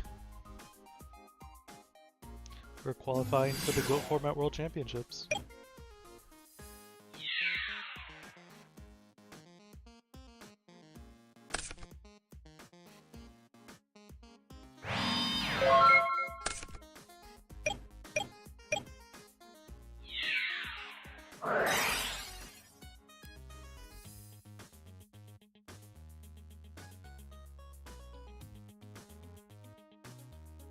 So a lot on the line for this game 3 here.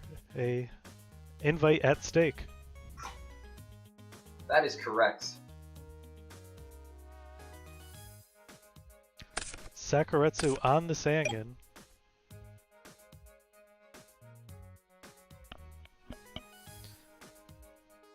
Sangan search is mandatory.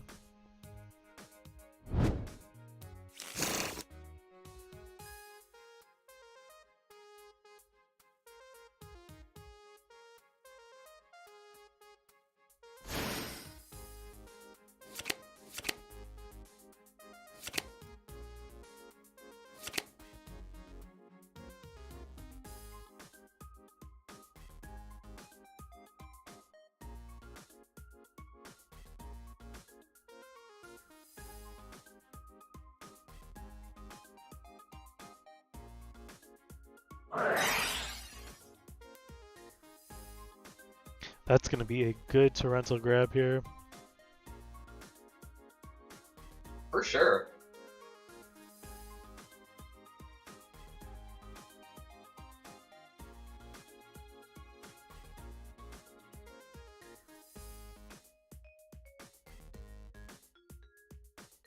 And TK, we may need you to come look at a log here. We have a player dispute of Arstone versus Perez.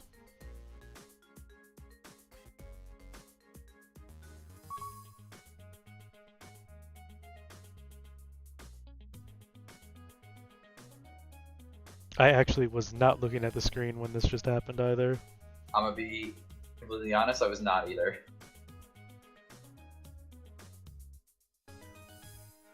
So wait, what?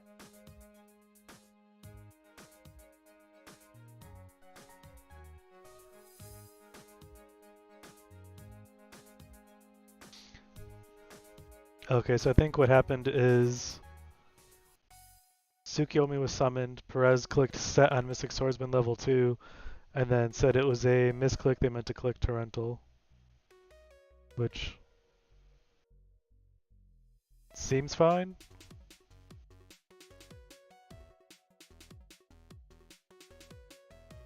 What? So wait, you summoned Tsukiyomi from the hand? Yeah, he main phase 2 summoned Suki, and then Perez set the Mystic Swordsman level 2, where he's saying he meant to flip over the Torrential, not set the Mystic level 2. So he did set the level 2. So indicating that went through.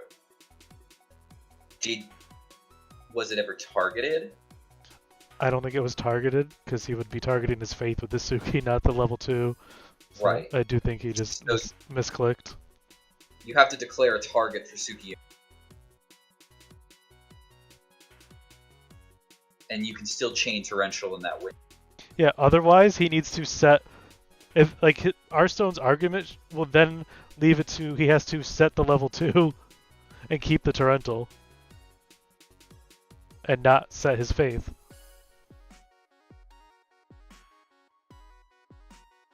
So it would actually be again. Yeah, I mean, I would like someone to show the log or something. So like. Yeah, TK joined so he can check it out. But yeah, there's no way that this ends up in Arstone's favor, even if for what he's arguing.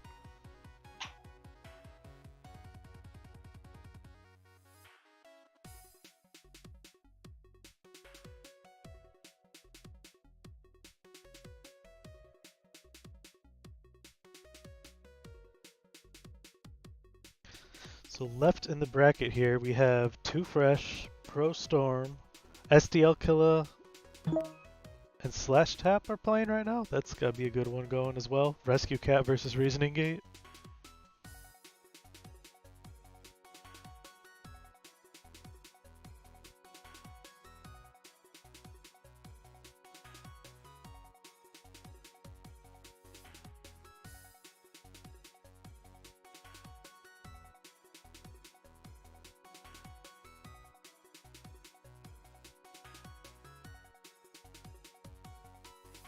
Both those players, I believe, still need Worlds invites.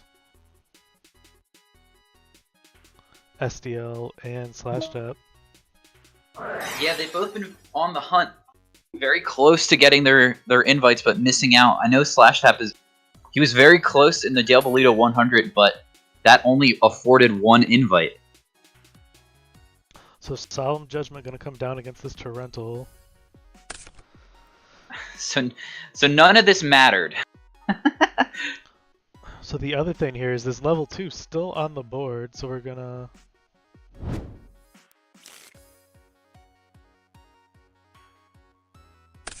Oh, did the flip of faith happen? That's even stranger. He Torrentaled the faith flip?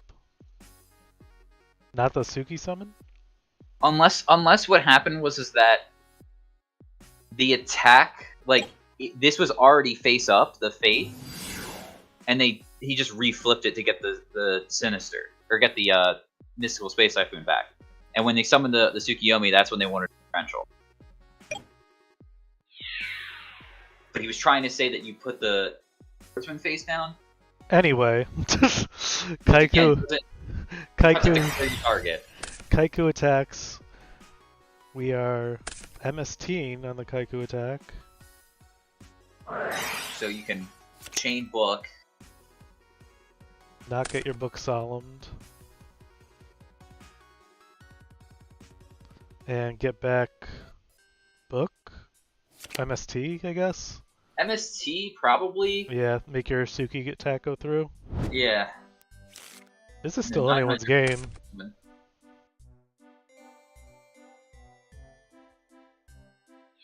Now, he should have attacked with the level 2 to the Faith. Yeah, that's more of a heads-up play. Is it? Because don't you want your Kaiku to go for direct damage more than... Trying to do this, why do people do this? I mean, you know he has the mystical, so I know. there's nothing to argue here. That's what I'm saying, is like, why do you try to the dust shoot as soon as possible? Just wait till they use their phases. I know some people don't, but... So we clear the pot of greed, whoa. Oof. Just a huge misplay from Perez's side.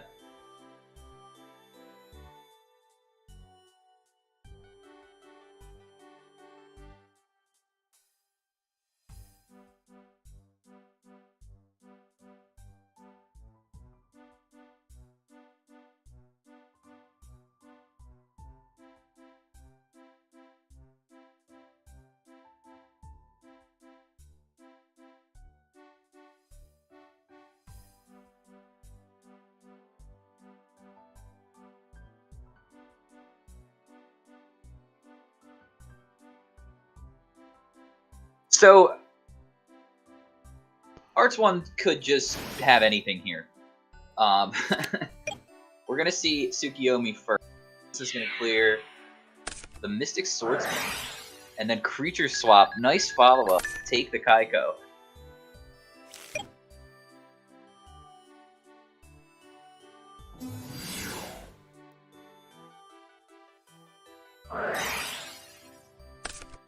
Card destruction.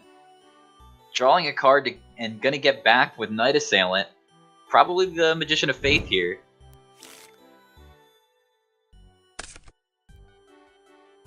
And instead they opt for Dekoichi.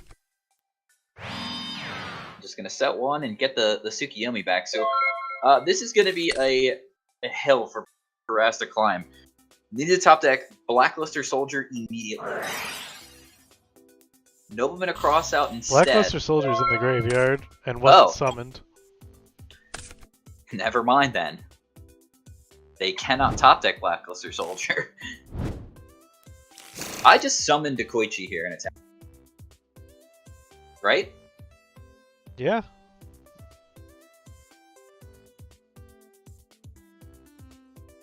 Or, I don't know, summon the Faith. Attack with the Faith.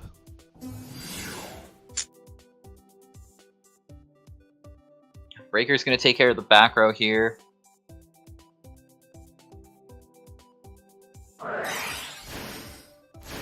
Okay, so now you activated the goats, he can just pass. But you have Creature Swap. Good game. That's still not game, but... No, he got back to Koichi instead of Fate. Oh. So now, if Perez sees that his opponent is goat locked. He did top deck Thunder Dragon, so they could just flip to Koichi, draw a card. Instead, they're not going to do that. They're just going to attack in here, let them... And draw a new card for turn. Graceful Charity, unlock the hand. Should not Great have top deck there. here. I don't think I would have attacked either after You have no... seeing Oh. the good. And there's the game. VLS off the top for Ars1.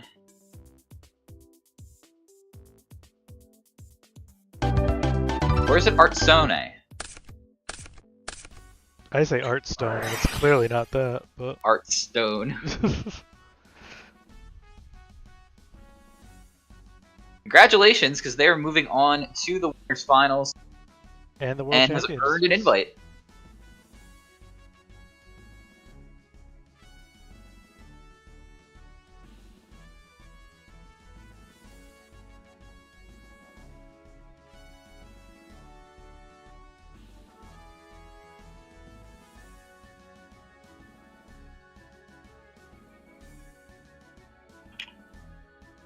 Alright, SDL Killer versus Slash Jap.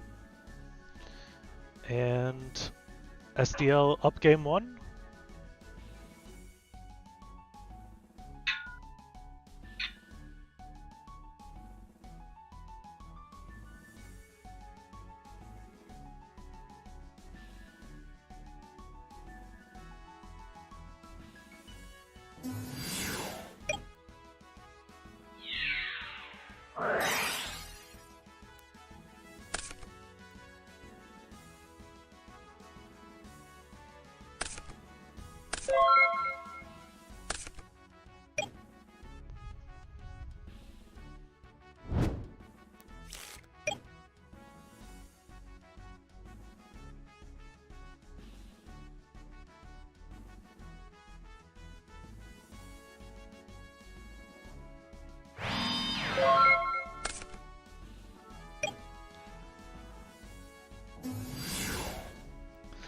Here comes the kitty.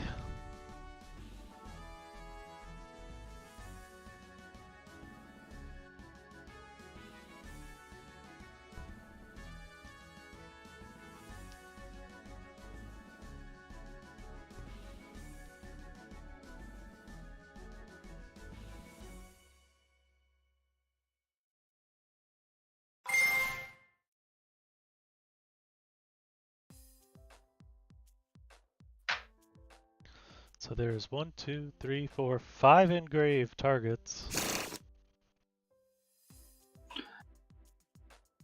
I believe the cat does still have to go to graveyard.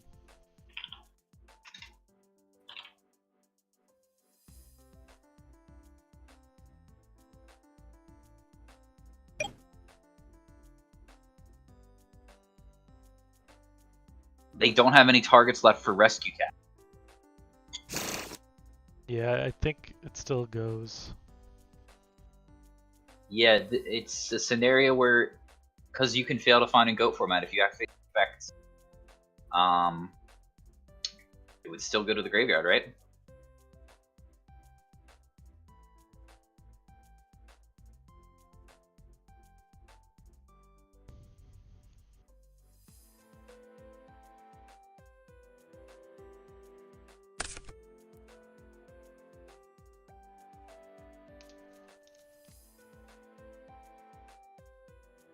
Wow.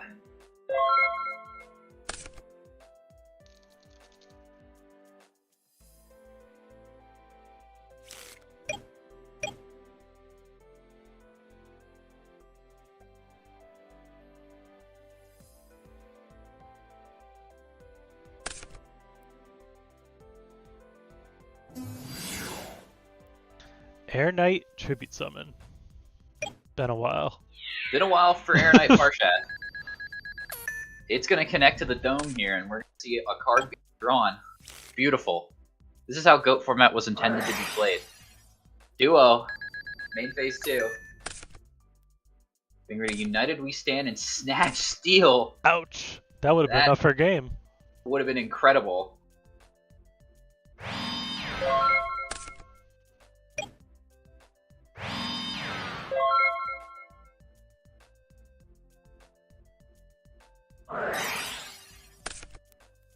Geki Break end phase on the new set. Getting rid of a Jama Trio.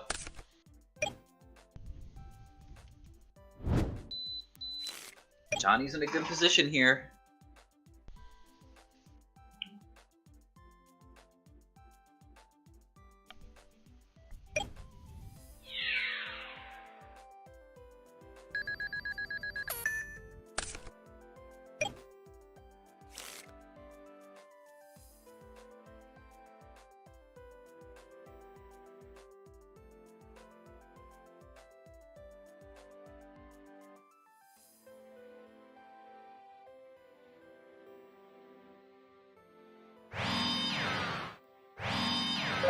Air Knight resolved again.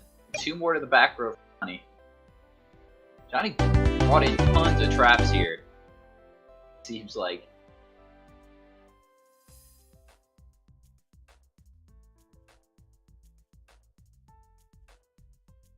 Okay, so the scoreboard on screen is correct. We are now in 1-1 losers side round 6. Rescue Cat versus Reasoning Gate. Johnny was able to, yeah, just kind of slow it down that game. Win with a duo and a tribute summon of Air Knight, often a Sinister.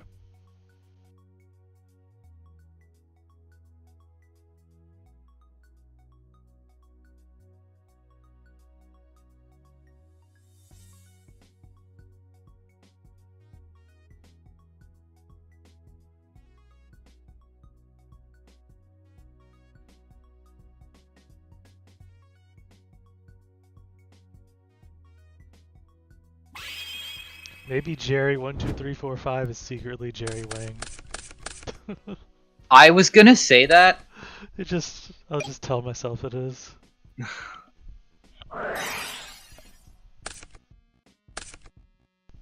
But at the same time, I'm like, I don't think it is. Not based on the gameplay that we saw, but could be. I don't know. You don't know.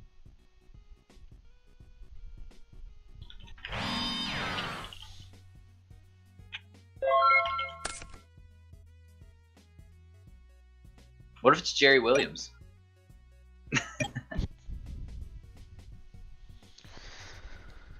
What if it's Jerry Beans, man? It's Jerry Beans, man. Technically not legal in Go format, so Well, sorry. Would have to be banned.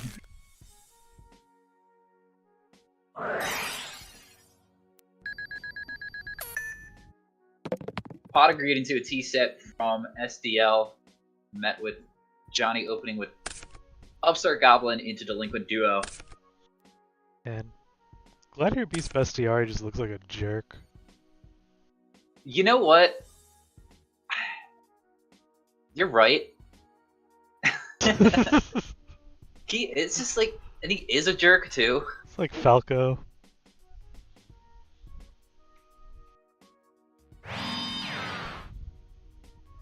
Breaking back rows and stuff. Contact using to Gyzaris. Who's just a bigger jerk. The Cyberjar. Could have spelt disaster. Now what monster did Johnny set? Faith for another duo? Don't think it was Sinister.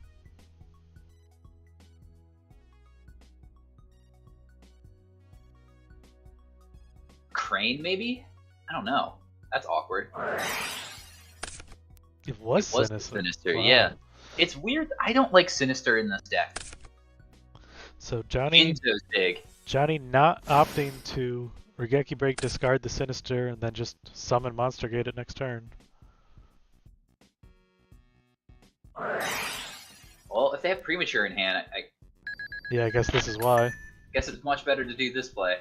You can keep that Sinister still at the end of the day. Morphine Jar? That would be pretty good.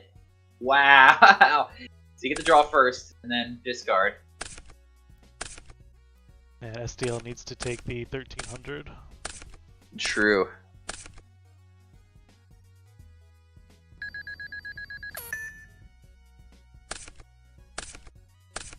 But drawing 5 new cards. Good for both players, really. SDL needs to draw into an out for Jinzo. Snatch Steal would be cool. And Johnny needs to. Johnny's outright with getting more cards, obviously. Doesn't need to particularly do anything.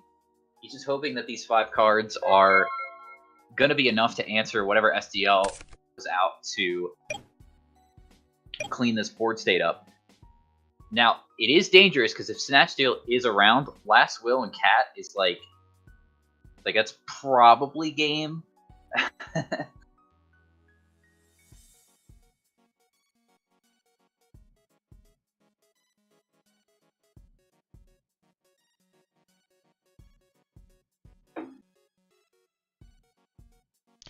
You know, some cards in common, when they're printed in common, just don't look as nice.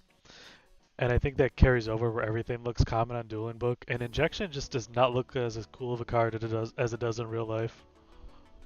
Nah, Injection Fairy Lily was meant to be a secret rare. Yep. I will never put, if I've ever have an Injection Fairy Lily in my deck, I'm never putting anything lower. Put that First, black, secret rare. that black rare one in. Here's the snatch. Garbage.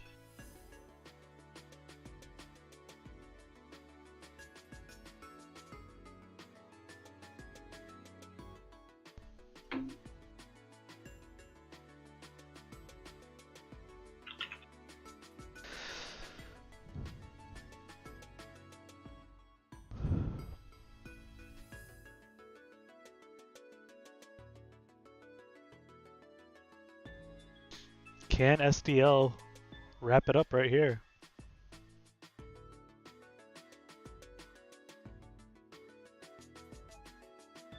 So if they have Cat Last Will, it is possible.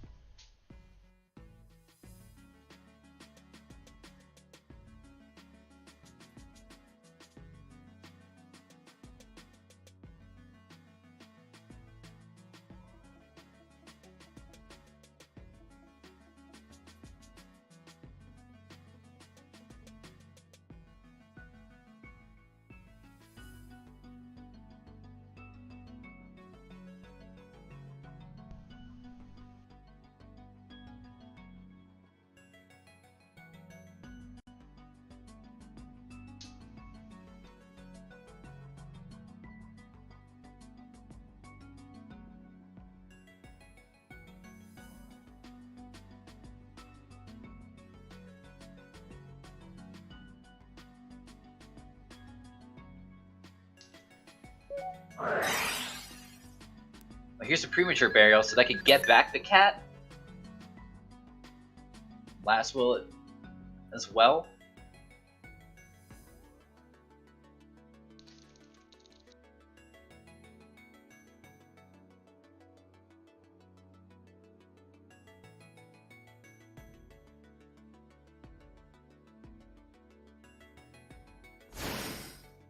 Getting Injection Fairy Lily back. Maybe no Last Will if we dreamed it up. But there's a Milus Radiance, a different cat. Guessing not enough for game here. Well, it's 800, 939.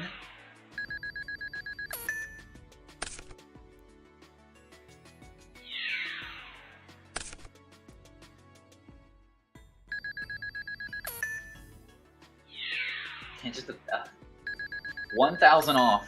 But they're gonna gain 1,000 too. Yeah. Can't activate Dimension View. And SDL can't activate any burn traps with Jinzo out. Unless they do something. What? What is the cat deck gonna do? Book of Moon? Activate Mass Driver.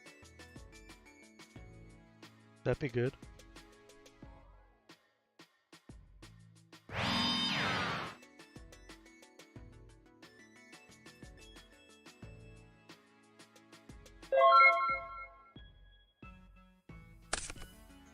Then we just get a set. Not as good.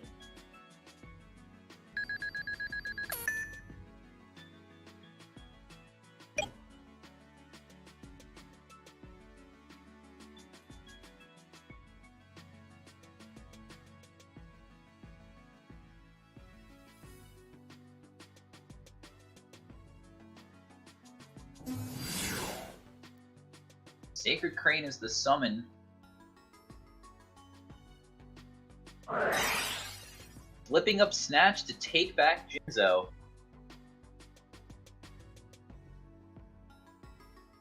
SDL still has life to use Injection Fairy Lily with. They can.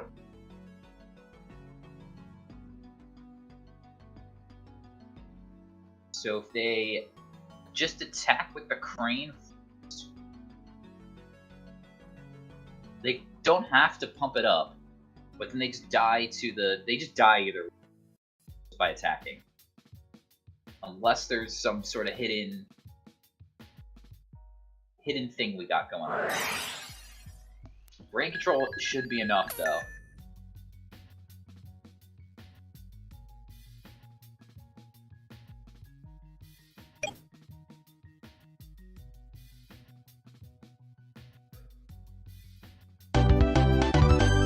And that's gonna do it.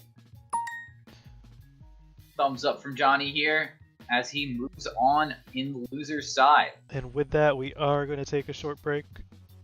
So we will probably be back in about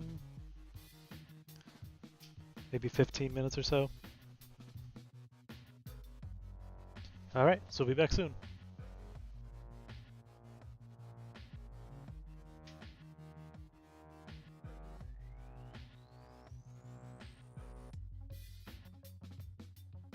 Okay, just let me know when we're back, and we'll be back.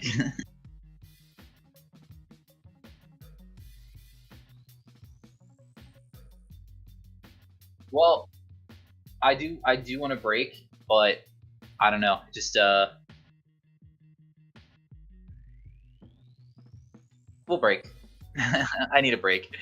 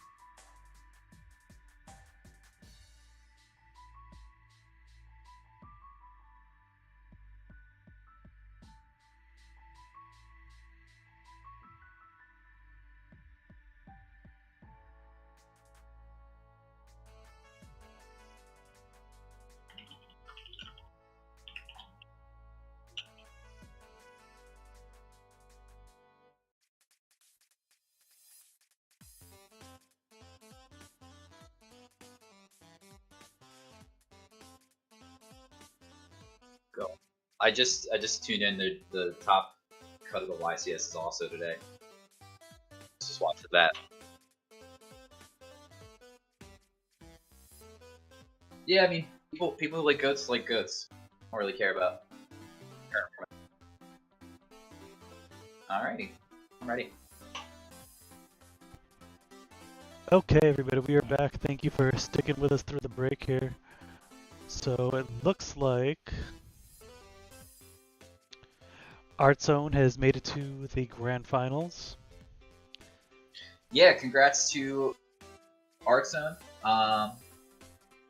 Again, already earned the invite just by making it to the winners finals with Jerry as well. Jerry's not out of the tournament yet, moved down to the finals. Still waiting on a few matches to.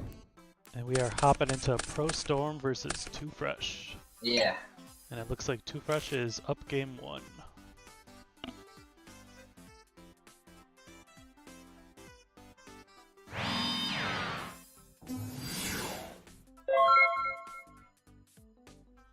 Pro Storm gonna start just by putting the card in the back row and summoning Kaiku.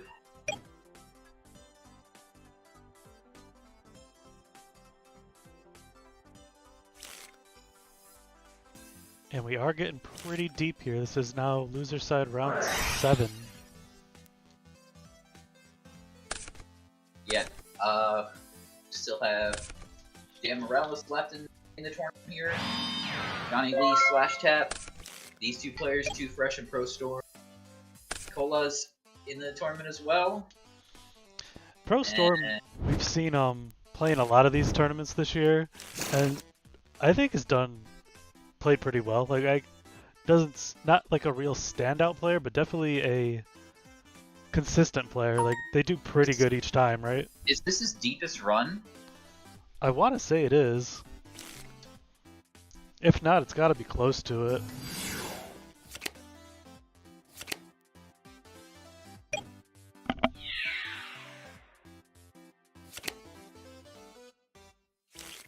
Rough, running into DD Assailant. But he ran into it with the Tsukiyomi. So, doesn't need to attack with the Kaiko now.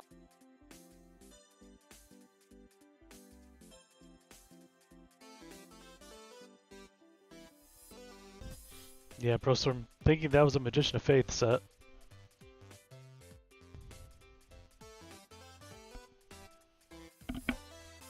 Probably didn't do his homework on the opponent, not watching the games beforehand. Yeah, we are late, and well, this is also game 2, but... Oh, yeah, that too.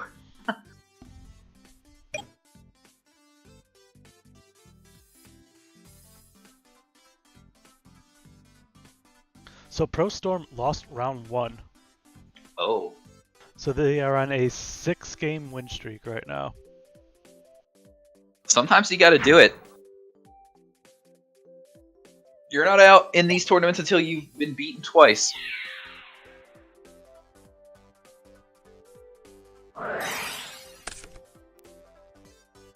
Sakuretsu armor on the DD Assailant.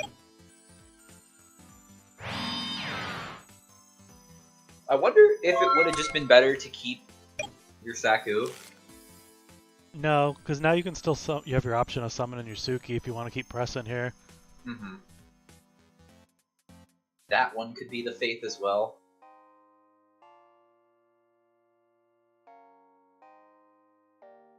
Keep in mind 2 cards in Pro Storm's hand are Thunder Dragon.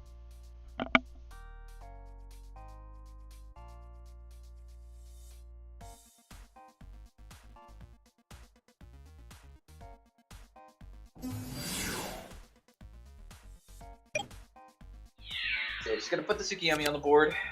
This time it's Spirit Reaper. So getting walled out again. Interesting picks here from Too Fresh. DD Assailant and Spirit Reaper not as common as they once were.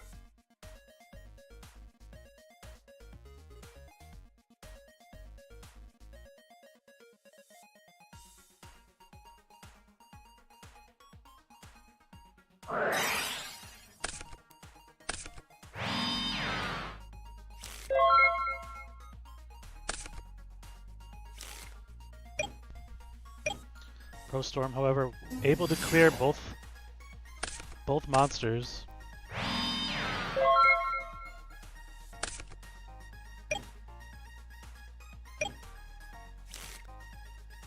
Spirit Reaper actually has been on the rise, I would say.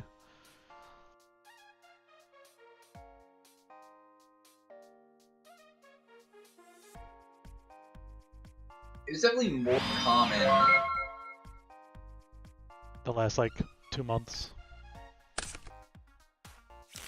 earlier on in GOAT's history.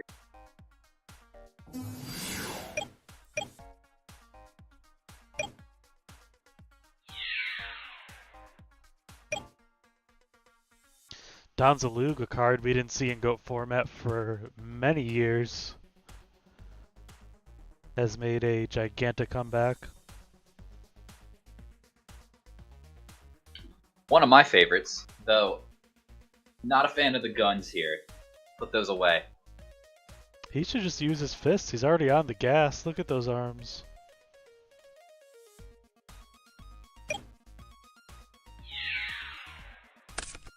It's that episode of classic episode of Yu-Gi-Oh! GX where one of the characters duels Donzalug and summons himself. Walks around in front of his set spell. Yeah, Don's got a little Hulkamania going on.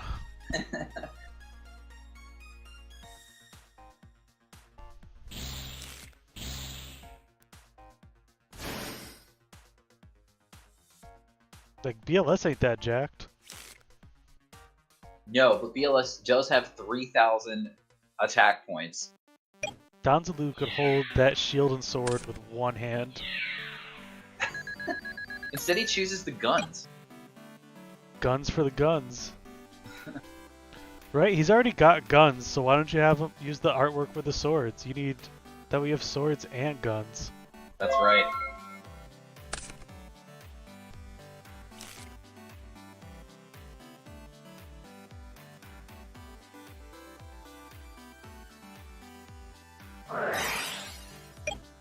So we already burned Exiled and an Assailant. Warrior Lady? Probably gonna be the pickup. Unless it's Could be another Assailant. unless there's something better that we're missing. Oh, Ram it in and drop a Chaos Monster. that'll do, pig. That'll do.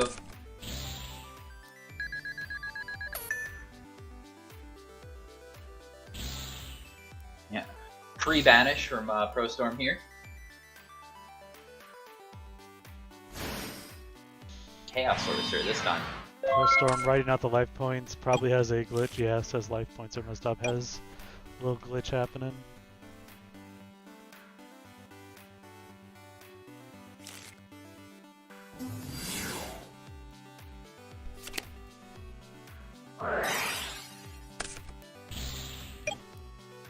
That's one way to keep your noblemans alive versus Yeah, so maybe Too Fresh sided out some flip effects, because Pro Storm was expecting a Magician earlier, and also kept in Noblemans.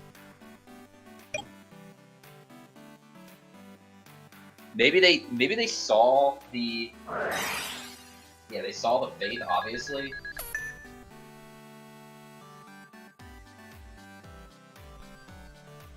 It's not too out of the realm of possibility if you're playing a lot of books and you have Tsukiyomi where turn your nobleman into for any monster if those cards go through.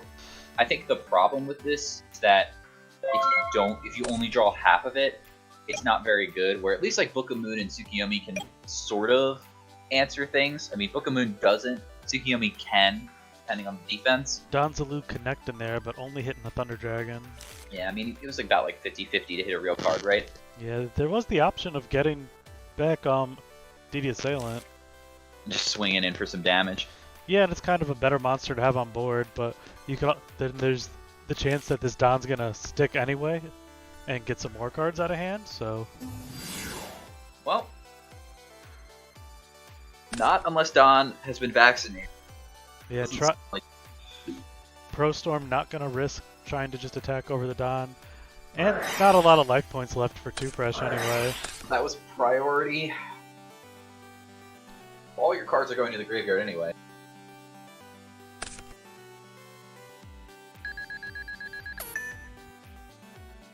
Down to 300 for 2 fresh. Unless Pro Storm has a premature for game. I like it. The other card's Tsukiyomi. Try it. The Dragon Tsukiyomi in hand. Kaiko off. That wasn't off the top, I don't think, but no banish for Kaiko. Will just be outed here by the Tsukiyomi.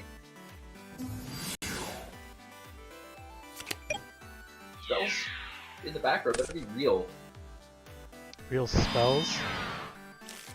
Real spells, yeah. And another gifted sub from Come Up Collectibles. Thank you again. Generous, thank you so much. Check them out on TCG Player, I assume.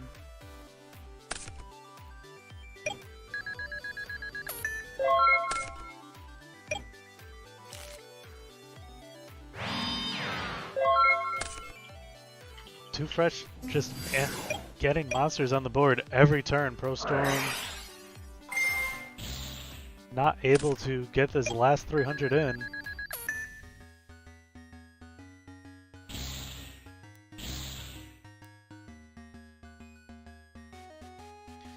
Now they can do it with just a Kaiku of their own.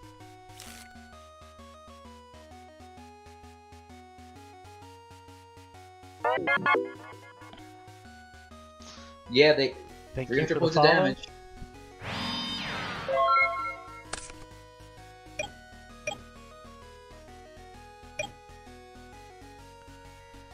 Yeah. Oh, I would have probably attacked with the Warrior Lady.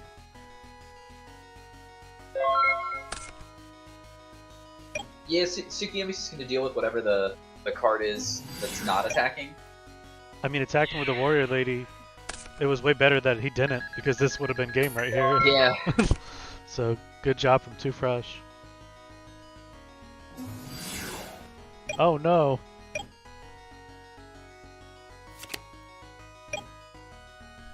Yeah, just the back-to-back monsters every turn there. Wow. Pro Storm was in a great spot, had the Decree, and Pro Storm could not handle it.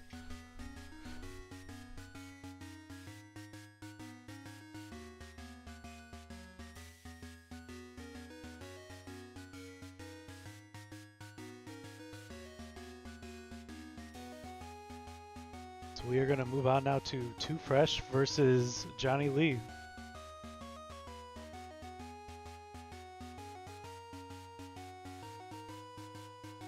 See if Too Fresh can replicate success going into this matchup. Good run from Pro Storm, won 6 matches in a row there. Nothing to scoff at. Very strong player. Let's see, do you know the dueling book names for Chris and I Am? I can find them out short. It's Defac. It's Chris. I imagine they either just finished up. They're in game 3, so we can hop into there. I can't find. Oh, because I'm. There they are. So another round 6 of losers here. Game 3.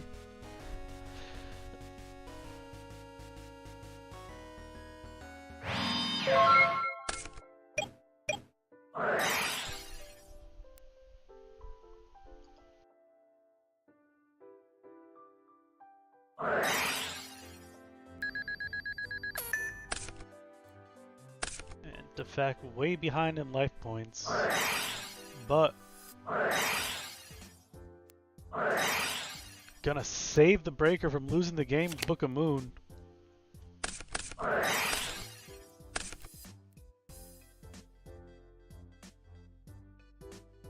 Was that the normal summon for the turn? It was not. That was a breaker that was taken from his opponent. Swing it in here with a Donzaloo. We saw Donzaloo last match.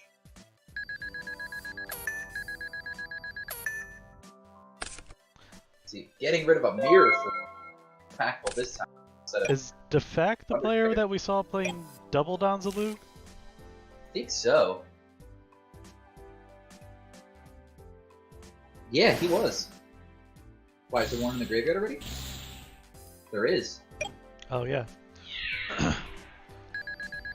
And attacking here with Chaos Source damage. This also turns off Premature Burial. Don't think there was anything... Oh, Exile 4.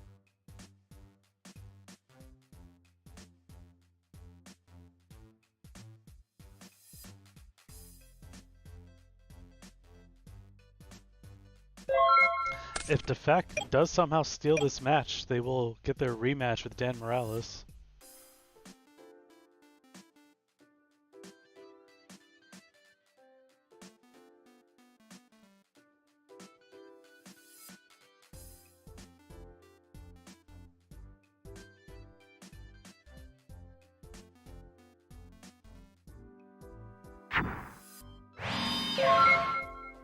But moving on to the defense here.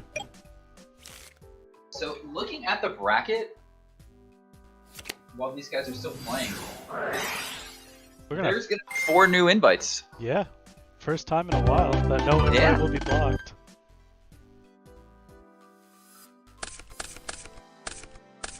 Looks like, unfortunately, Defect here, aka Chris, could not pull it out here.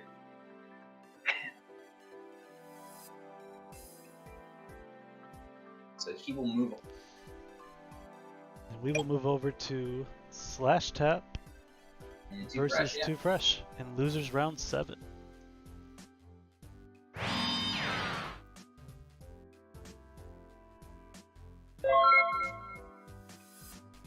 Looks like the game's just getting underway here. Johnny, aka Slash Tap, started with Upstart Goblin into a set card.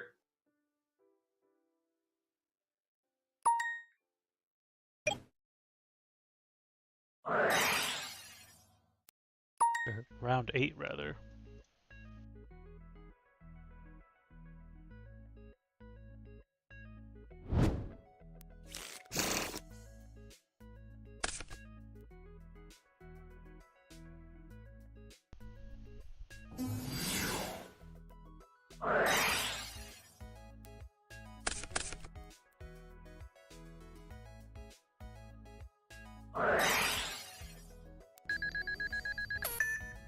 And Don said, I'm coming one way or another.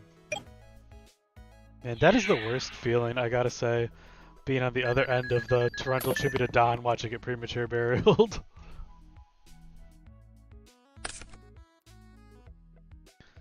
That's unfortunate here. Especially now you're getting the Snatch Deal discarded.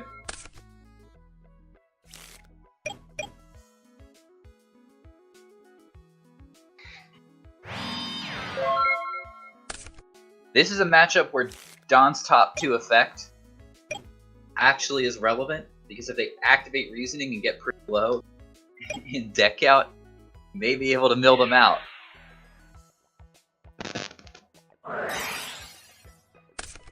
Genki Break's going to take care of the Donzaloo.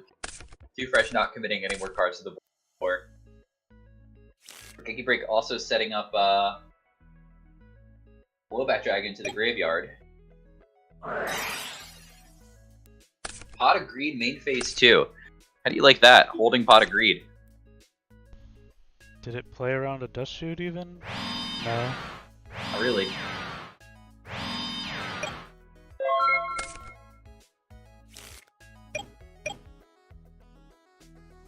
I guess it played around a Solemn?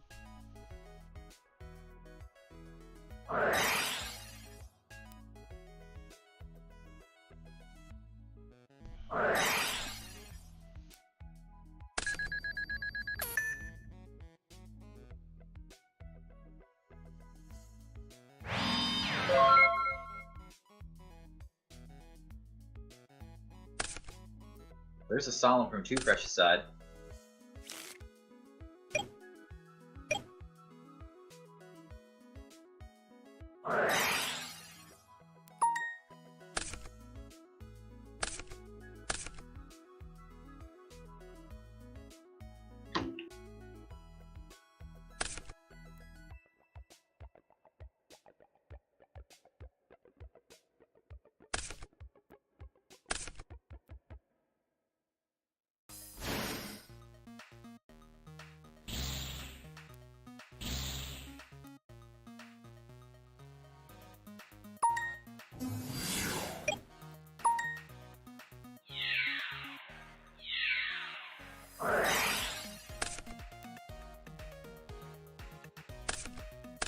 Wow, so summoning BLS Shangan has to use Regeki Break on the BLS in order to stay alive somehow, but Delinquent Duo gonna clean up here. Last card in hand. Put a /F discard. Discarded the Dimension Fusion. Yeah, nothing really great, but you keep the True Nade anyway in case you drew it. So rough because the thing about these Reasoning Gate decks is they want as many cards as possible so that when they finally push out for their Reasoning plays, they just like, have all these cards so they can do a lot of things on their turn. When you're playing something like Regeki Break, yeah, it's very good at getting stuff from the graveyard and maybe setting up your play so you can Dimension Fusion. But when you're in spots like this, you're going down in cards, and it's not allowing you to execute your game plan as efficiently. Granted, Regeki Break is one of the best defensive options that this format has, just being so versatile and being able to pick off any card on the board. But not too fresh. Already went through Trinity. It's just going to get back Premature Burial here with Faith for the Blackluster Soldier. And that should be the game, I believe.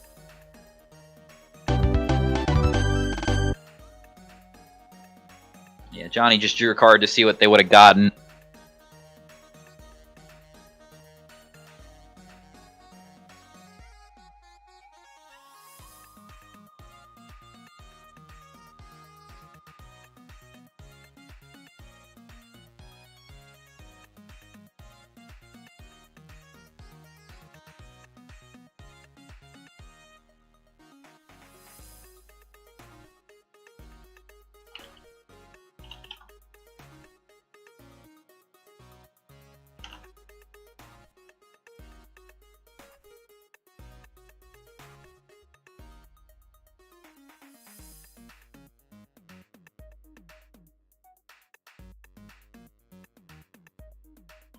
Too fresh. Taken game 1.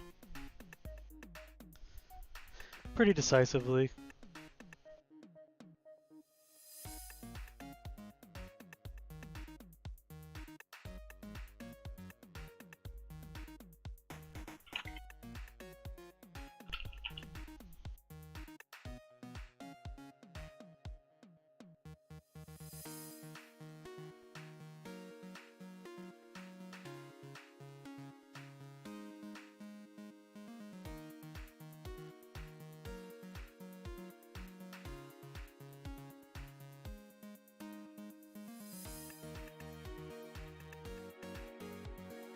And game 1, good to take against Reasoning Gate.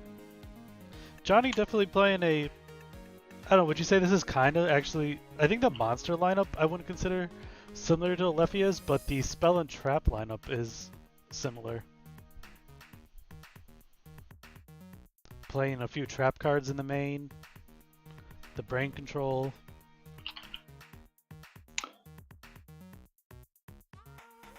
Yeah, it has defensive options in the trap card. Like, does have the momentum. We saw those. I don't remember everything that Alefia had in their version of the deck as far as monster wise. I don't particularly like Sinister Serpent anywhere in these decks. It makes sense if you do run the Regeki Breaks though, because that's the best discard fodder for it.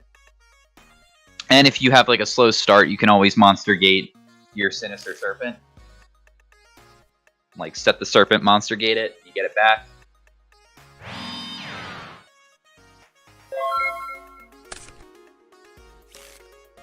But, I mean, often the deck plays kind of like this, where you set a card turn 1, or you just don't do anything.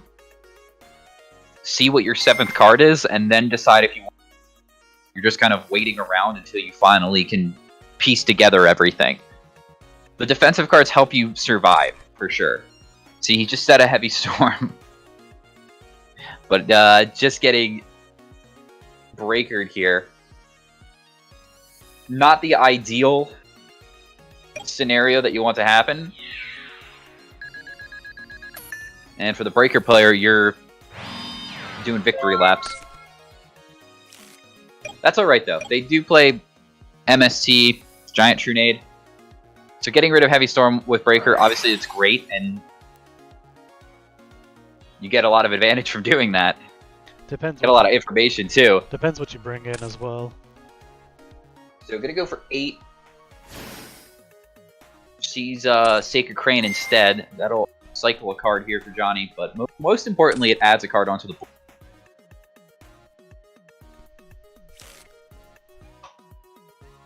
See what he can cook up now.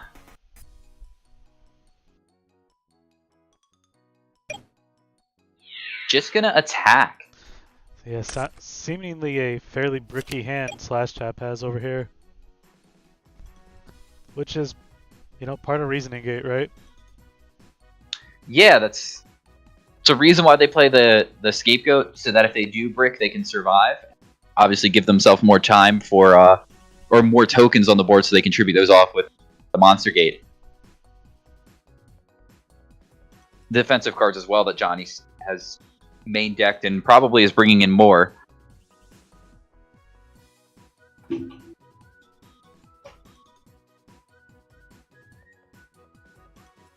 Definitely different than the...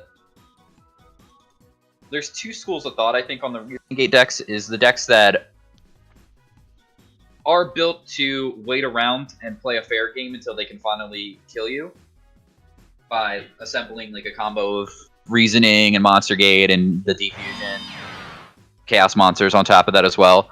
Or you play a speed version where you cycle through your deck with like Reckless Greed, Upstart Goblin, Thunder Dragon, even Toon Table of Contents. What game of Yu-Gi-Oh! Is the guy on Reasoning even playing? He has 3 decks in front of him. He is playing, Wow, that's probably a big Heavy Storm here. I don't know. What is he doing? Maybe one is his deck and one is like the card excavating, and then one is his hand. Is he smoking a pipe on the... Is this the OCG art? Did they remove the pipe?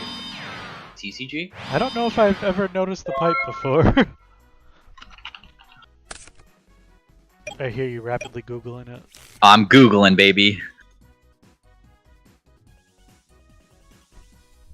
No, he's got the pipe on the TCG art too.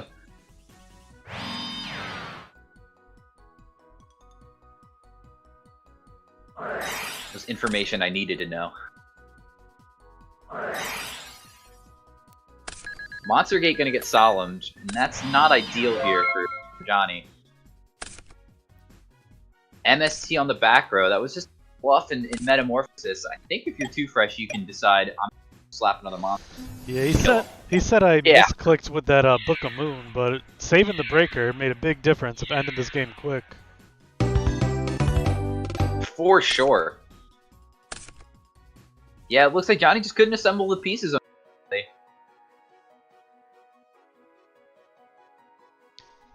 But that's how it goes sometimes.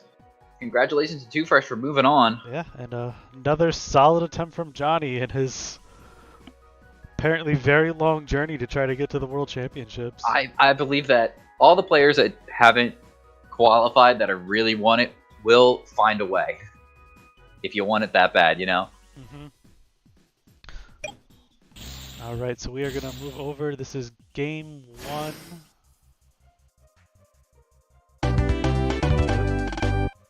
Okay, and Dante just lost game 1.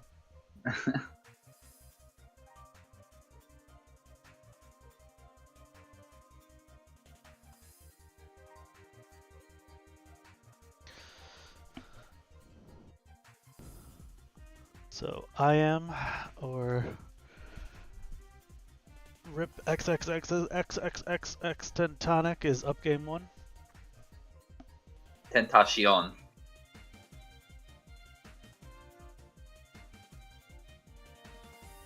Tentatian. Sure. Why not?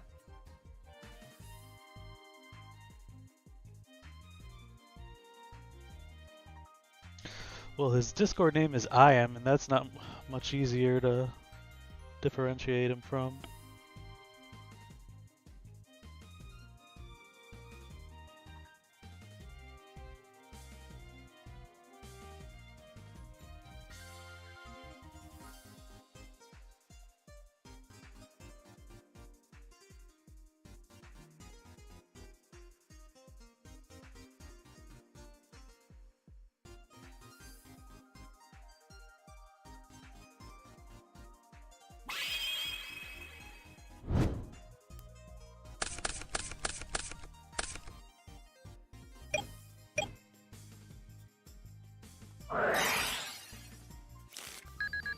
Dante's going to start us off here.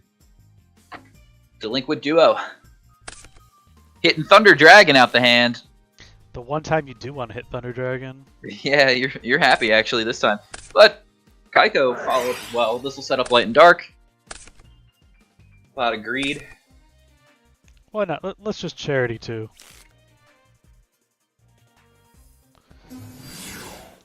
King Tiger. King Tiger. All hail the king.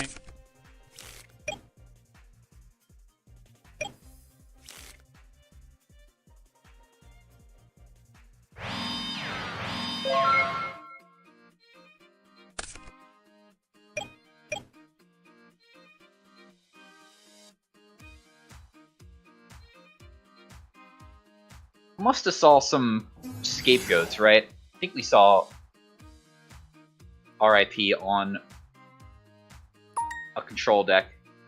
I could be wrong. I don't remember.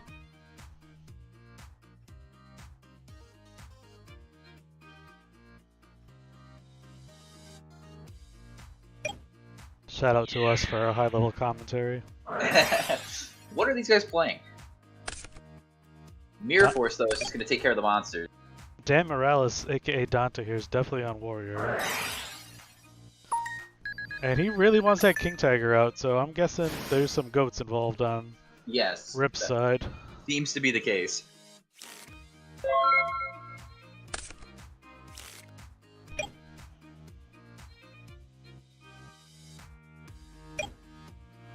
The King of the Tigers was brought in for a reason here.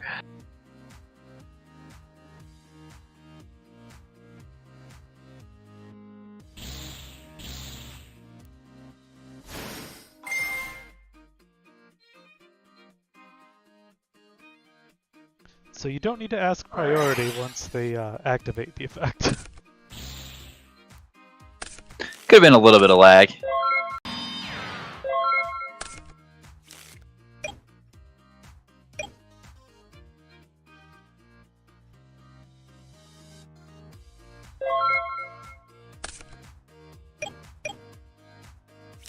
Why is the tiger banished? Because they don't understand how traction works. Yeah. Should be in the graveyard.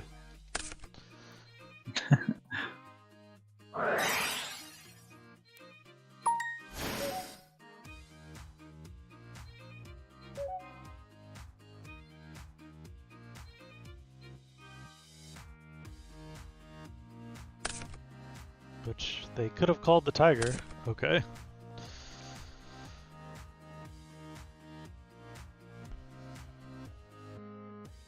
Now will they call the tiger?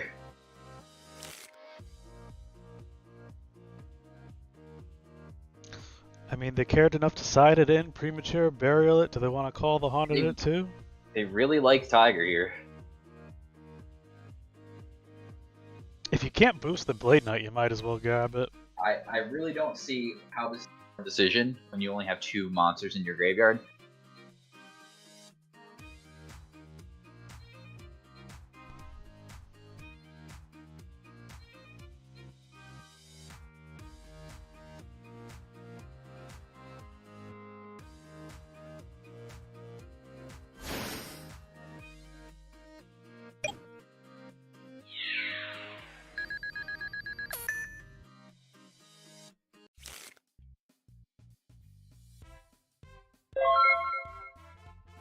Is the tiger. Tiger will run up and I feel like this tiger would bite people. Scratch.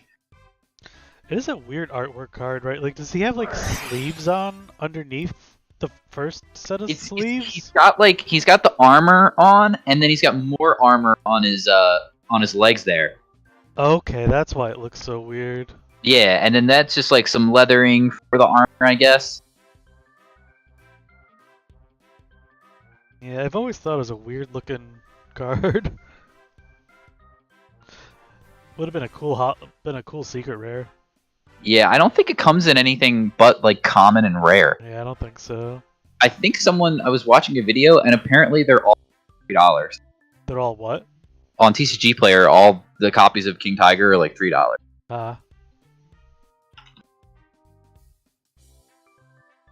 Yeah, I'm sure it's still decent in Modern Yu-Gi-Oh! Against some weird decks that special summon a million little guys.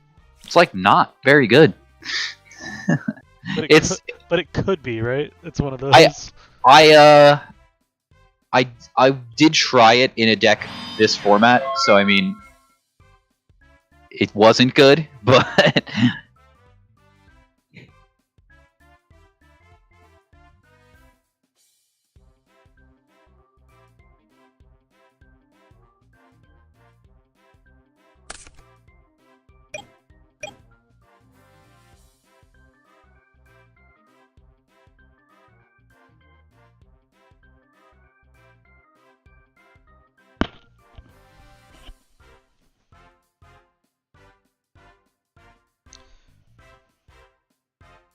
I mean, when Goats was the main play deck, I think King Tiger was really good.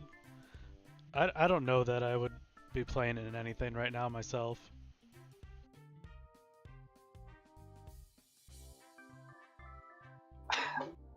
I don't think it's. I think it's so. It's so great against Goat Control. It's such a call. Like, it's such a meta call where you have to expect that people are flipping up scapegoats so that you're rendering the card useless, but it just feels like it's better to play Ashura Priest in those spots. I was gonna say, I always put Ashura Priest in that spot instead.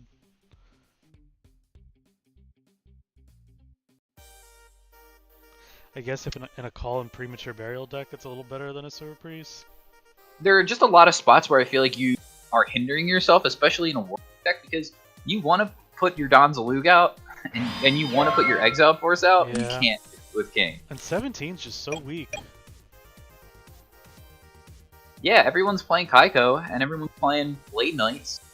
Berserk Gorilla. Yeah, Berserk Gorilla too. Sorcerer eats it.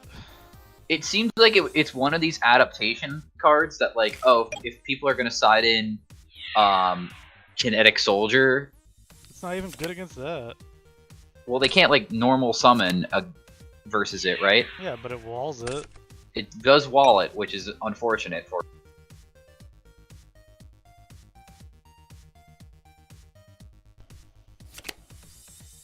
So this call no longer attached to King Tiger. Thanks to the mystical powers of Tsukiyomi.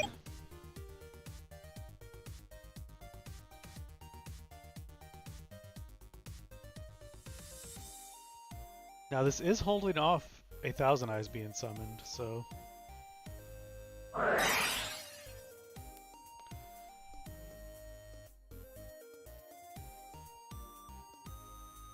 Wow.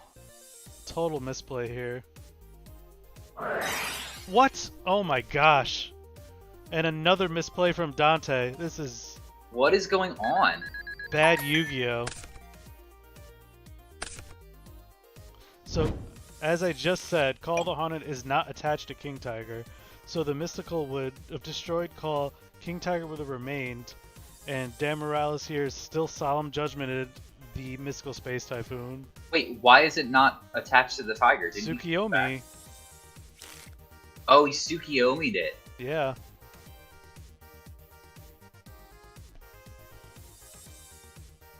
When did that? Did he attack the Tsukiyomi? Yeah. And then that was... Yeah. Okay. And so he just got him to pay 31 for Solemn. Wow. Okay.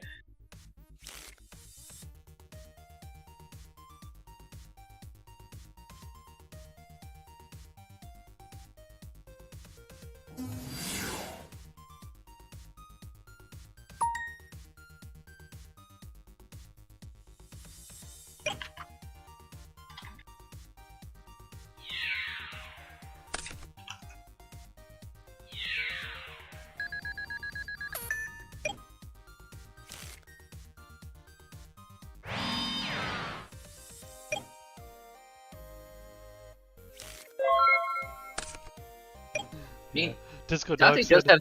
maybe it was a big brain manipulation from Ripex. I think it It- was both players just making terrible misplays and not understanding that.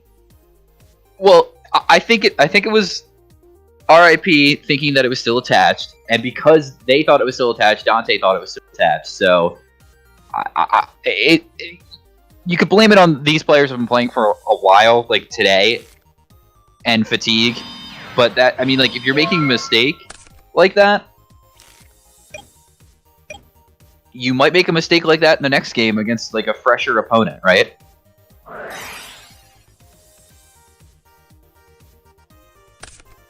So heavy storm here, and now he's gonna clear it, and it's not gonna drop off. So I guess he has now realized that it's not attached. Maybe he's listening to the commentary. Or someone messaged him.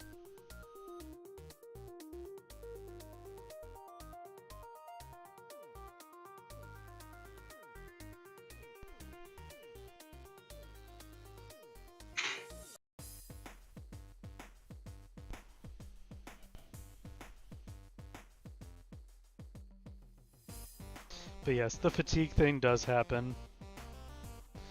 We've all been there. Oh yeah, for sure. We are in hour 5 of this tournament. I know Dante is in Mexico, so that is not the same time zone as us either.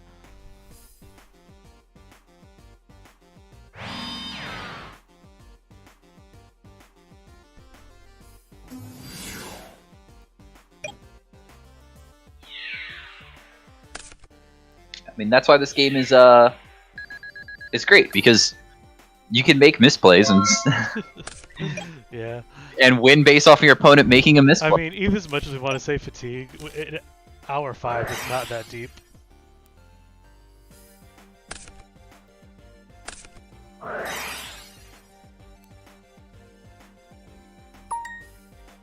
So Blade will go up to 2,000.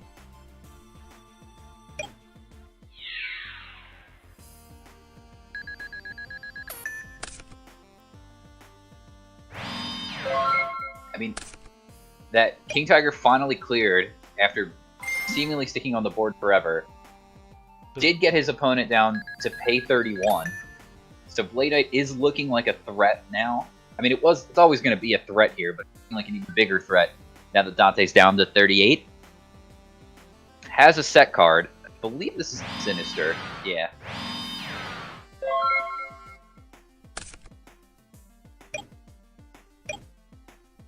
See why he wanted to set here, just in case the Snatch deal was dealt with. But if that's like Magician of Faith from Dante's side, I don't believe he actually... Maybe he was the one who was playing them? No, I don't think he was. I think there was a different Warrior player who had them. Still anyone's game. Tsukiyomi's a great top deck here, because now you're going to get to keep the Blade Knight without giving... Torrential is burned already. Dust Tornado is not, though, so Dust Tornado will resolve, Control will switch back, and then it will go face down. But opting not to attack it, instead attacking the Assure Priest, this is just...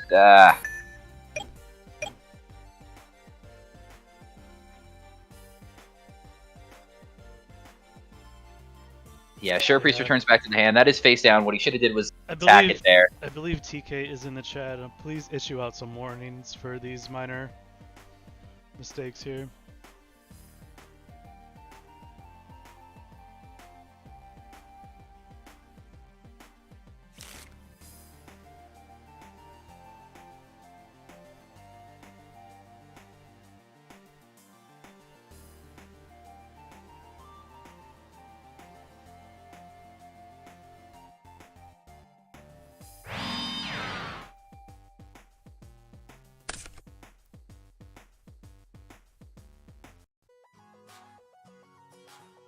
Well, it is also on RIP to make sure that the monster is set as well.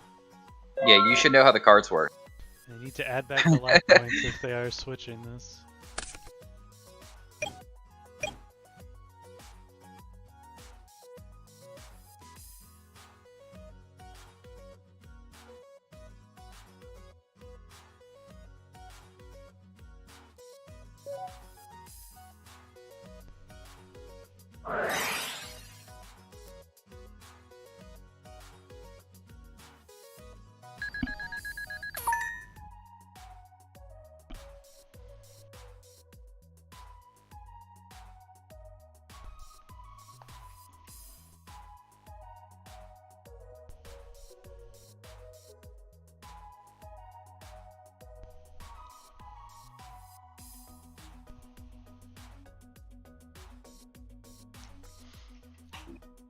Reinforce the army. Don's Luke? No. DD Warrior Lady. Yeah, I mean, you can summon DD Warrior Lady here, attack Sinister, banish it, and then flip your Ashura Priest, attack in. Your Tsukiyomi in hand's dead. It can be set, but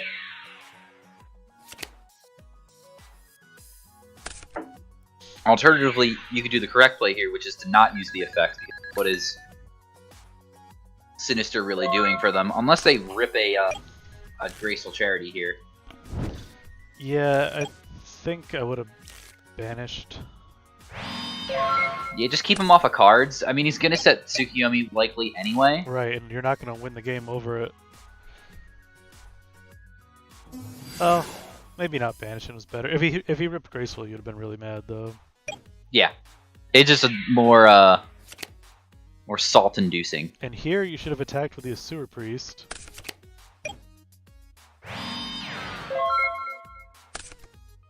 I mean, maybe not. I guess keeping the Ashura on board is okay. I don't think it matters too much. Because then you both could of the cards are going to stay on board. You could normal summon a third monster this way, but you haven't seen Torrential yet either.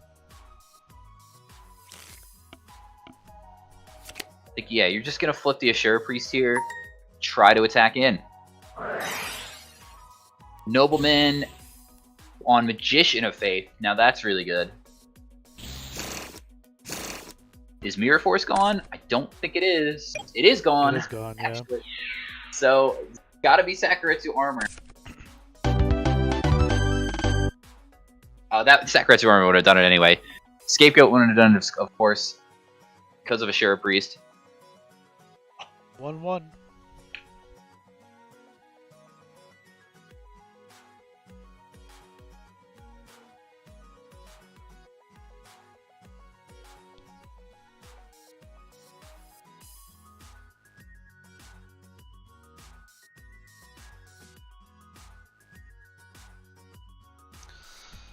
I'll tell you what, every top level player that didn't enter today is screaming right now.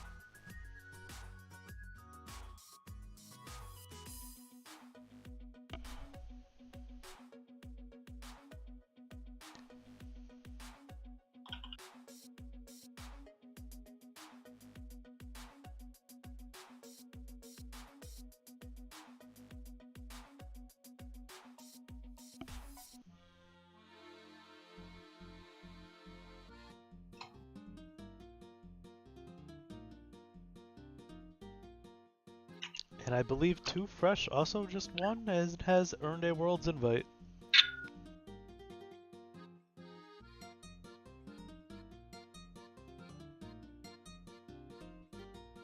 So congratulations out to Too Fresh.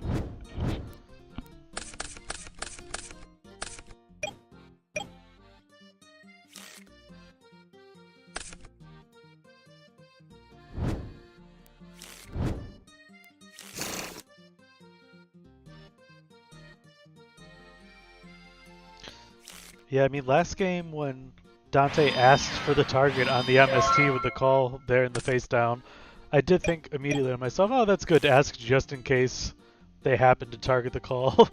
That he targeted the call, but the solemn was flipped, and all of my theory went out the window. So, game 3. Warrior versus Chaos. Thunder Dragon Chaos. Control. So it does make sense to bring in the King Tigers here. They do turn off Scapegoat and Thousand Eyes Restrict.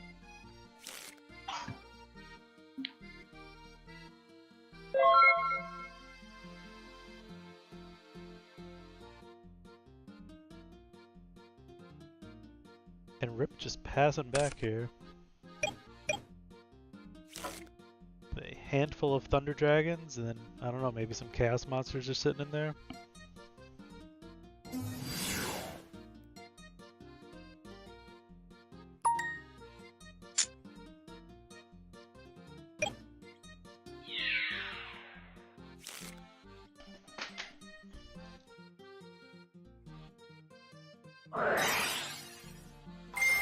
Here's Scapegoat finally. We saw it last game, but we get a chance to resolve.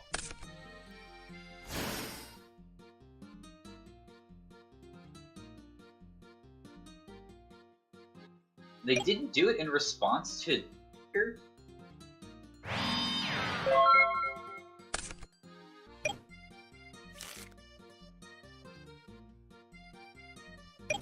So this Breaker's is still at 19, apparently.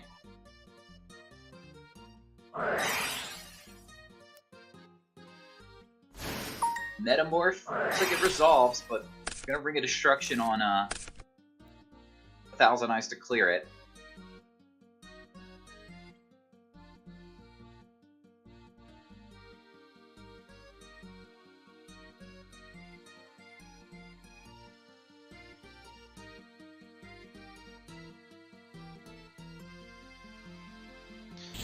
And Thousand Eyes on screen is now a synchro card.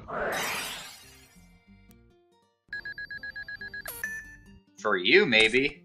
For me in the stream, yeah.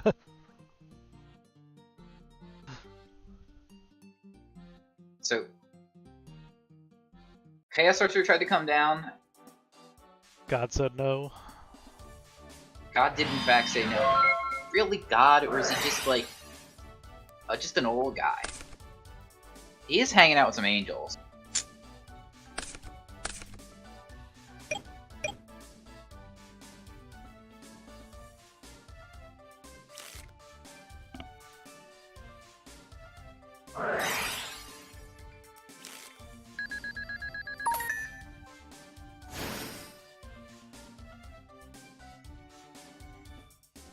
Premature Burial on Blade Knight. Dante down to 3,200. Yeah, now open up to Snatch Steal on Breaker being pretty brutal. Heavy Storm would be great. But Snatch Steal on Breaker, yeah, is a nice combo of cards. Plus, be a +2?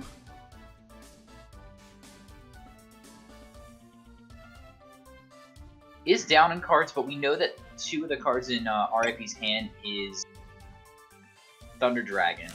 So, really up 1. Even without using the Breaker Effect. But Breaker Effect was going to be used on the Scapegoat anyway. So, wouldn't have traded favorably in there. You really need to, again, come into my games and tell me what I need to draw at the right time. Unfortunately, Snatch Steal is going to be taken out by Dust Tornado. But discarding, failing to find, and getting another Chaos Monster, and it's the big boy. Is that game? No, this is going to be 11 and 1,000, so it's only 21. If he has a monster. If he's got a big enough monster. Instead, they're going to use priority. They're going to think they want to. Which, you have no reason to use it. Instead, they are going to use it to banish the Breaker. I mean, it's fine to banish, just you didn't need to use priority to do it. No. But they wanted to make sure you knew. Yeah. They had the priority to do this.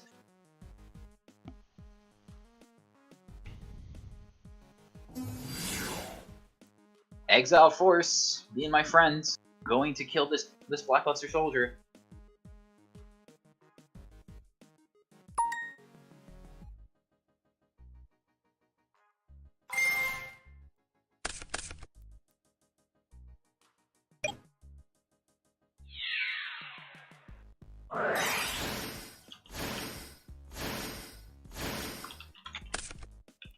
Scapegoat at it again.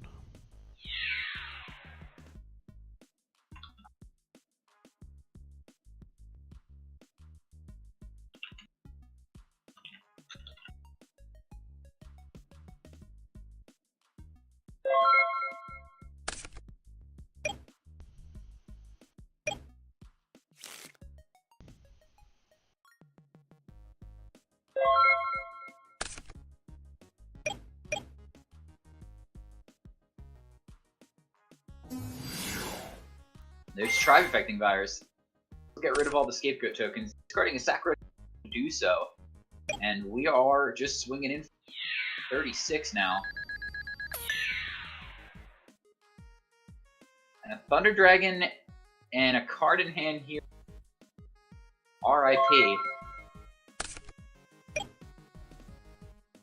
See off the top of the deck, Graceful Charity will unlock this hand. These Dust Tornadoes Dust really, Tornado's a hell of a card. really put the nail in the coffin. Shouldn't underestimate the power of just a single NFT.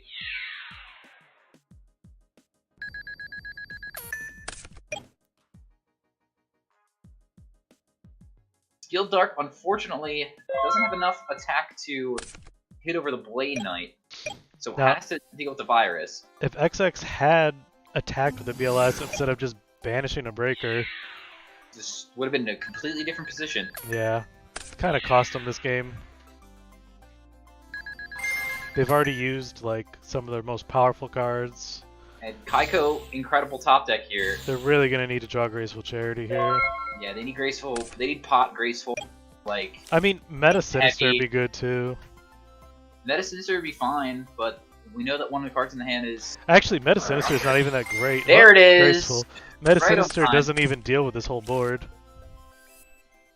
No. It's gonna get rid of that last Thunder Dragon and a Kaiko. Can't still summon Chaos Monsters here. Must have a plan though, because Kaiku could have crashed with Kaiku at least. Has Skilled Dark instead. That's a bigger one. Again. So now we're looking at again if this Blade Knight just was not here and you attacked with the BLS. Yeah, these micro decisions costing people games. I mean, we could see a big Sakuretsu armor. Yep. Hit the blade. But does Dante have a Chaos Monster now? They're just gonna summon another one. Here you go. Deal with this. Looking in the grave. Putting it in defense and then setting a monster here. You surely just attack the set monster. Unless you got like a knock and you ripped it off the top.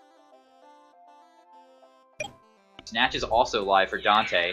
Yeah, just attacking the set monster. It's gonna be Sangam though. Search Exiled Force? Tsukiyomi. That's good. Yeah, they're not gonna have Exile.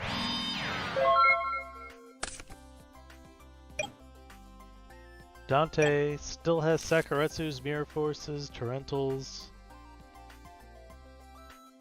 Anybody's game still.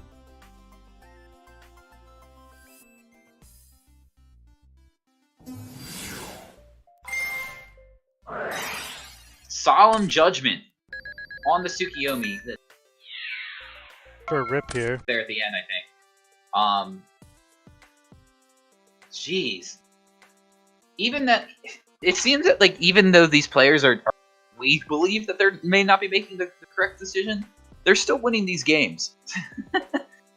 Well, Like we weren't sure about the. just because it's not what we think is the best decision doesn't mean it's not a like. That doesn't mean that it's a losing decision either. Right. Correct. So we're gonna see Skinny now versus who we've not seen at all this tournament. So I that'll think be we interesting. may have seen them.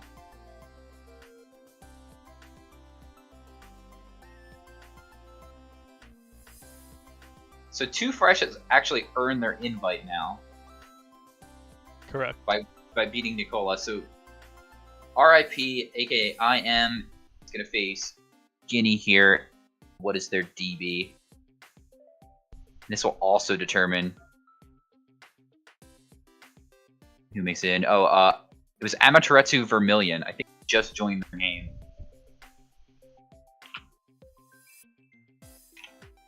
How? Well, mine is showing that there is 2 of that matchup. Okay, here we go. Not found the matchup. So this is losers semifinals. This is losers semifinals. So yes, the winner of this again will earn their invite to the Go Format World Championships. But that doesn't mean this tournament is over. still have $100 prize to play for. And the title. Yeah, and the title of being champion. a GOAT format champion. That is the most important thing we're playing for, to be honest. It does matter because it comes up for playing in events like the Clash of Champions that will be held next year. Won by Chris Perovic this year.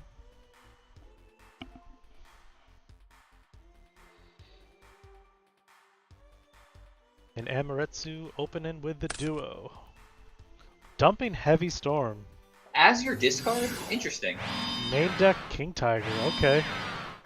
Okay. Oh, I see you. You want to discard Heavy Storm? I don't need this. Light of Intervention. Light of Intervention. Yeah, we have not seen this deck played yet today. Oh my gosh. However, yeah, I guess this is gonna be good against Rip's deck, right? I mean, he just beat a guy who was presumably siding King Tiger. We're gonna solemn this. We're gonna solemn this. Looking at the graveyard, what do I do? Yeah, I'll pay 4,000. Get rid of this guy. Go.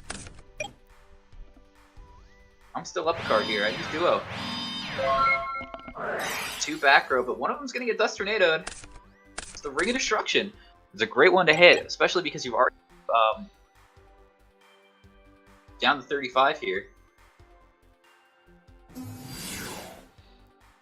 Adding Blade Knight to the board. Blade Knight's just a 2k attacker, it seems, in this deck with Light of Intervention up. Doesn't... The effect to negate flip effects won't come up due to Light of Intervention.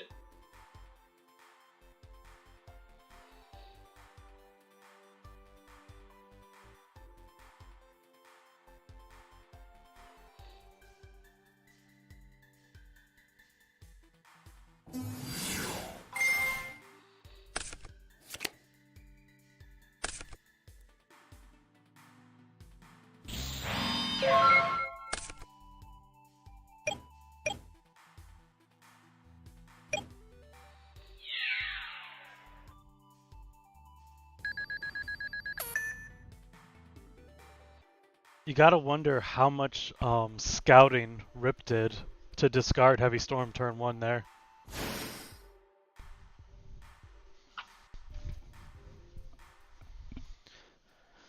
Like, if you know your opponent's playing Light of Intervention, Solemn Judgment, King Tiger deck, are you really gonna discard Heavy Storm turn 1?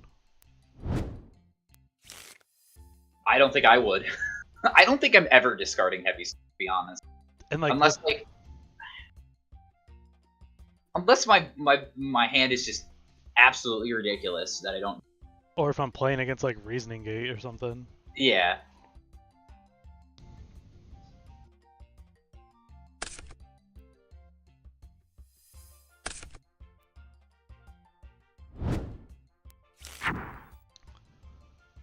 What just happened there?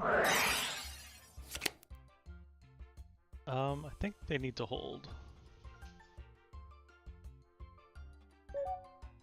Did he just summon? Oh, he tried to summon Suki? Tsukiyomi and then Light of Intervention or something, or he tried to set it. Okay, he's saying so. Oh, no, he attacked it, but it can't set because set. of Light of Intervention. Yep, gotcha. Got it.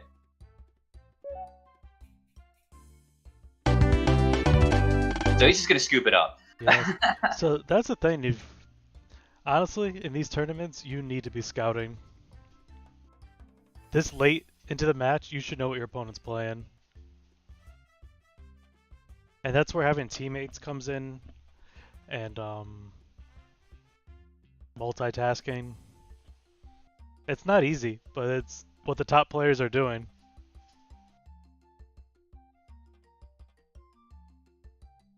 So game 1 will go to Amaterasu. Yeah, I mean, like, this is what when you're going to big Yu-Gi-Oh events, you should just be checking out, like, the top tables when you have a chance, just to see what people are doing.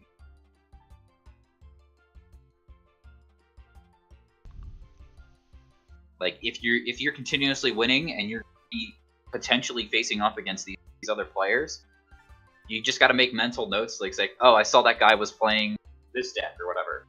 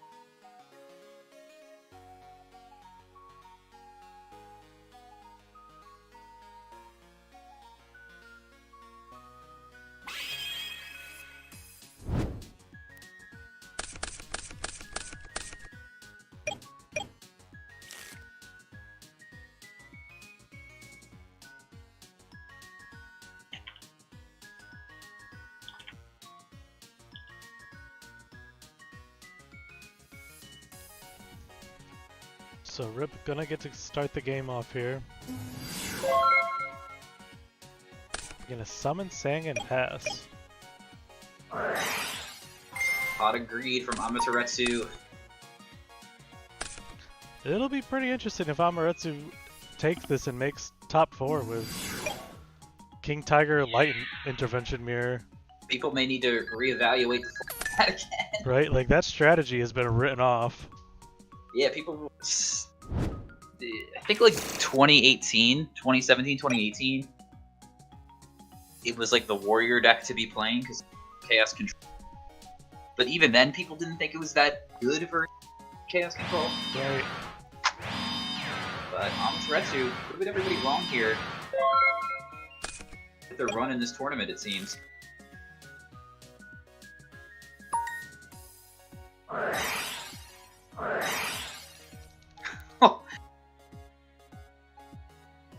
Draft does shoot Chain Light of Intervention. Gonna take a look at the hand.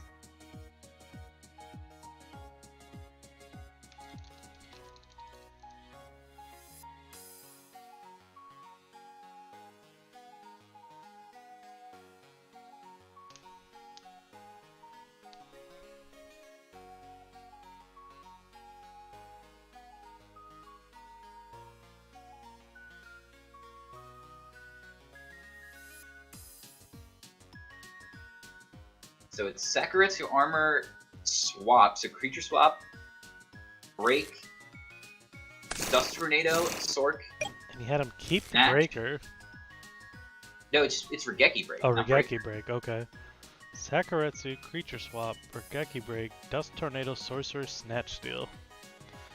I guess you just snatch attack?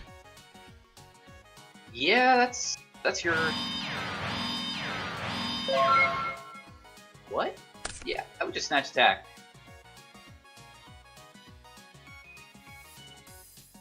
He just sets all of his traps here.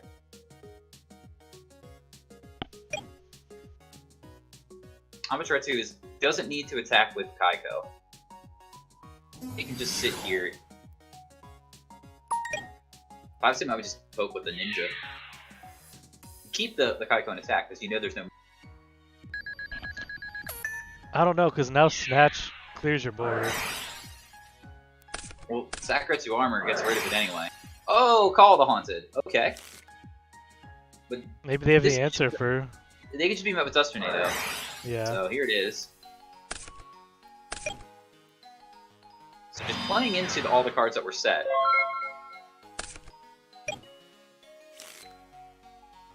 Keeping in swap, having swap for game 3 is very strange. Like,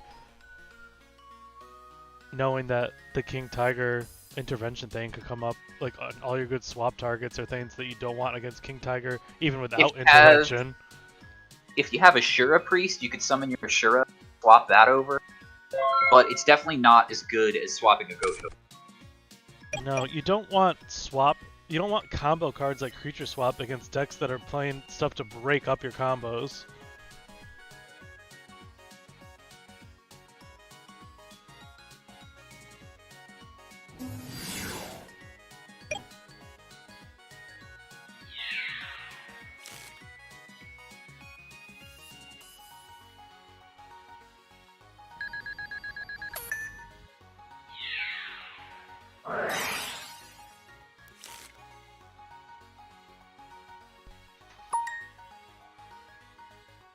And Rip really valuing the Snatch Steal here. Still has not played it. I'm gonna dump their BLS just to kill this Kaiku. Well, they have the Sork in the hand. Right, so that will be live. Yeah, they needed to Good make point. that live. Good point.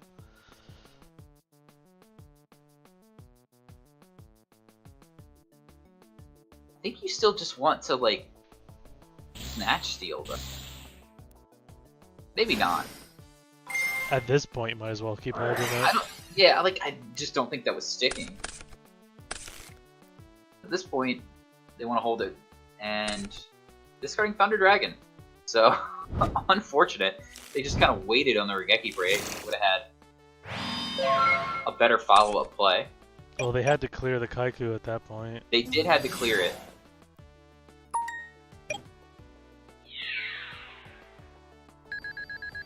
Drop down to 16. They are in ring for game range.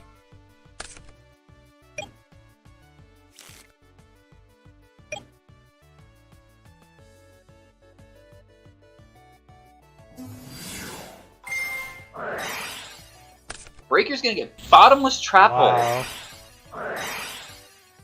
Snatch Steal on your thing, Solemn Judgment it. You just have 2 Thunder Dragons in the hand, dude. What are you gonna do? And I know you're face down. Gonna click Admit Defeat. And the King Amit's Rex Tiger Vermilion. gonna With King Tiger moving on, yeah. earn the invite with King Tiger.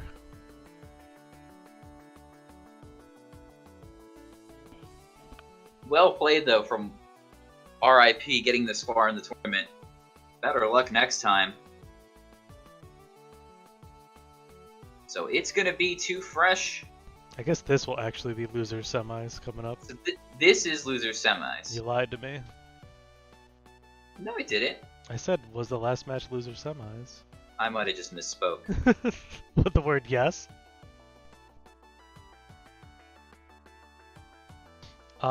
We are going to take a break, and we'll be back with loser semis. We're going to have these guys hold up for a moment here. So we'll see you back shortly with the loser semis of GOAT Format Championship 13.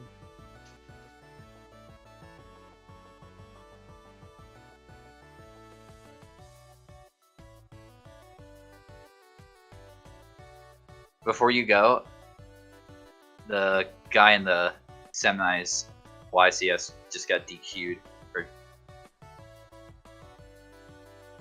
Yeah, so like you're supposed, it's a remote duel, so like playing a webcam.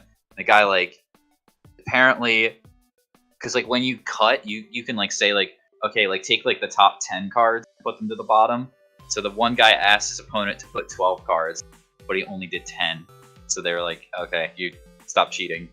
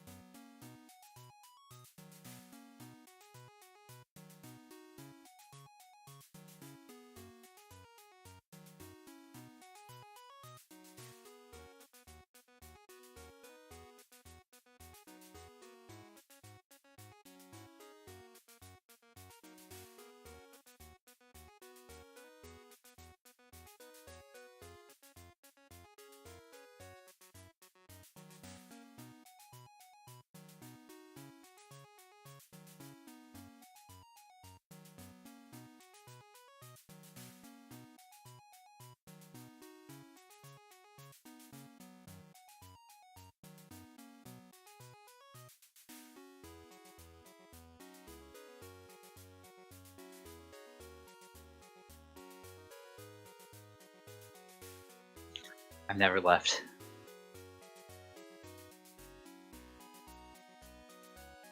Tell TK we can start him.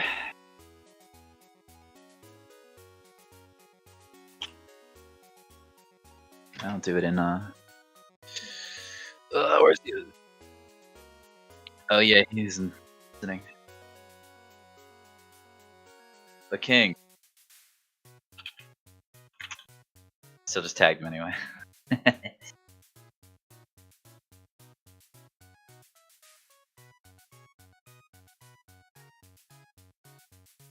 Too Fresh and Amaterasu Vermilion. You not remember 2 minutes ago?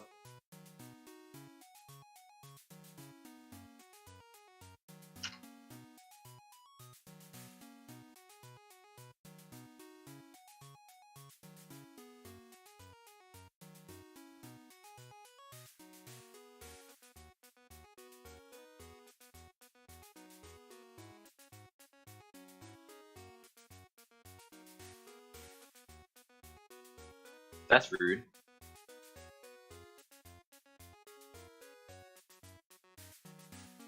Don't say that when you're live.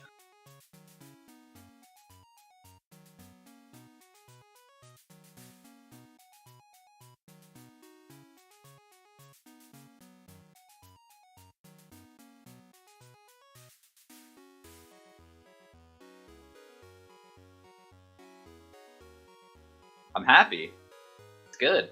I want Worlds to be big enough size. 40 players.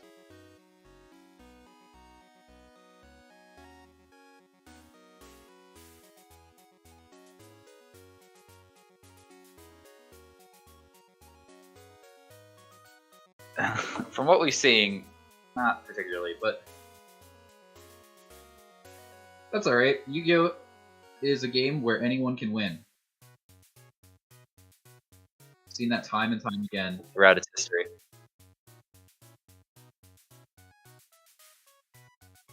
Yeah.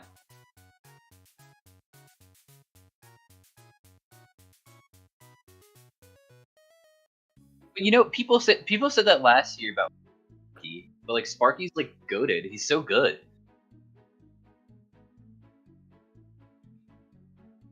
It's like 2 of the best players of all time, and then 2 of the best modern players. It was Rickler, Sparky, Dale, and Lazaro.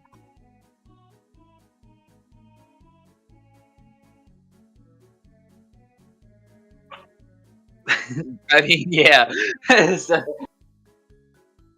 like, I love myself a Sparky, but he's not Lazaro Bolito.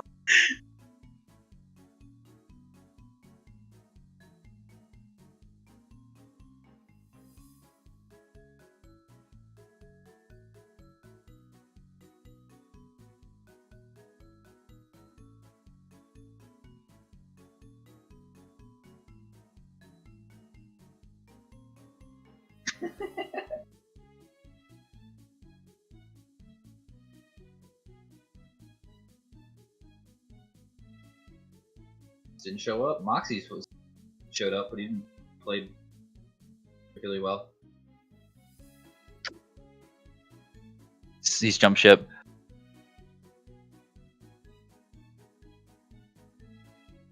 What did he play? Hold up. Pretty sure he played. He just played Chaos Turbo. It's Go Control. It's always been Go Control.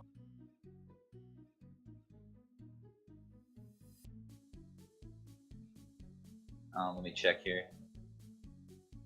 I don't see them playing.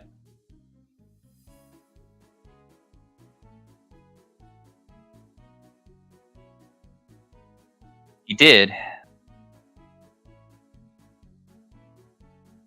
Acceptable.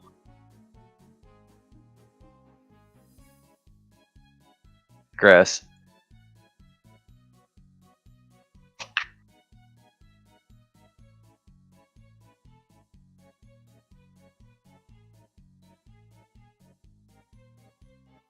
What if they drop the mic right now? It's like, what up?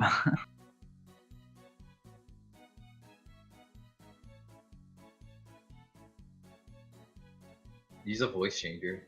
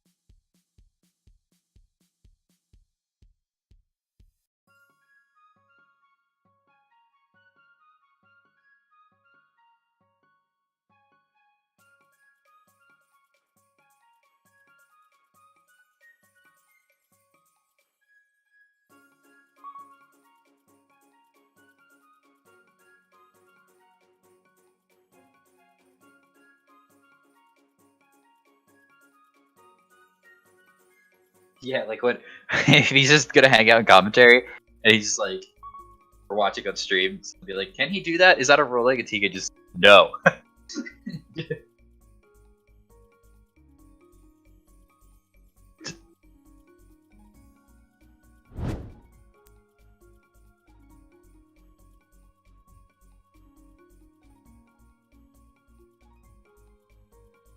We are back with the losers. Are we? Oh my gosh, I just clicked off Dueling Book. I did that last stream, so you're good. I hit the back button. We are almost in. This is losers finals? No, still loser semis, that's right.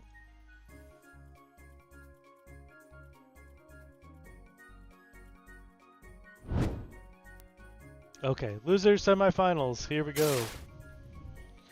Too Fresh gonna start it off. Mess, just tell the good people which decks these players are both using. Too Fresh is on a. They're on. What are they on? What are they on? That's the one I forgot too. They're on Chaos Warriors. Chaos Warrior, so not a good matchup for Amoretsu. King Tiger Light Intervention, not the answer for Chaos Warrior.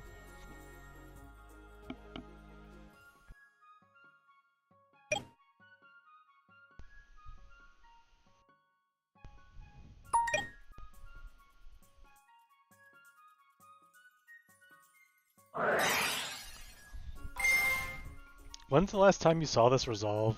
Heavy to 3 back row?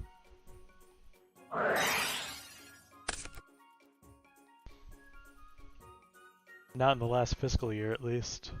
Never. I don't think I've ever seen that my entire life. I've had it happen against me because I set 3 without the Solemn, thinking they just won't play the heavy. Doesn't feel good.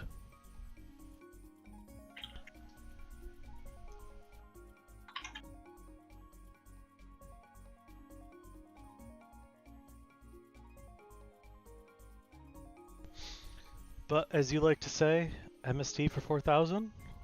Yeah, that's what the card does. MST for 4,000 and banish 1 Heavy Storm from your deck. Yeah. Send 1 Heavy Storm from your deck to the graveyard.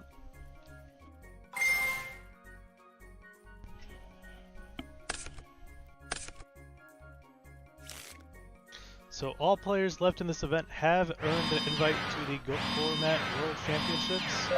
We are now playing for the pride of the championship as well as a crisp $100.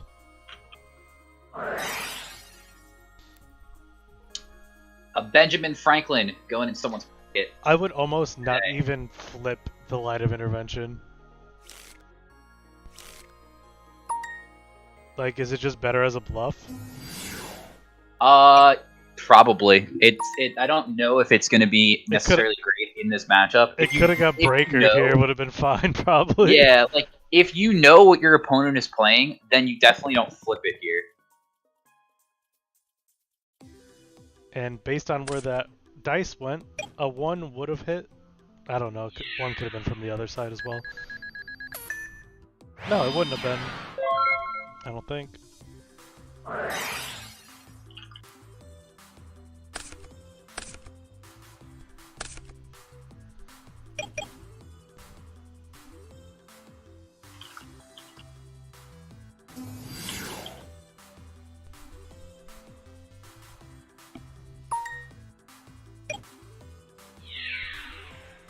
Yeah, now it's just like all those back rows been taken care of. And this Light of Intervention is just chilling, not doing anything.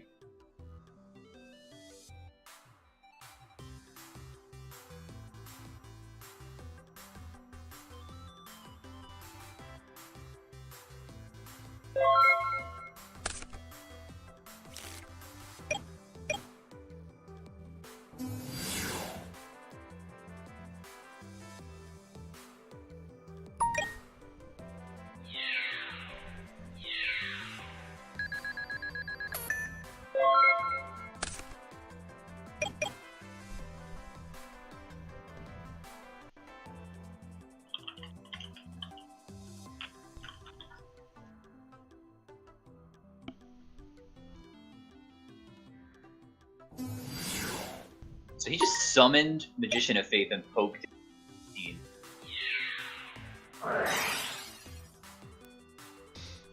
Hey, we saw it last week. Magician of Faith was a valuable beater.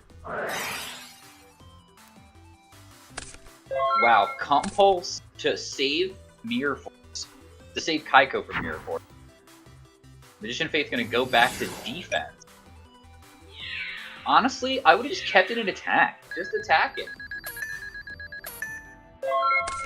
Yeah, you deal that extra 300, and now they can't use Premature Burial. You're not in any, like, life point range here. It's not like they're gonna Chaos you. Oh, I mean, I guess they could Thunder Dragon, summon BLS. They know the only card that's in their hand is Kaiko. They sent it back with, Right, so it could be Bolt. Thunder Dragon, top BLS, not likely. Or Graceful into BLS. But in this position, like, they could attack the... They have to summon Kaiko and attack the Magician of Faith, right? Right, but if they put it the Magician in attack mode and they Graceful into BLS, you lose. I think you just lose from BLS sticking on the board no matter what. I think attacking for 300 was right. Just limits options. I don't know. I don't want to risk losing. The Premature Burial is not going to be the end of the world. I'm gonna risk winning. Well, he just won here with his Blade Knight top deck.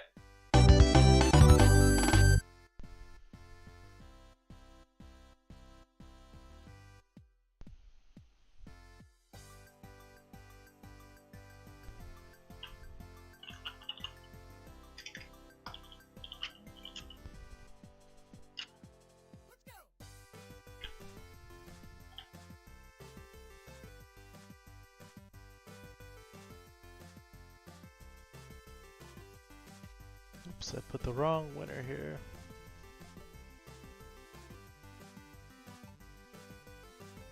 Yeah, Too Fresh taking a quick game one there, just beating down their opponent.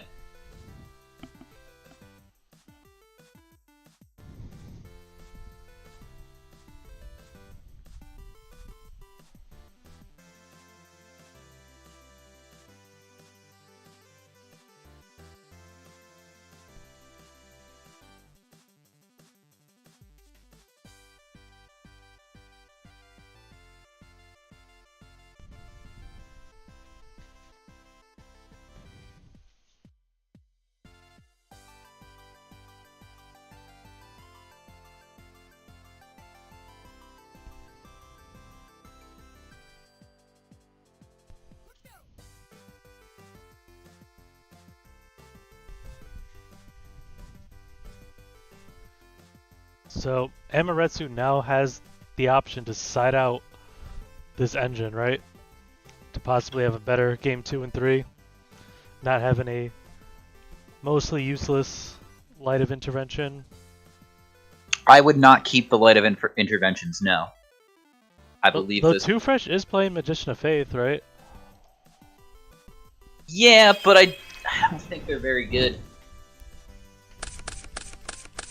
I think you probably could bring in, like, just Tornadoes. If you have them. I don't know what you take out. To be honest, I don't know what Amaterasu Vermilion's side deck looks like. You definitely want to keep in your King King Tiger, Tiger. apparently. but you don't want to. I don't think the Light of Intervention does that much. It's gonna flip it here and standby. Feel it. Yeah. I lied. Are you feeling it, Mr. Krabs? I'm not feeling it anymore. Oh, before the set. Maybe a little bit of lag on Amaterasu's end.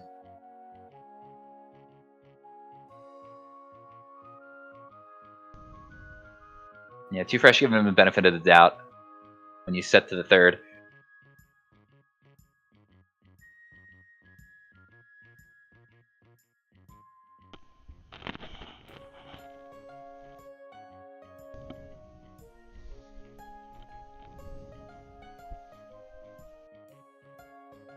Yeah, you Your can't. opponent, You can activate to a set.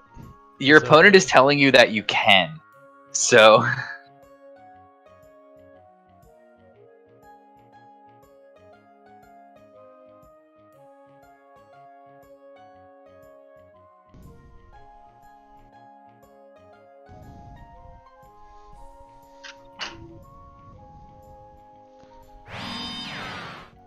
So I guess they're agreeing that he's chaining it when they set the monster. I mean, I think that is literally what happened. So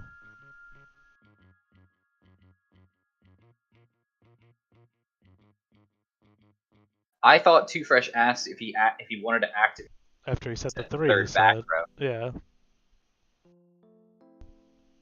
It's a legal activation either way. I think there was just a discrepancy between when Amaterasu wanted to activate the card.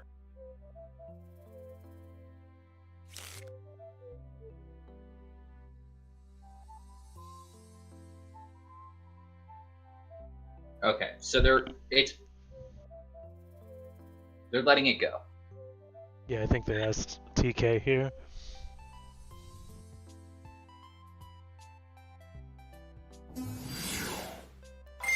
Which will be automatically destroyed. Yeah, that does not. You cannot retain priority there. Shout out to the players that did not enter GFC 13 today. I'm sure we'll see you soon.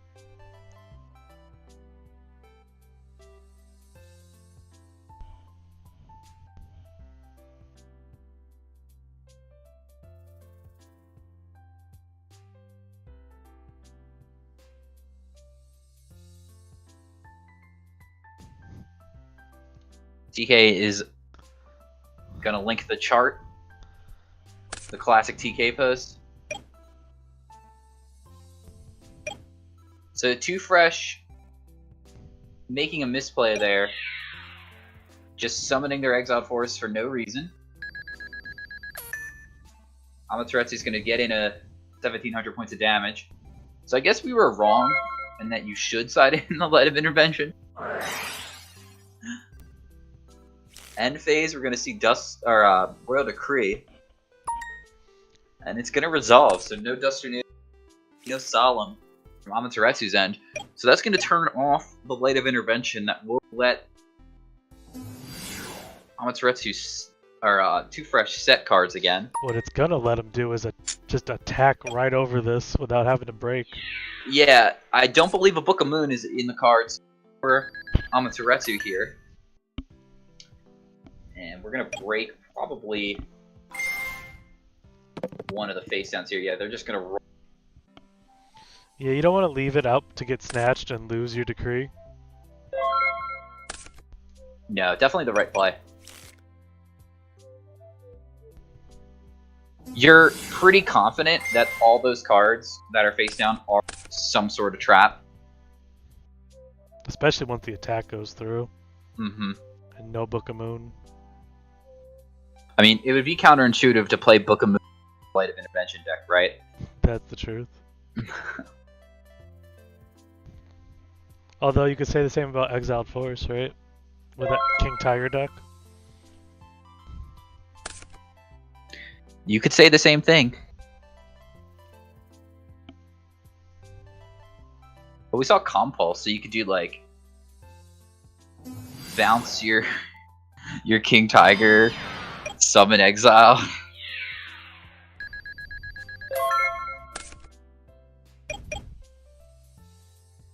Too Fresh is on Chaos Warriors. It's, I think we saw it earlier, kind of a strange pick to see Decree from this deck, especially the deck that like wants its traps.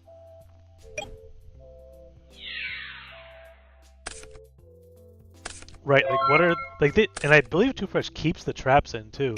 So Too Fresh could have 3 dead cards right now. Oh, I spoke too soon. One of them is Rhoda here. Now, be interesting is that if you got like the Trapper through and just started attacking and using Decree plus Cliff, but that also brings you, like you're saying before, into a weird territory with Snatch, where if you ever get that Cliff, they can answer the Decree with your own Cliff.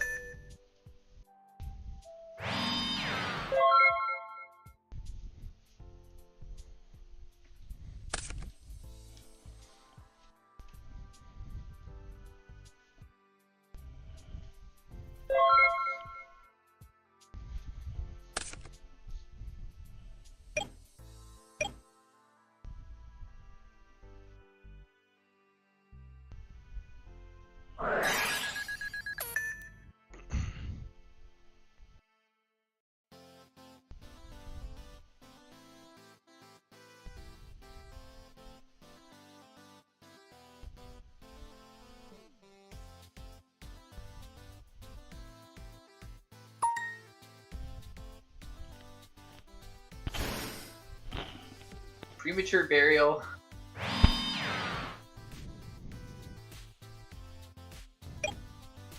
$4,000.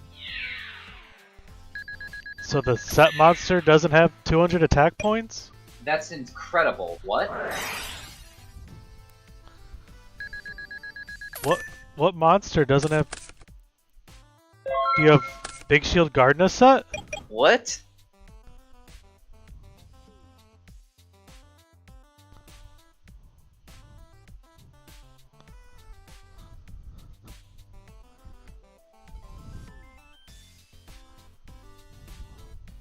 It's not looking too good after the duo regardless. Maybe Dark Mimic level 1?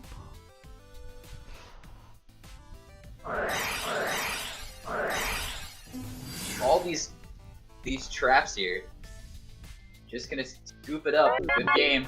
It's Too Fresh. 2-0 over the. Thanks for this. Thanks for the King Tiger. subscription, Mewtwo Struck Back. Appreciate it. Alright, so we'll be back shortly with Losers Finals after another quick break. See you guys soon.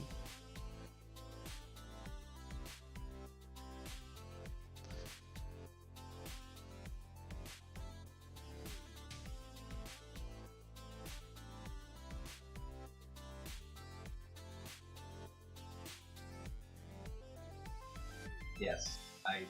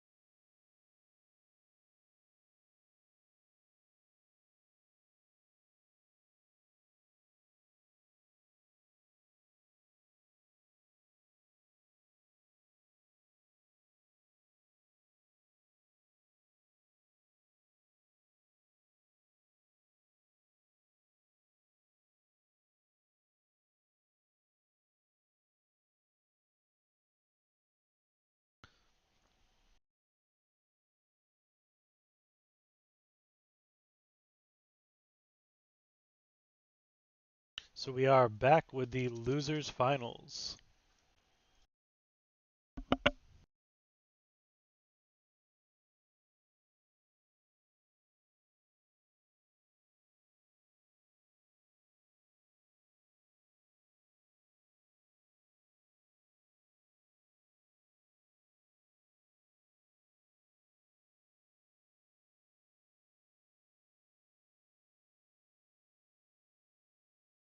Two fr two fresh two fresh lost to Jerry to get sent to losers.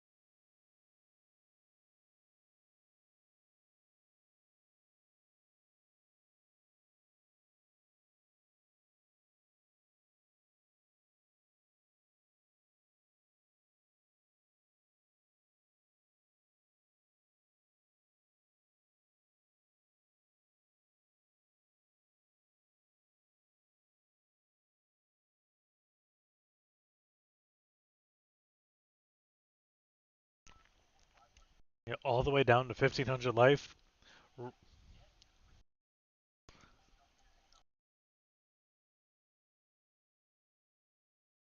All right. And I did have the score wrong, but Two Fresh corrected it for me.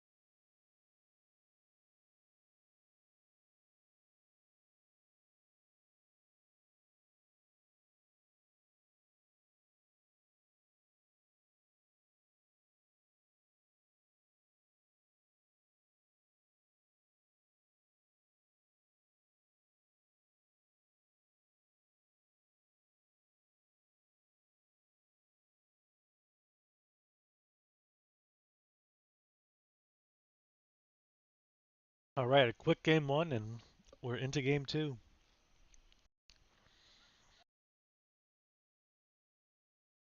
Right. Jerry gonna start it off with Graceful Charity for game two.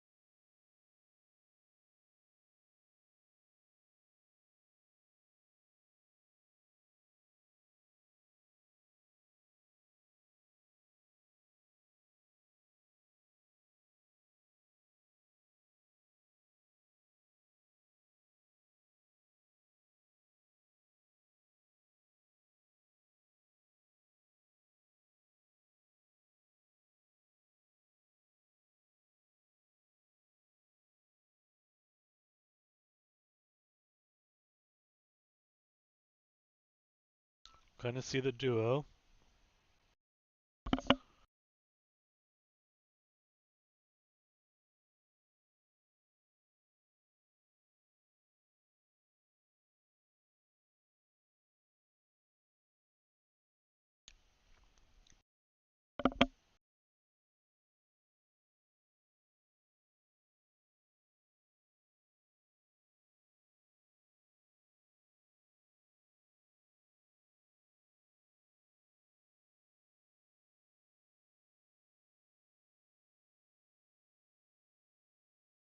So we have reinforcements.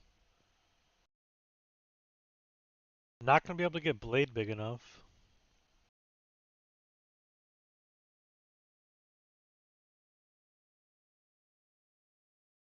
Okay, can they get it big enough? Yes. Correction on my end. Some spell or trap.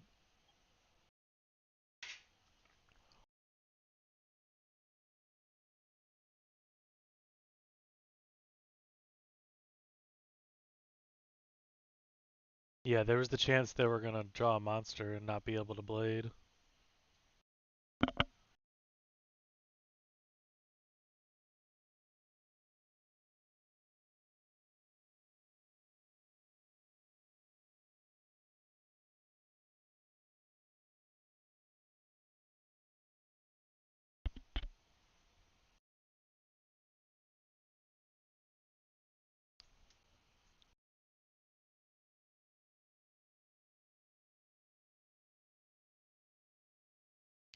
This is a rough spot for Sead, aka Jerry.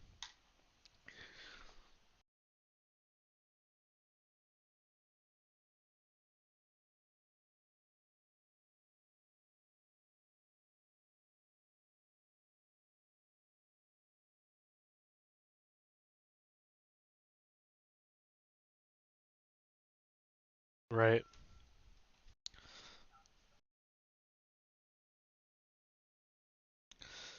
I mean, they're not out of this match yet, but it's not looking good either.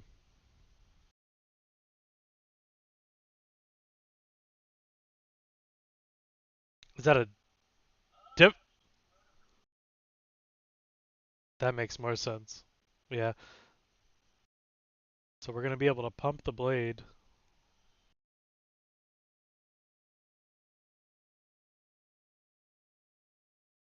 And some sort of bluff here set, because this card has been useless. Dust Tornado. Gonna hit the Rhoda. Didn't Dust Tornado.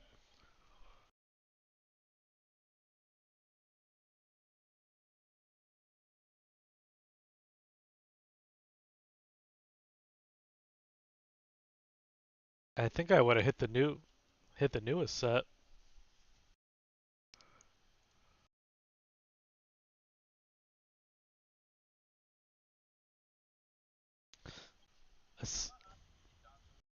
Oh boy.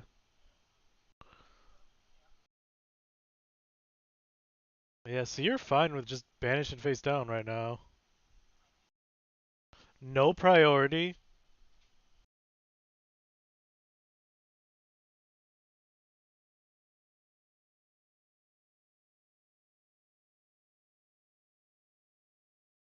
Ugh, it's even more reason to just banish.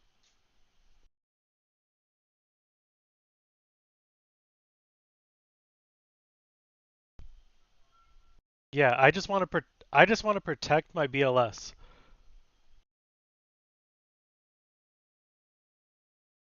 Yeah, that was some with the solemn. I mean, he still would have. I guess he still would have got rang for game after they wrote it for exiled, but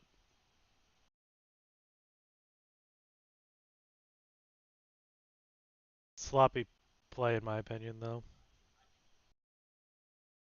You don't know they have ring. Okay, so we are moving on to grand finals.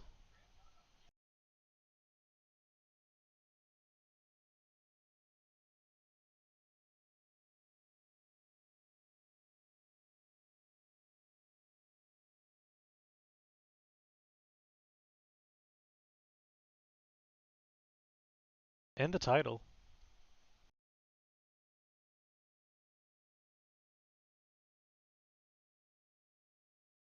I mean, I believe it really is.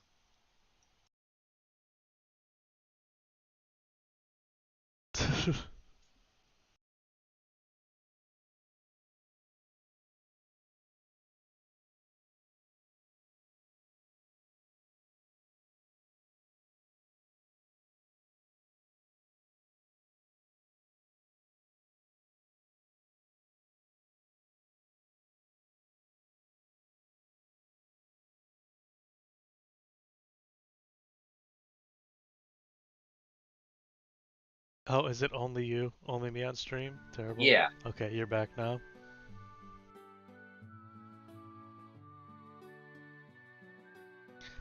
Thanks, Shadow, for the info.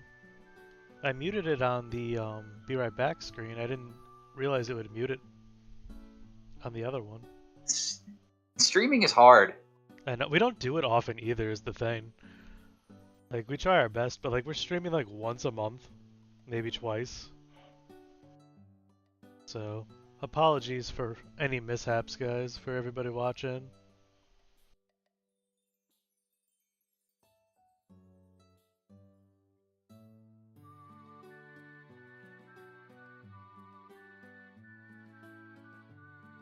I at least got all of that top-notch Lucas commentary on my end.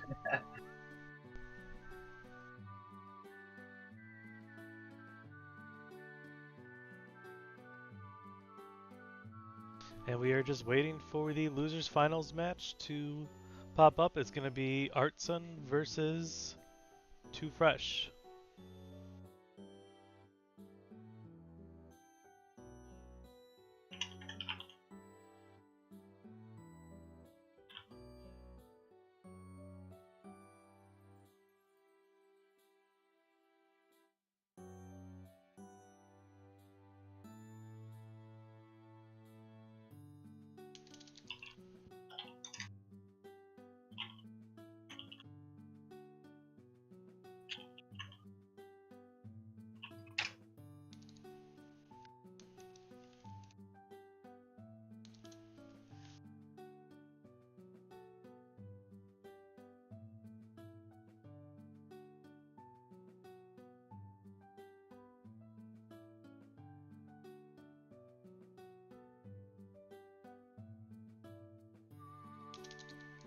So it's going to be Chaos Warrior versus Chaos Control.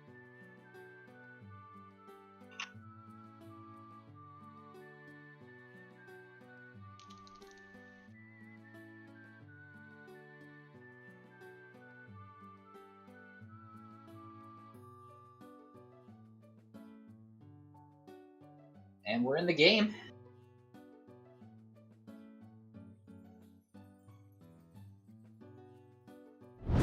Here we go.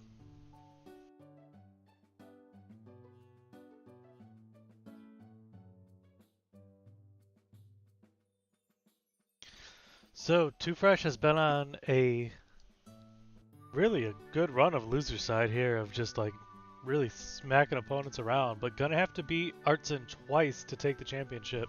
Yeah, so that's the benefit of being on winner's side. So you get 2 lives here. Still a best of 3 match each time. So they can even afford to like lose 2 and then just like come, you know.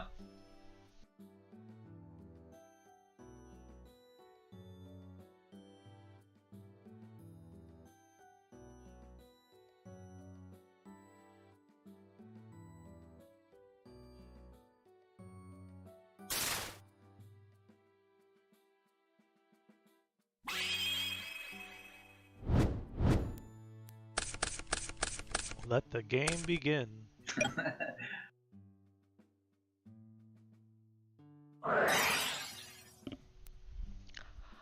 Artsoda here is going to start duo. Hitting Blackluster Soldier, getting to the hand. Upstart Goblin. Upstart Goblin. Upstart Goblin. Upstart Goblin.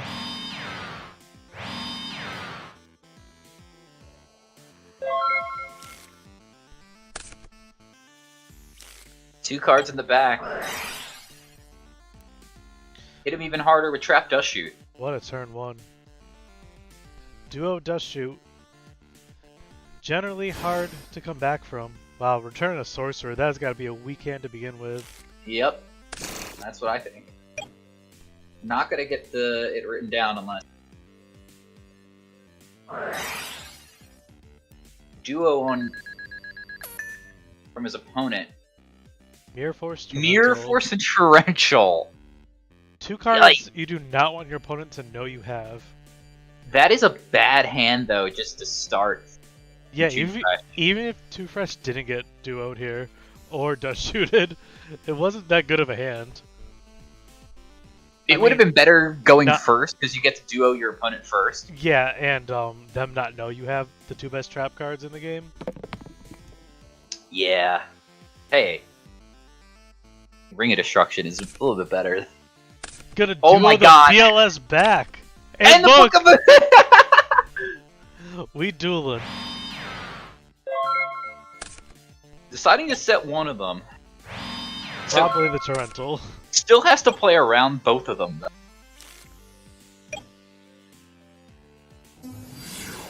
Here comes DD Assailant. Putting a monster on the board. Let's see if this survives.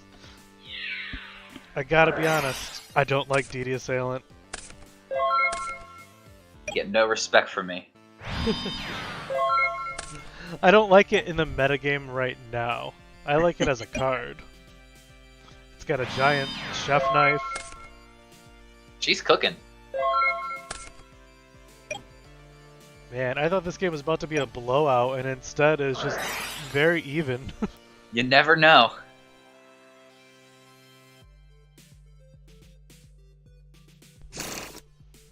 So thinking here. Thinking about how to pull the Donzalug out of the deck onto the field. Well, we may see a Solemn from Arts 1, right?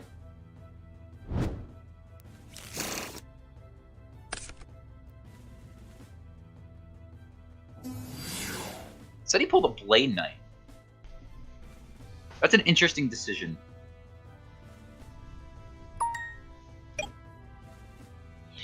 Considering you already have a light in the grave, I mean, I don't know if Too Fresh plays Sorcerer. I want to say they don't. A Sorcerer was put back. Oh, so they do. So Don was the better choice then.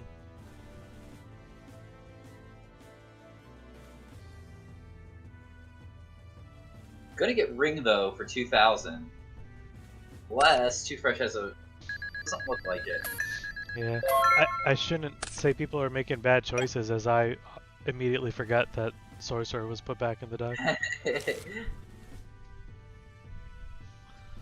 However, it does not make my judgment wrong that Donzalug probably made more sense there. No, I think Donzalug was better than... with a Mirror Force to back it up. You have Mirror Force and Torrential set. So even if something did happen to him, fine with her.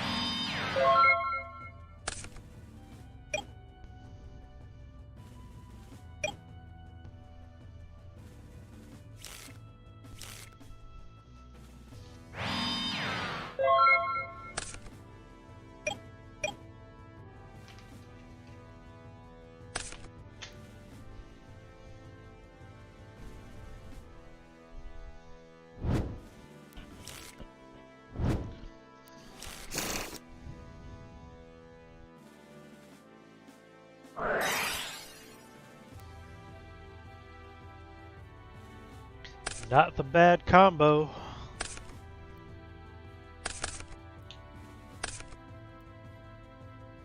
Card Destruction and Thunder Dragon are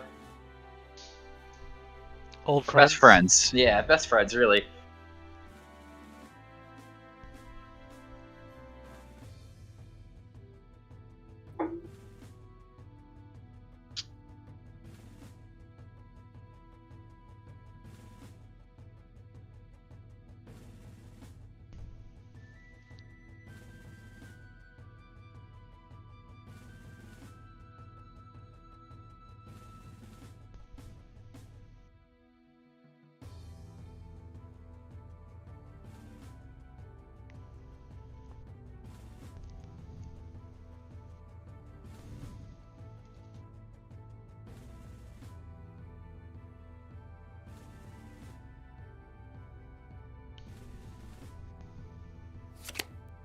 flip it up. Magician of Faith. We got a card destruction again? Maybe. Could grab book and just hit for 300. That would be the mark play. Nope, But we're no, digging deep. This is the true man's play. Get the card destruction, add it back to your hand, put it back on the board, draw 3 cards. One just wasn't good enough. Oh, alright. Prove me wrong. Tack in for 300. Magician of Faith beatdown. So if you're not going to play the card destruction, you should take the Book of Moon. Right? Yes.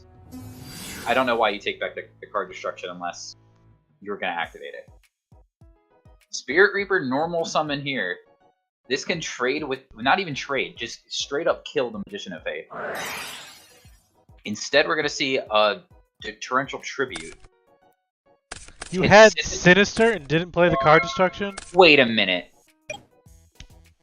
What if you were trying to next level your opponent though?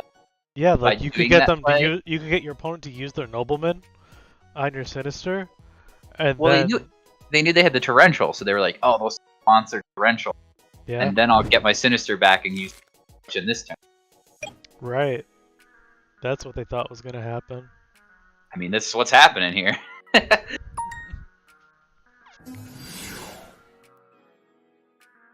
Breaker the Magical Warrior instead is the follow-up.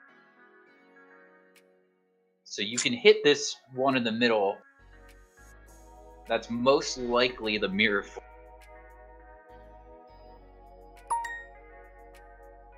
And it's gonna go through. And middle one, Mirror Force, swing in. Still not playing the card destruction. We're gonna wait for Maybe- Night Assailant. Why not? Maybe they just wanted to have it in their hand. Felt like Disappear was an option, you know?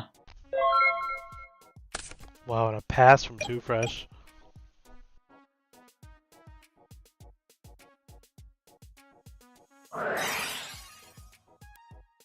Here's Graceful now. This will pair well with the Sinister. I will say, not taking the Book of Moon when you know your opponent has the Torrential is a good play.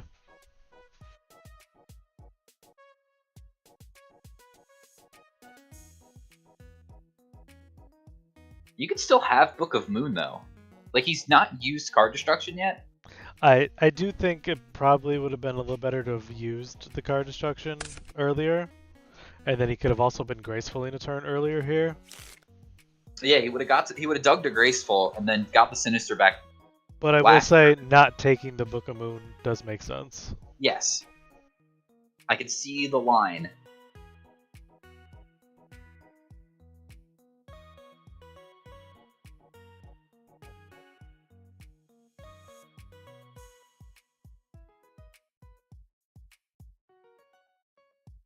What if you just got Upstart though?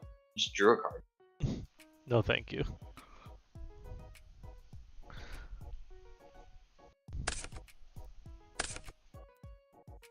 Yeah, discarding Knock, not the greatest in this matchup. Yeah, kept. This is no game. Just one. game one. I mean, if they're gonna be setting like GD Assailants and Warrior Ladies, too bad, but it's very few and far between. Got a Reaper. Yeah, the Reaper It's as not. well. It's not the worst card in this match, but Interesting choice. Reaper kind of Yeah. serves the dual function of being able to. summon Ursa.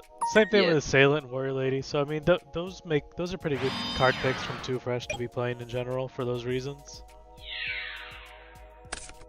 Wow, that's gonna go through. Defensive options. I think we're Yeah, gonna I see the mean- card destruction now. Well, didn't have it before. Do it now. There's Scapegoat. Do it First goat to the now, match. Gohan.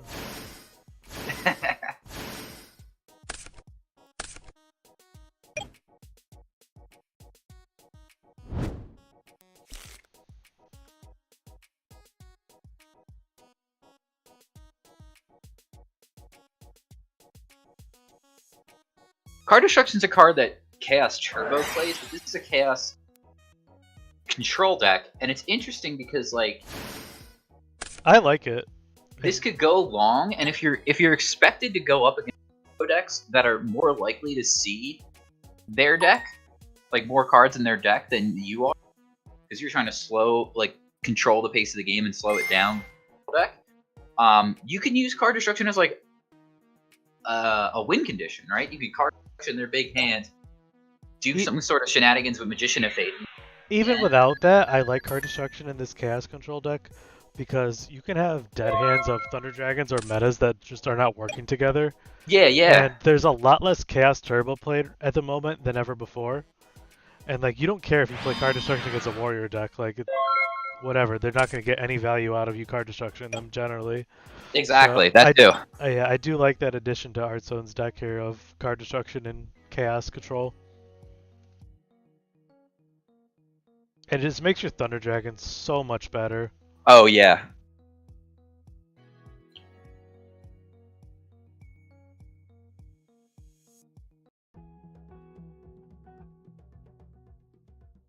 Did see the Night Assailants as well, I believe, earlier in the day. So, I mean, Card Assailant doing that loop, or even just getting back Magician of Faith or something. Thousand Eyes Restrict, though, locking the game down here. Took that Blade Knight up. Heavy Storm. Only 1900 life points left for Too Fresh. Yeah, Too Fresh does not like where that's looking. Just solemn your solemn. We keep seeing this. You know, I had to read that Hearthstone had a solemn because earlier in the match he was thinking about using something. So Heavy gonna resolve here.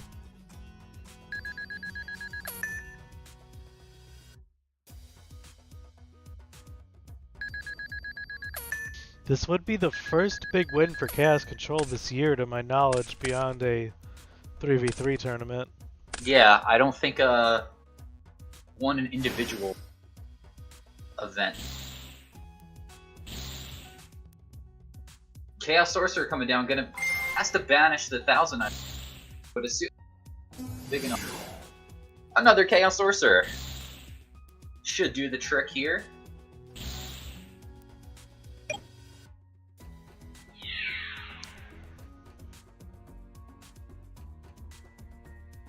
Unless we see Karibo. Highly doubt this. Going into game 2.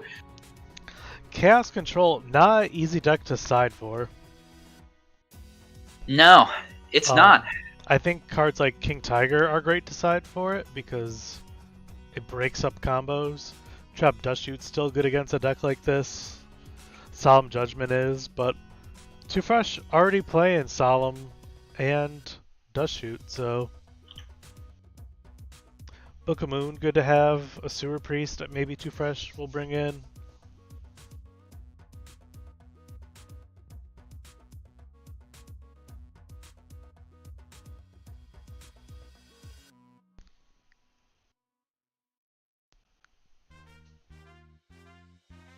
Yeah, if you do have Book of Moon, I think you want it in this matchup. If you have a you definitely want it. I don't know what else you could bring in. I mean, I think Too Fresh was the one with Decrees, right? In his warrior list. I don't know if you want to bring in your Decree, because Scapegoat is going to be a card that you have to still contend with. It does nothing versus that.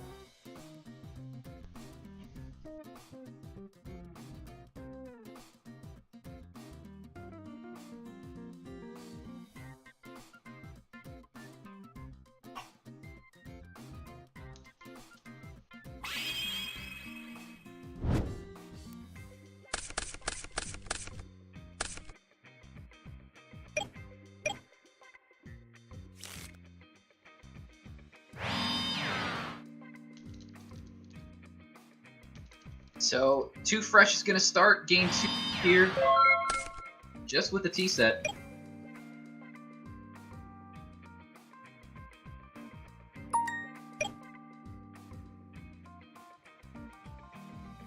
Not what he dreamed up. I wouldn't think. Nobleman a crossout. Coming in from, or staying in, potentially, from his own side. That definitely is a non-standard side deck option now. I did mention this before, that people don't often side out Nobleman a crossout when they're playing Warriors. More importantly, that was a not hit a exile.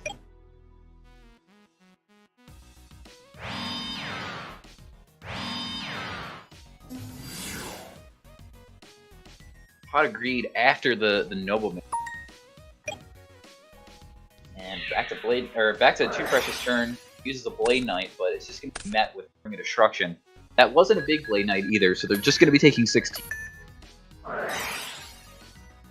And Nobleman a crossout now of Too Fresh's own, clearing a Dekoichi.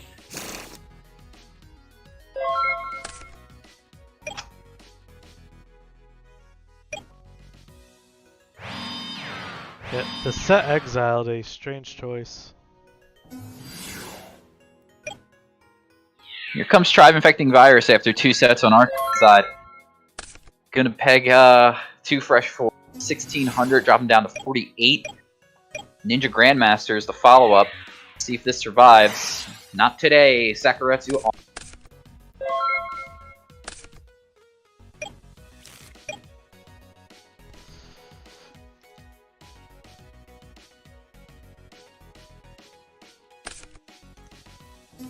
Sacking this off for Jinzo. And that's sticking. 2400 down to 24. Too Fresh has to find an answer. Does he have a dark in the graveyard? No, just 2 lights.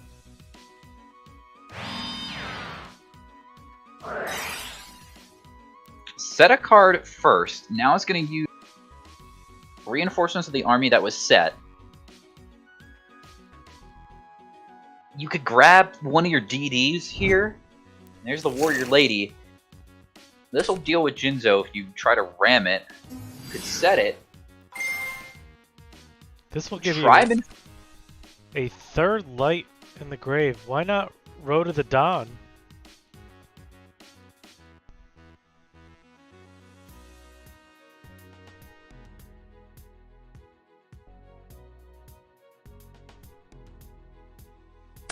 Yeah, I'm not sure.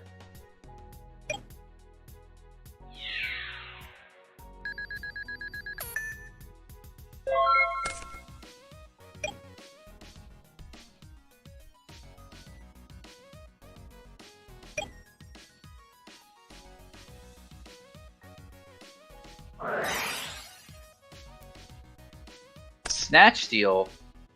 Gonna try to take Tribe Infecting Virus, but Book of the response.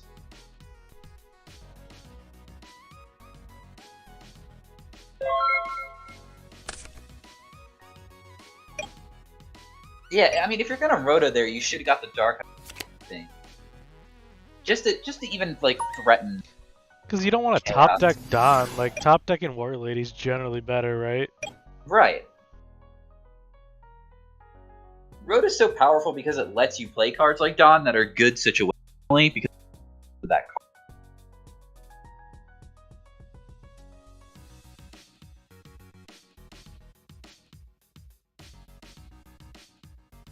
card. So Solemn on the Drop you down to Kaito. 24. 16 here. No Ring of Destruction. Tsukiyomi normal summon.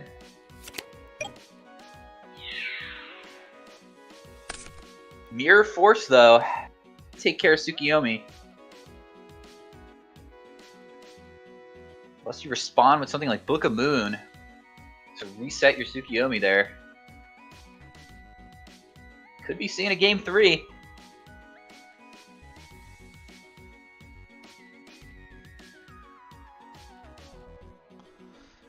800's not a lot of life. Ukazi. God, I have lost to Ukazi in Yu-Gi-Oh! Where Yu-Gi-Oh! in Yu-Gi-Oh, yeah. Get him. So Book of Moon, to protect himself from the Mirror Force there, more importantly, this will protect Sangan from dealing a lethal 1000.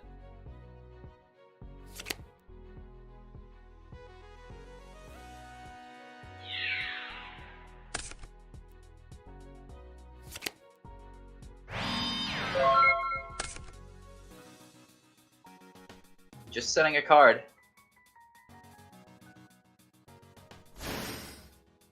Special summon Thunder Dragon and seed the game. 3.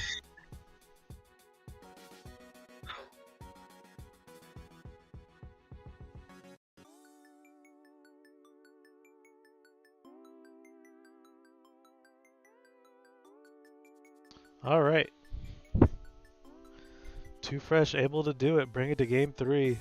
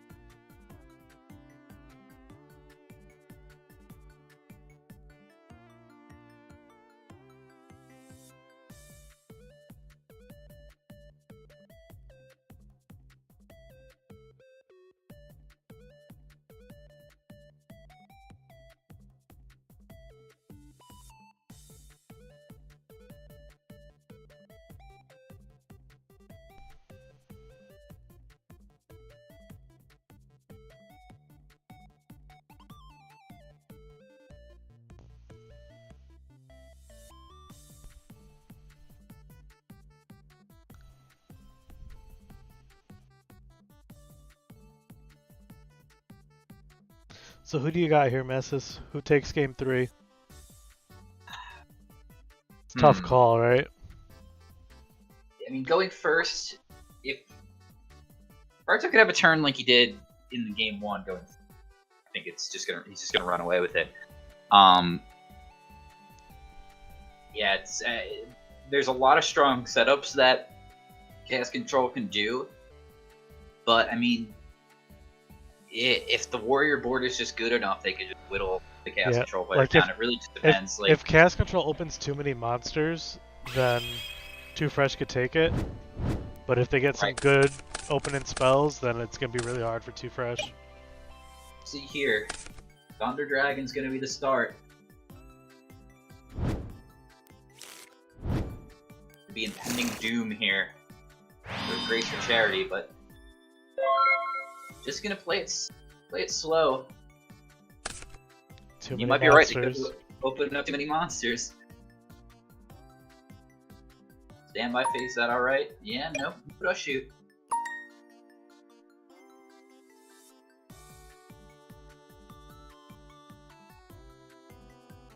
Alright. Mystical Space Typhoon hitting heavy. Tried to get him with the Pro Storm. Doesn't work for you. Donnie boy. Already taken the 14 off. Wonder if you just get something different just to mess with him. I mean, he didn't take Don when I thought he would earlier. Yeah. DD Assailant, solid monster to be on the board at the moment. Taking Blade Knight. I guess if you got the Solemns to back it up. What we call the Whopper. This is the Whopper Junior. You don't got the 5 set. This is one of their chicken sandwiches. Oh, the new chicken sandwich though. Yeah. It's not the new one. This is the Impossible Whopper. The Impossible Whopper, there you go.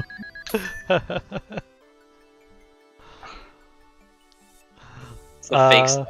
Art Zone's life look very not correct. Yeah, you should be at a clean 6,000. I understand why you don't want to search Dawn in this spot, because there's 2 Thunder Dragons in the hand, and you just, like... I'm still taking Dawn. It's like a 1/3 chance you... Know who survives this? Don Zaluk. Donald Zaluk. Well, okay, his name is not Donald. He's the Don of the Dark Scorpions. No, it's Donald. He's the Don of the Dark Scorpion gang. Okay, so him and Donald Duck both don't wear pants, but it's Donald- not short for Donald. He does wear pants, actually. Those aren't pants. Of him wearing pants. Unless it's like a bodysuit. Technically, there's pants on the bodysuit. Upstart into Graceful. I presume we're just gonna discard our Thunder Dragons. Not. If not, then Too Fresh is in trouble.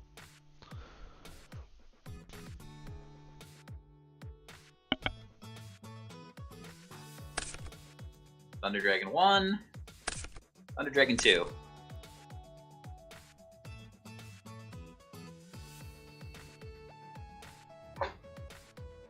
Normal summon the Tsukiyomi, but still hasn't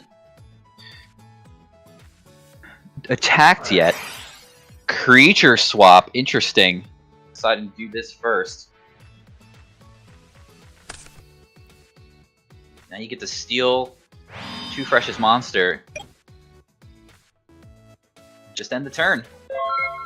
Gonna have to deal with your own Blade Knight, Too Fresh.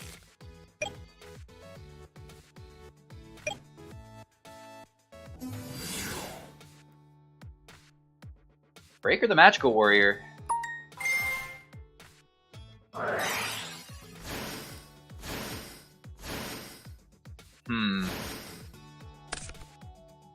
I guess this is fine.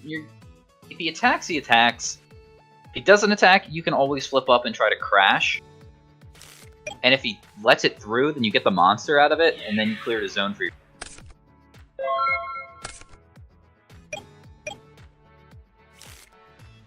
Too Fresh unlocking the board here. No Tsukiyomi follow-up play.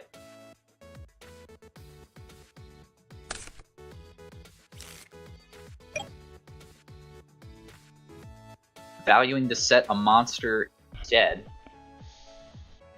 I'm going to set a back row as well.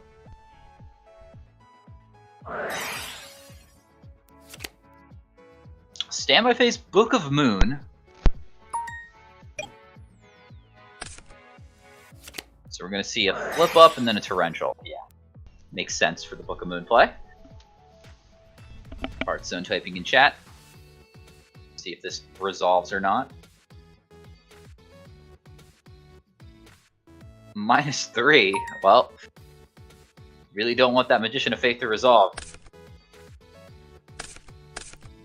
It was actually Dekoichi, though.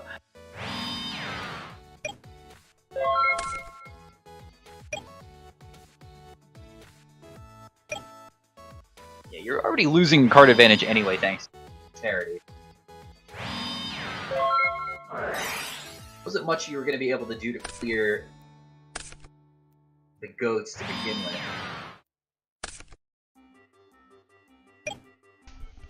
Dustodito taking care of a Solemn Judgment. Gonna set the card in hand right after. Top deck Delinquent Duo. Only going back down to 8,000 because of the upstart. Yeah, still a lot of life to work with for players. He's gonna hit Knight Assailant and Tribe Infecting Virus. Tribe's a decent hit. Knight Assailant is not what you... Man, so what cards did Hearthstone cut to fit all of the Chaos Turbo and the metas and the goats in the same deck?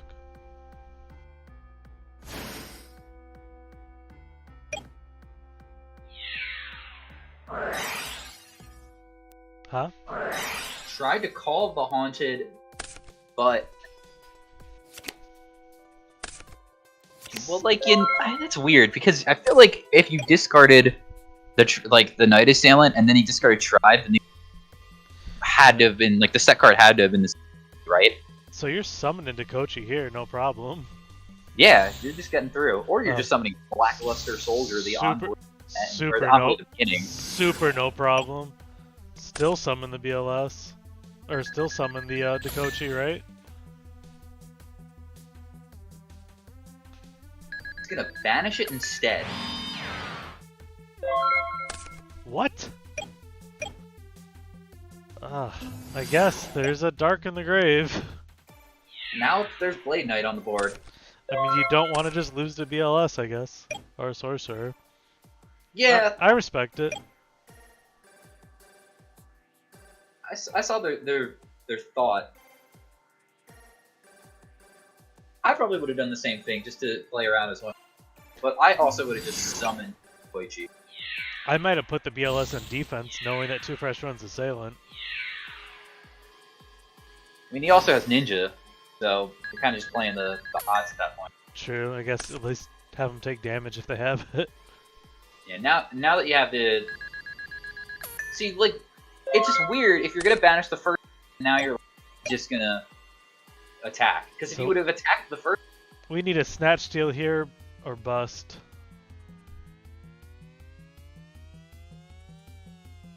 Yeah, Snatch Steal would be very good. We got Light and Dark. Like you said, why banish before and not now? Definitely a... It doesn't make sense to do one then not the other. Yeah, if your game plan was to stick the BLS, well, top deck doesn't win for game either way. And that'll do it. Congratulations to ArtZone on becoming a GOAT format champion. Yeah, congratulations! GFC 13 champion! So, we will update the calendar for GoatFormat.com this weekend. So check tomorrow afternoon at least, and you'll see some upcoming events. We will have sure. GOAT Format Championship 14 coming up, Patreon Championship, World Championship Qualifier coming up. We do not have a date yet either for FLC 20, I think they're about to be on, but I'm sure that is in the works as well. So yeah, check out GoatFormat.com, guys, and we'll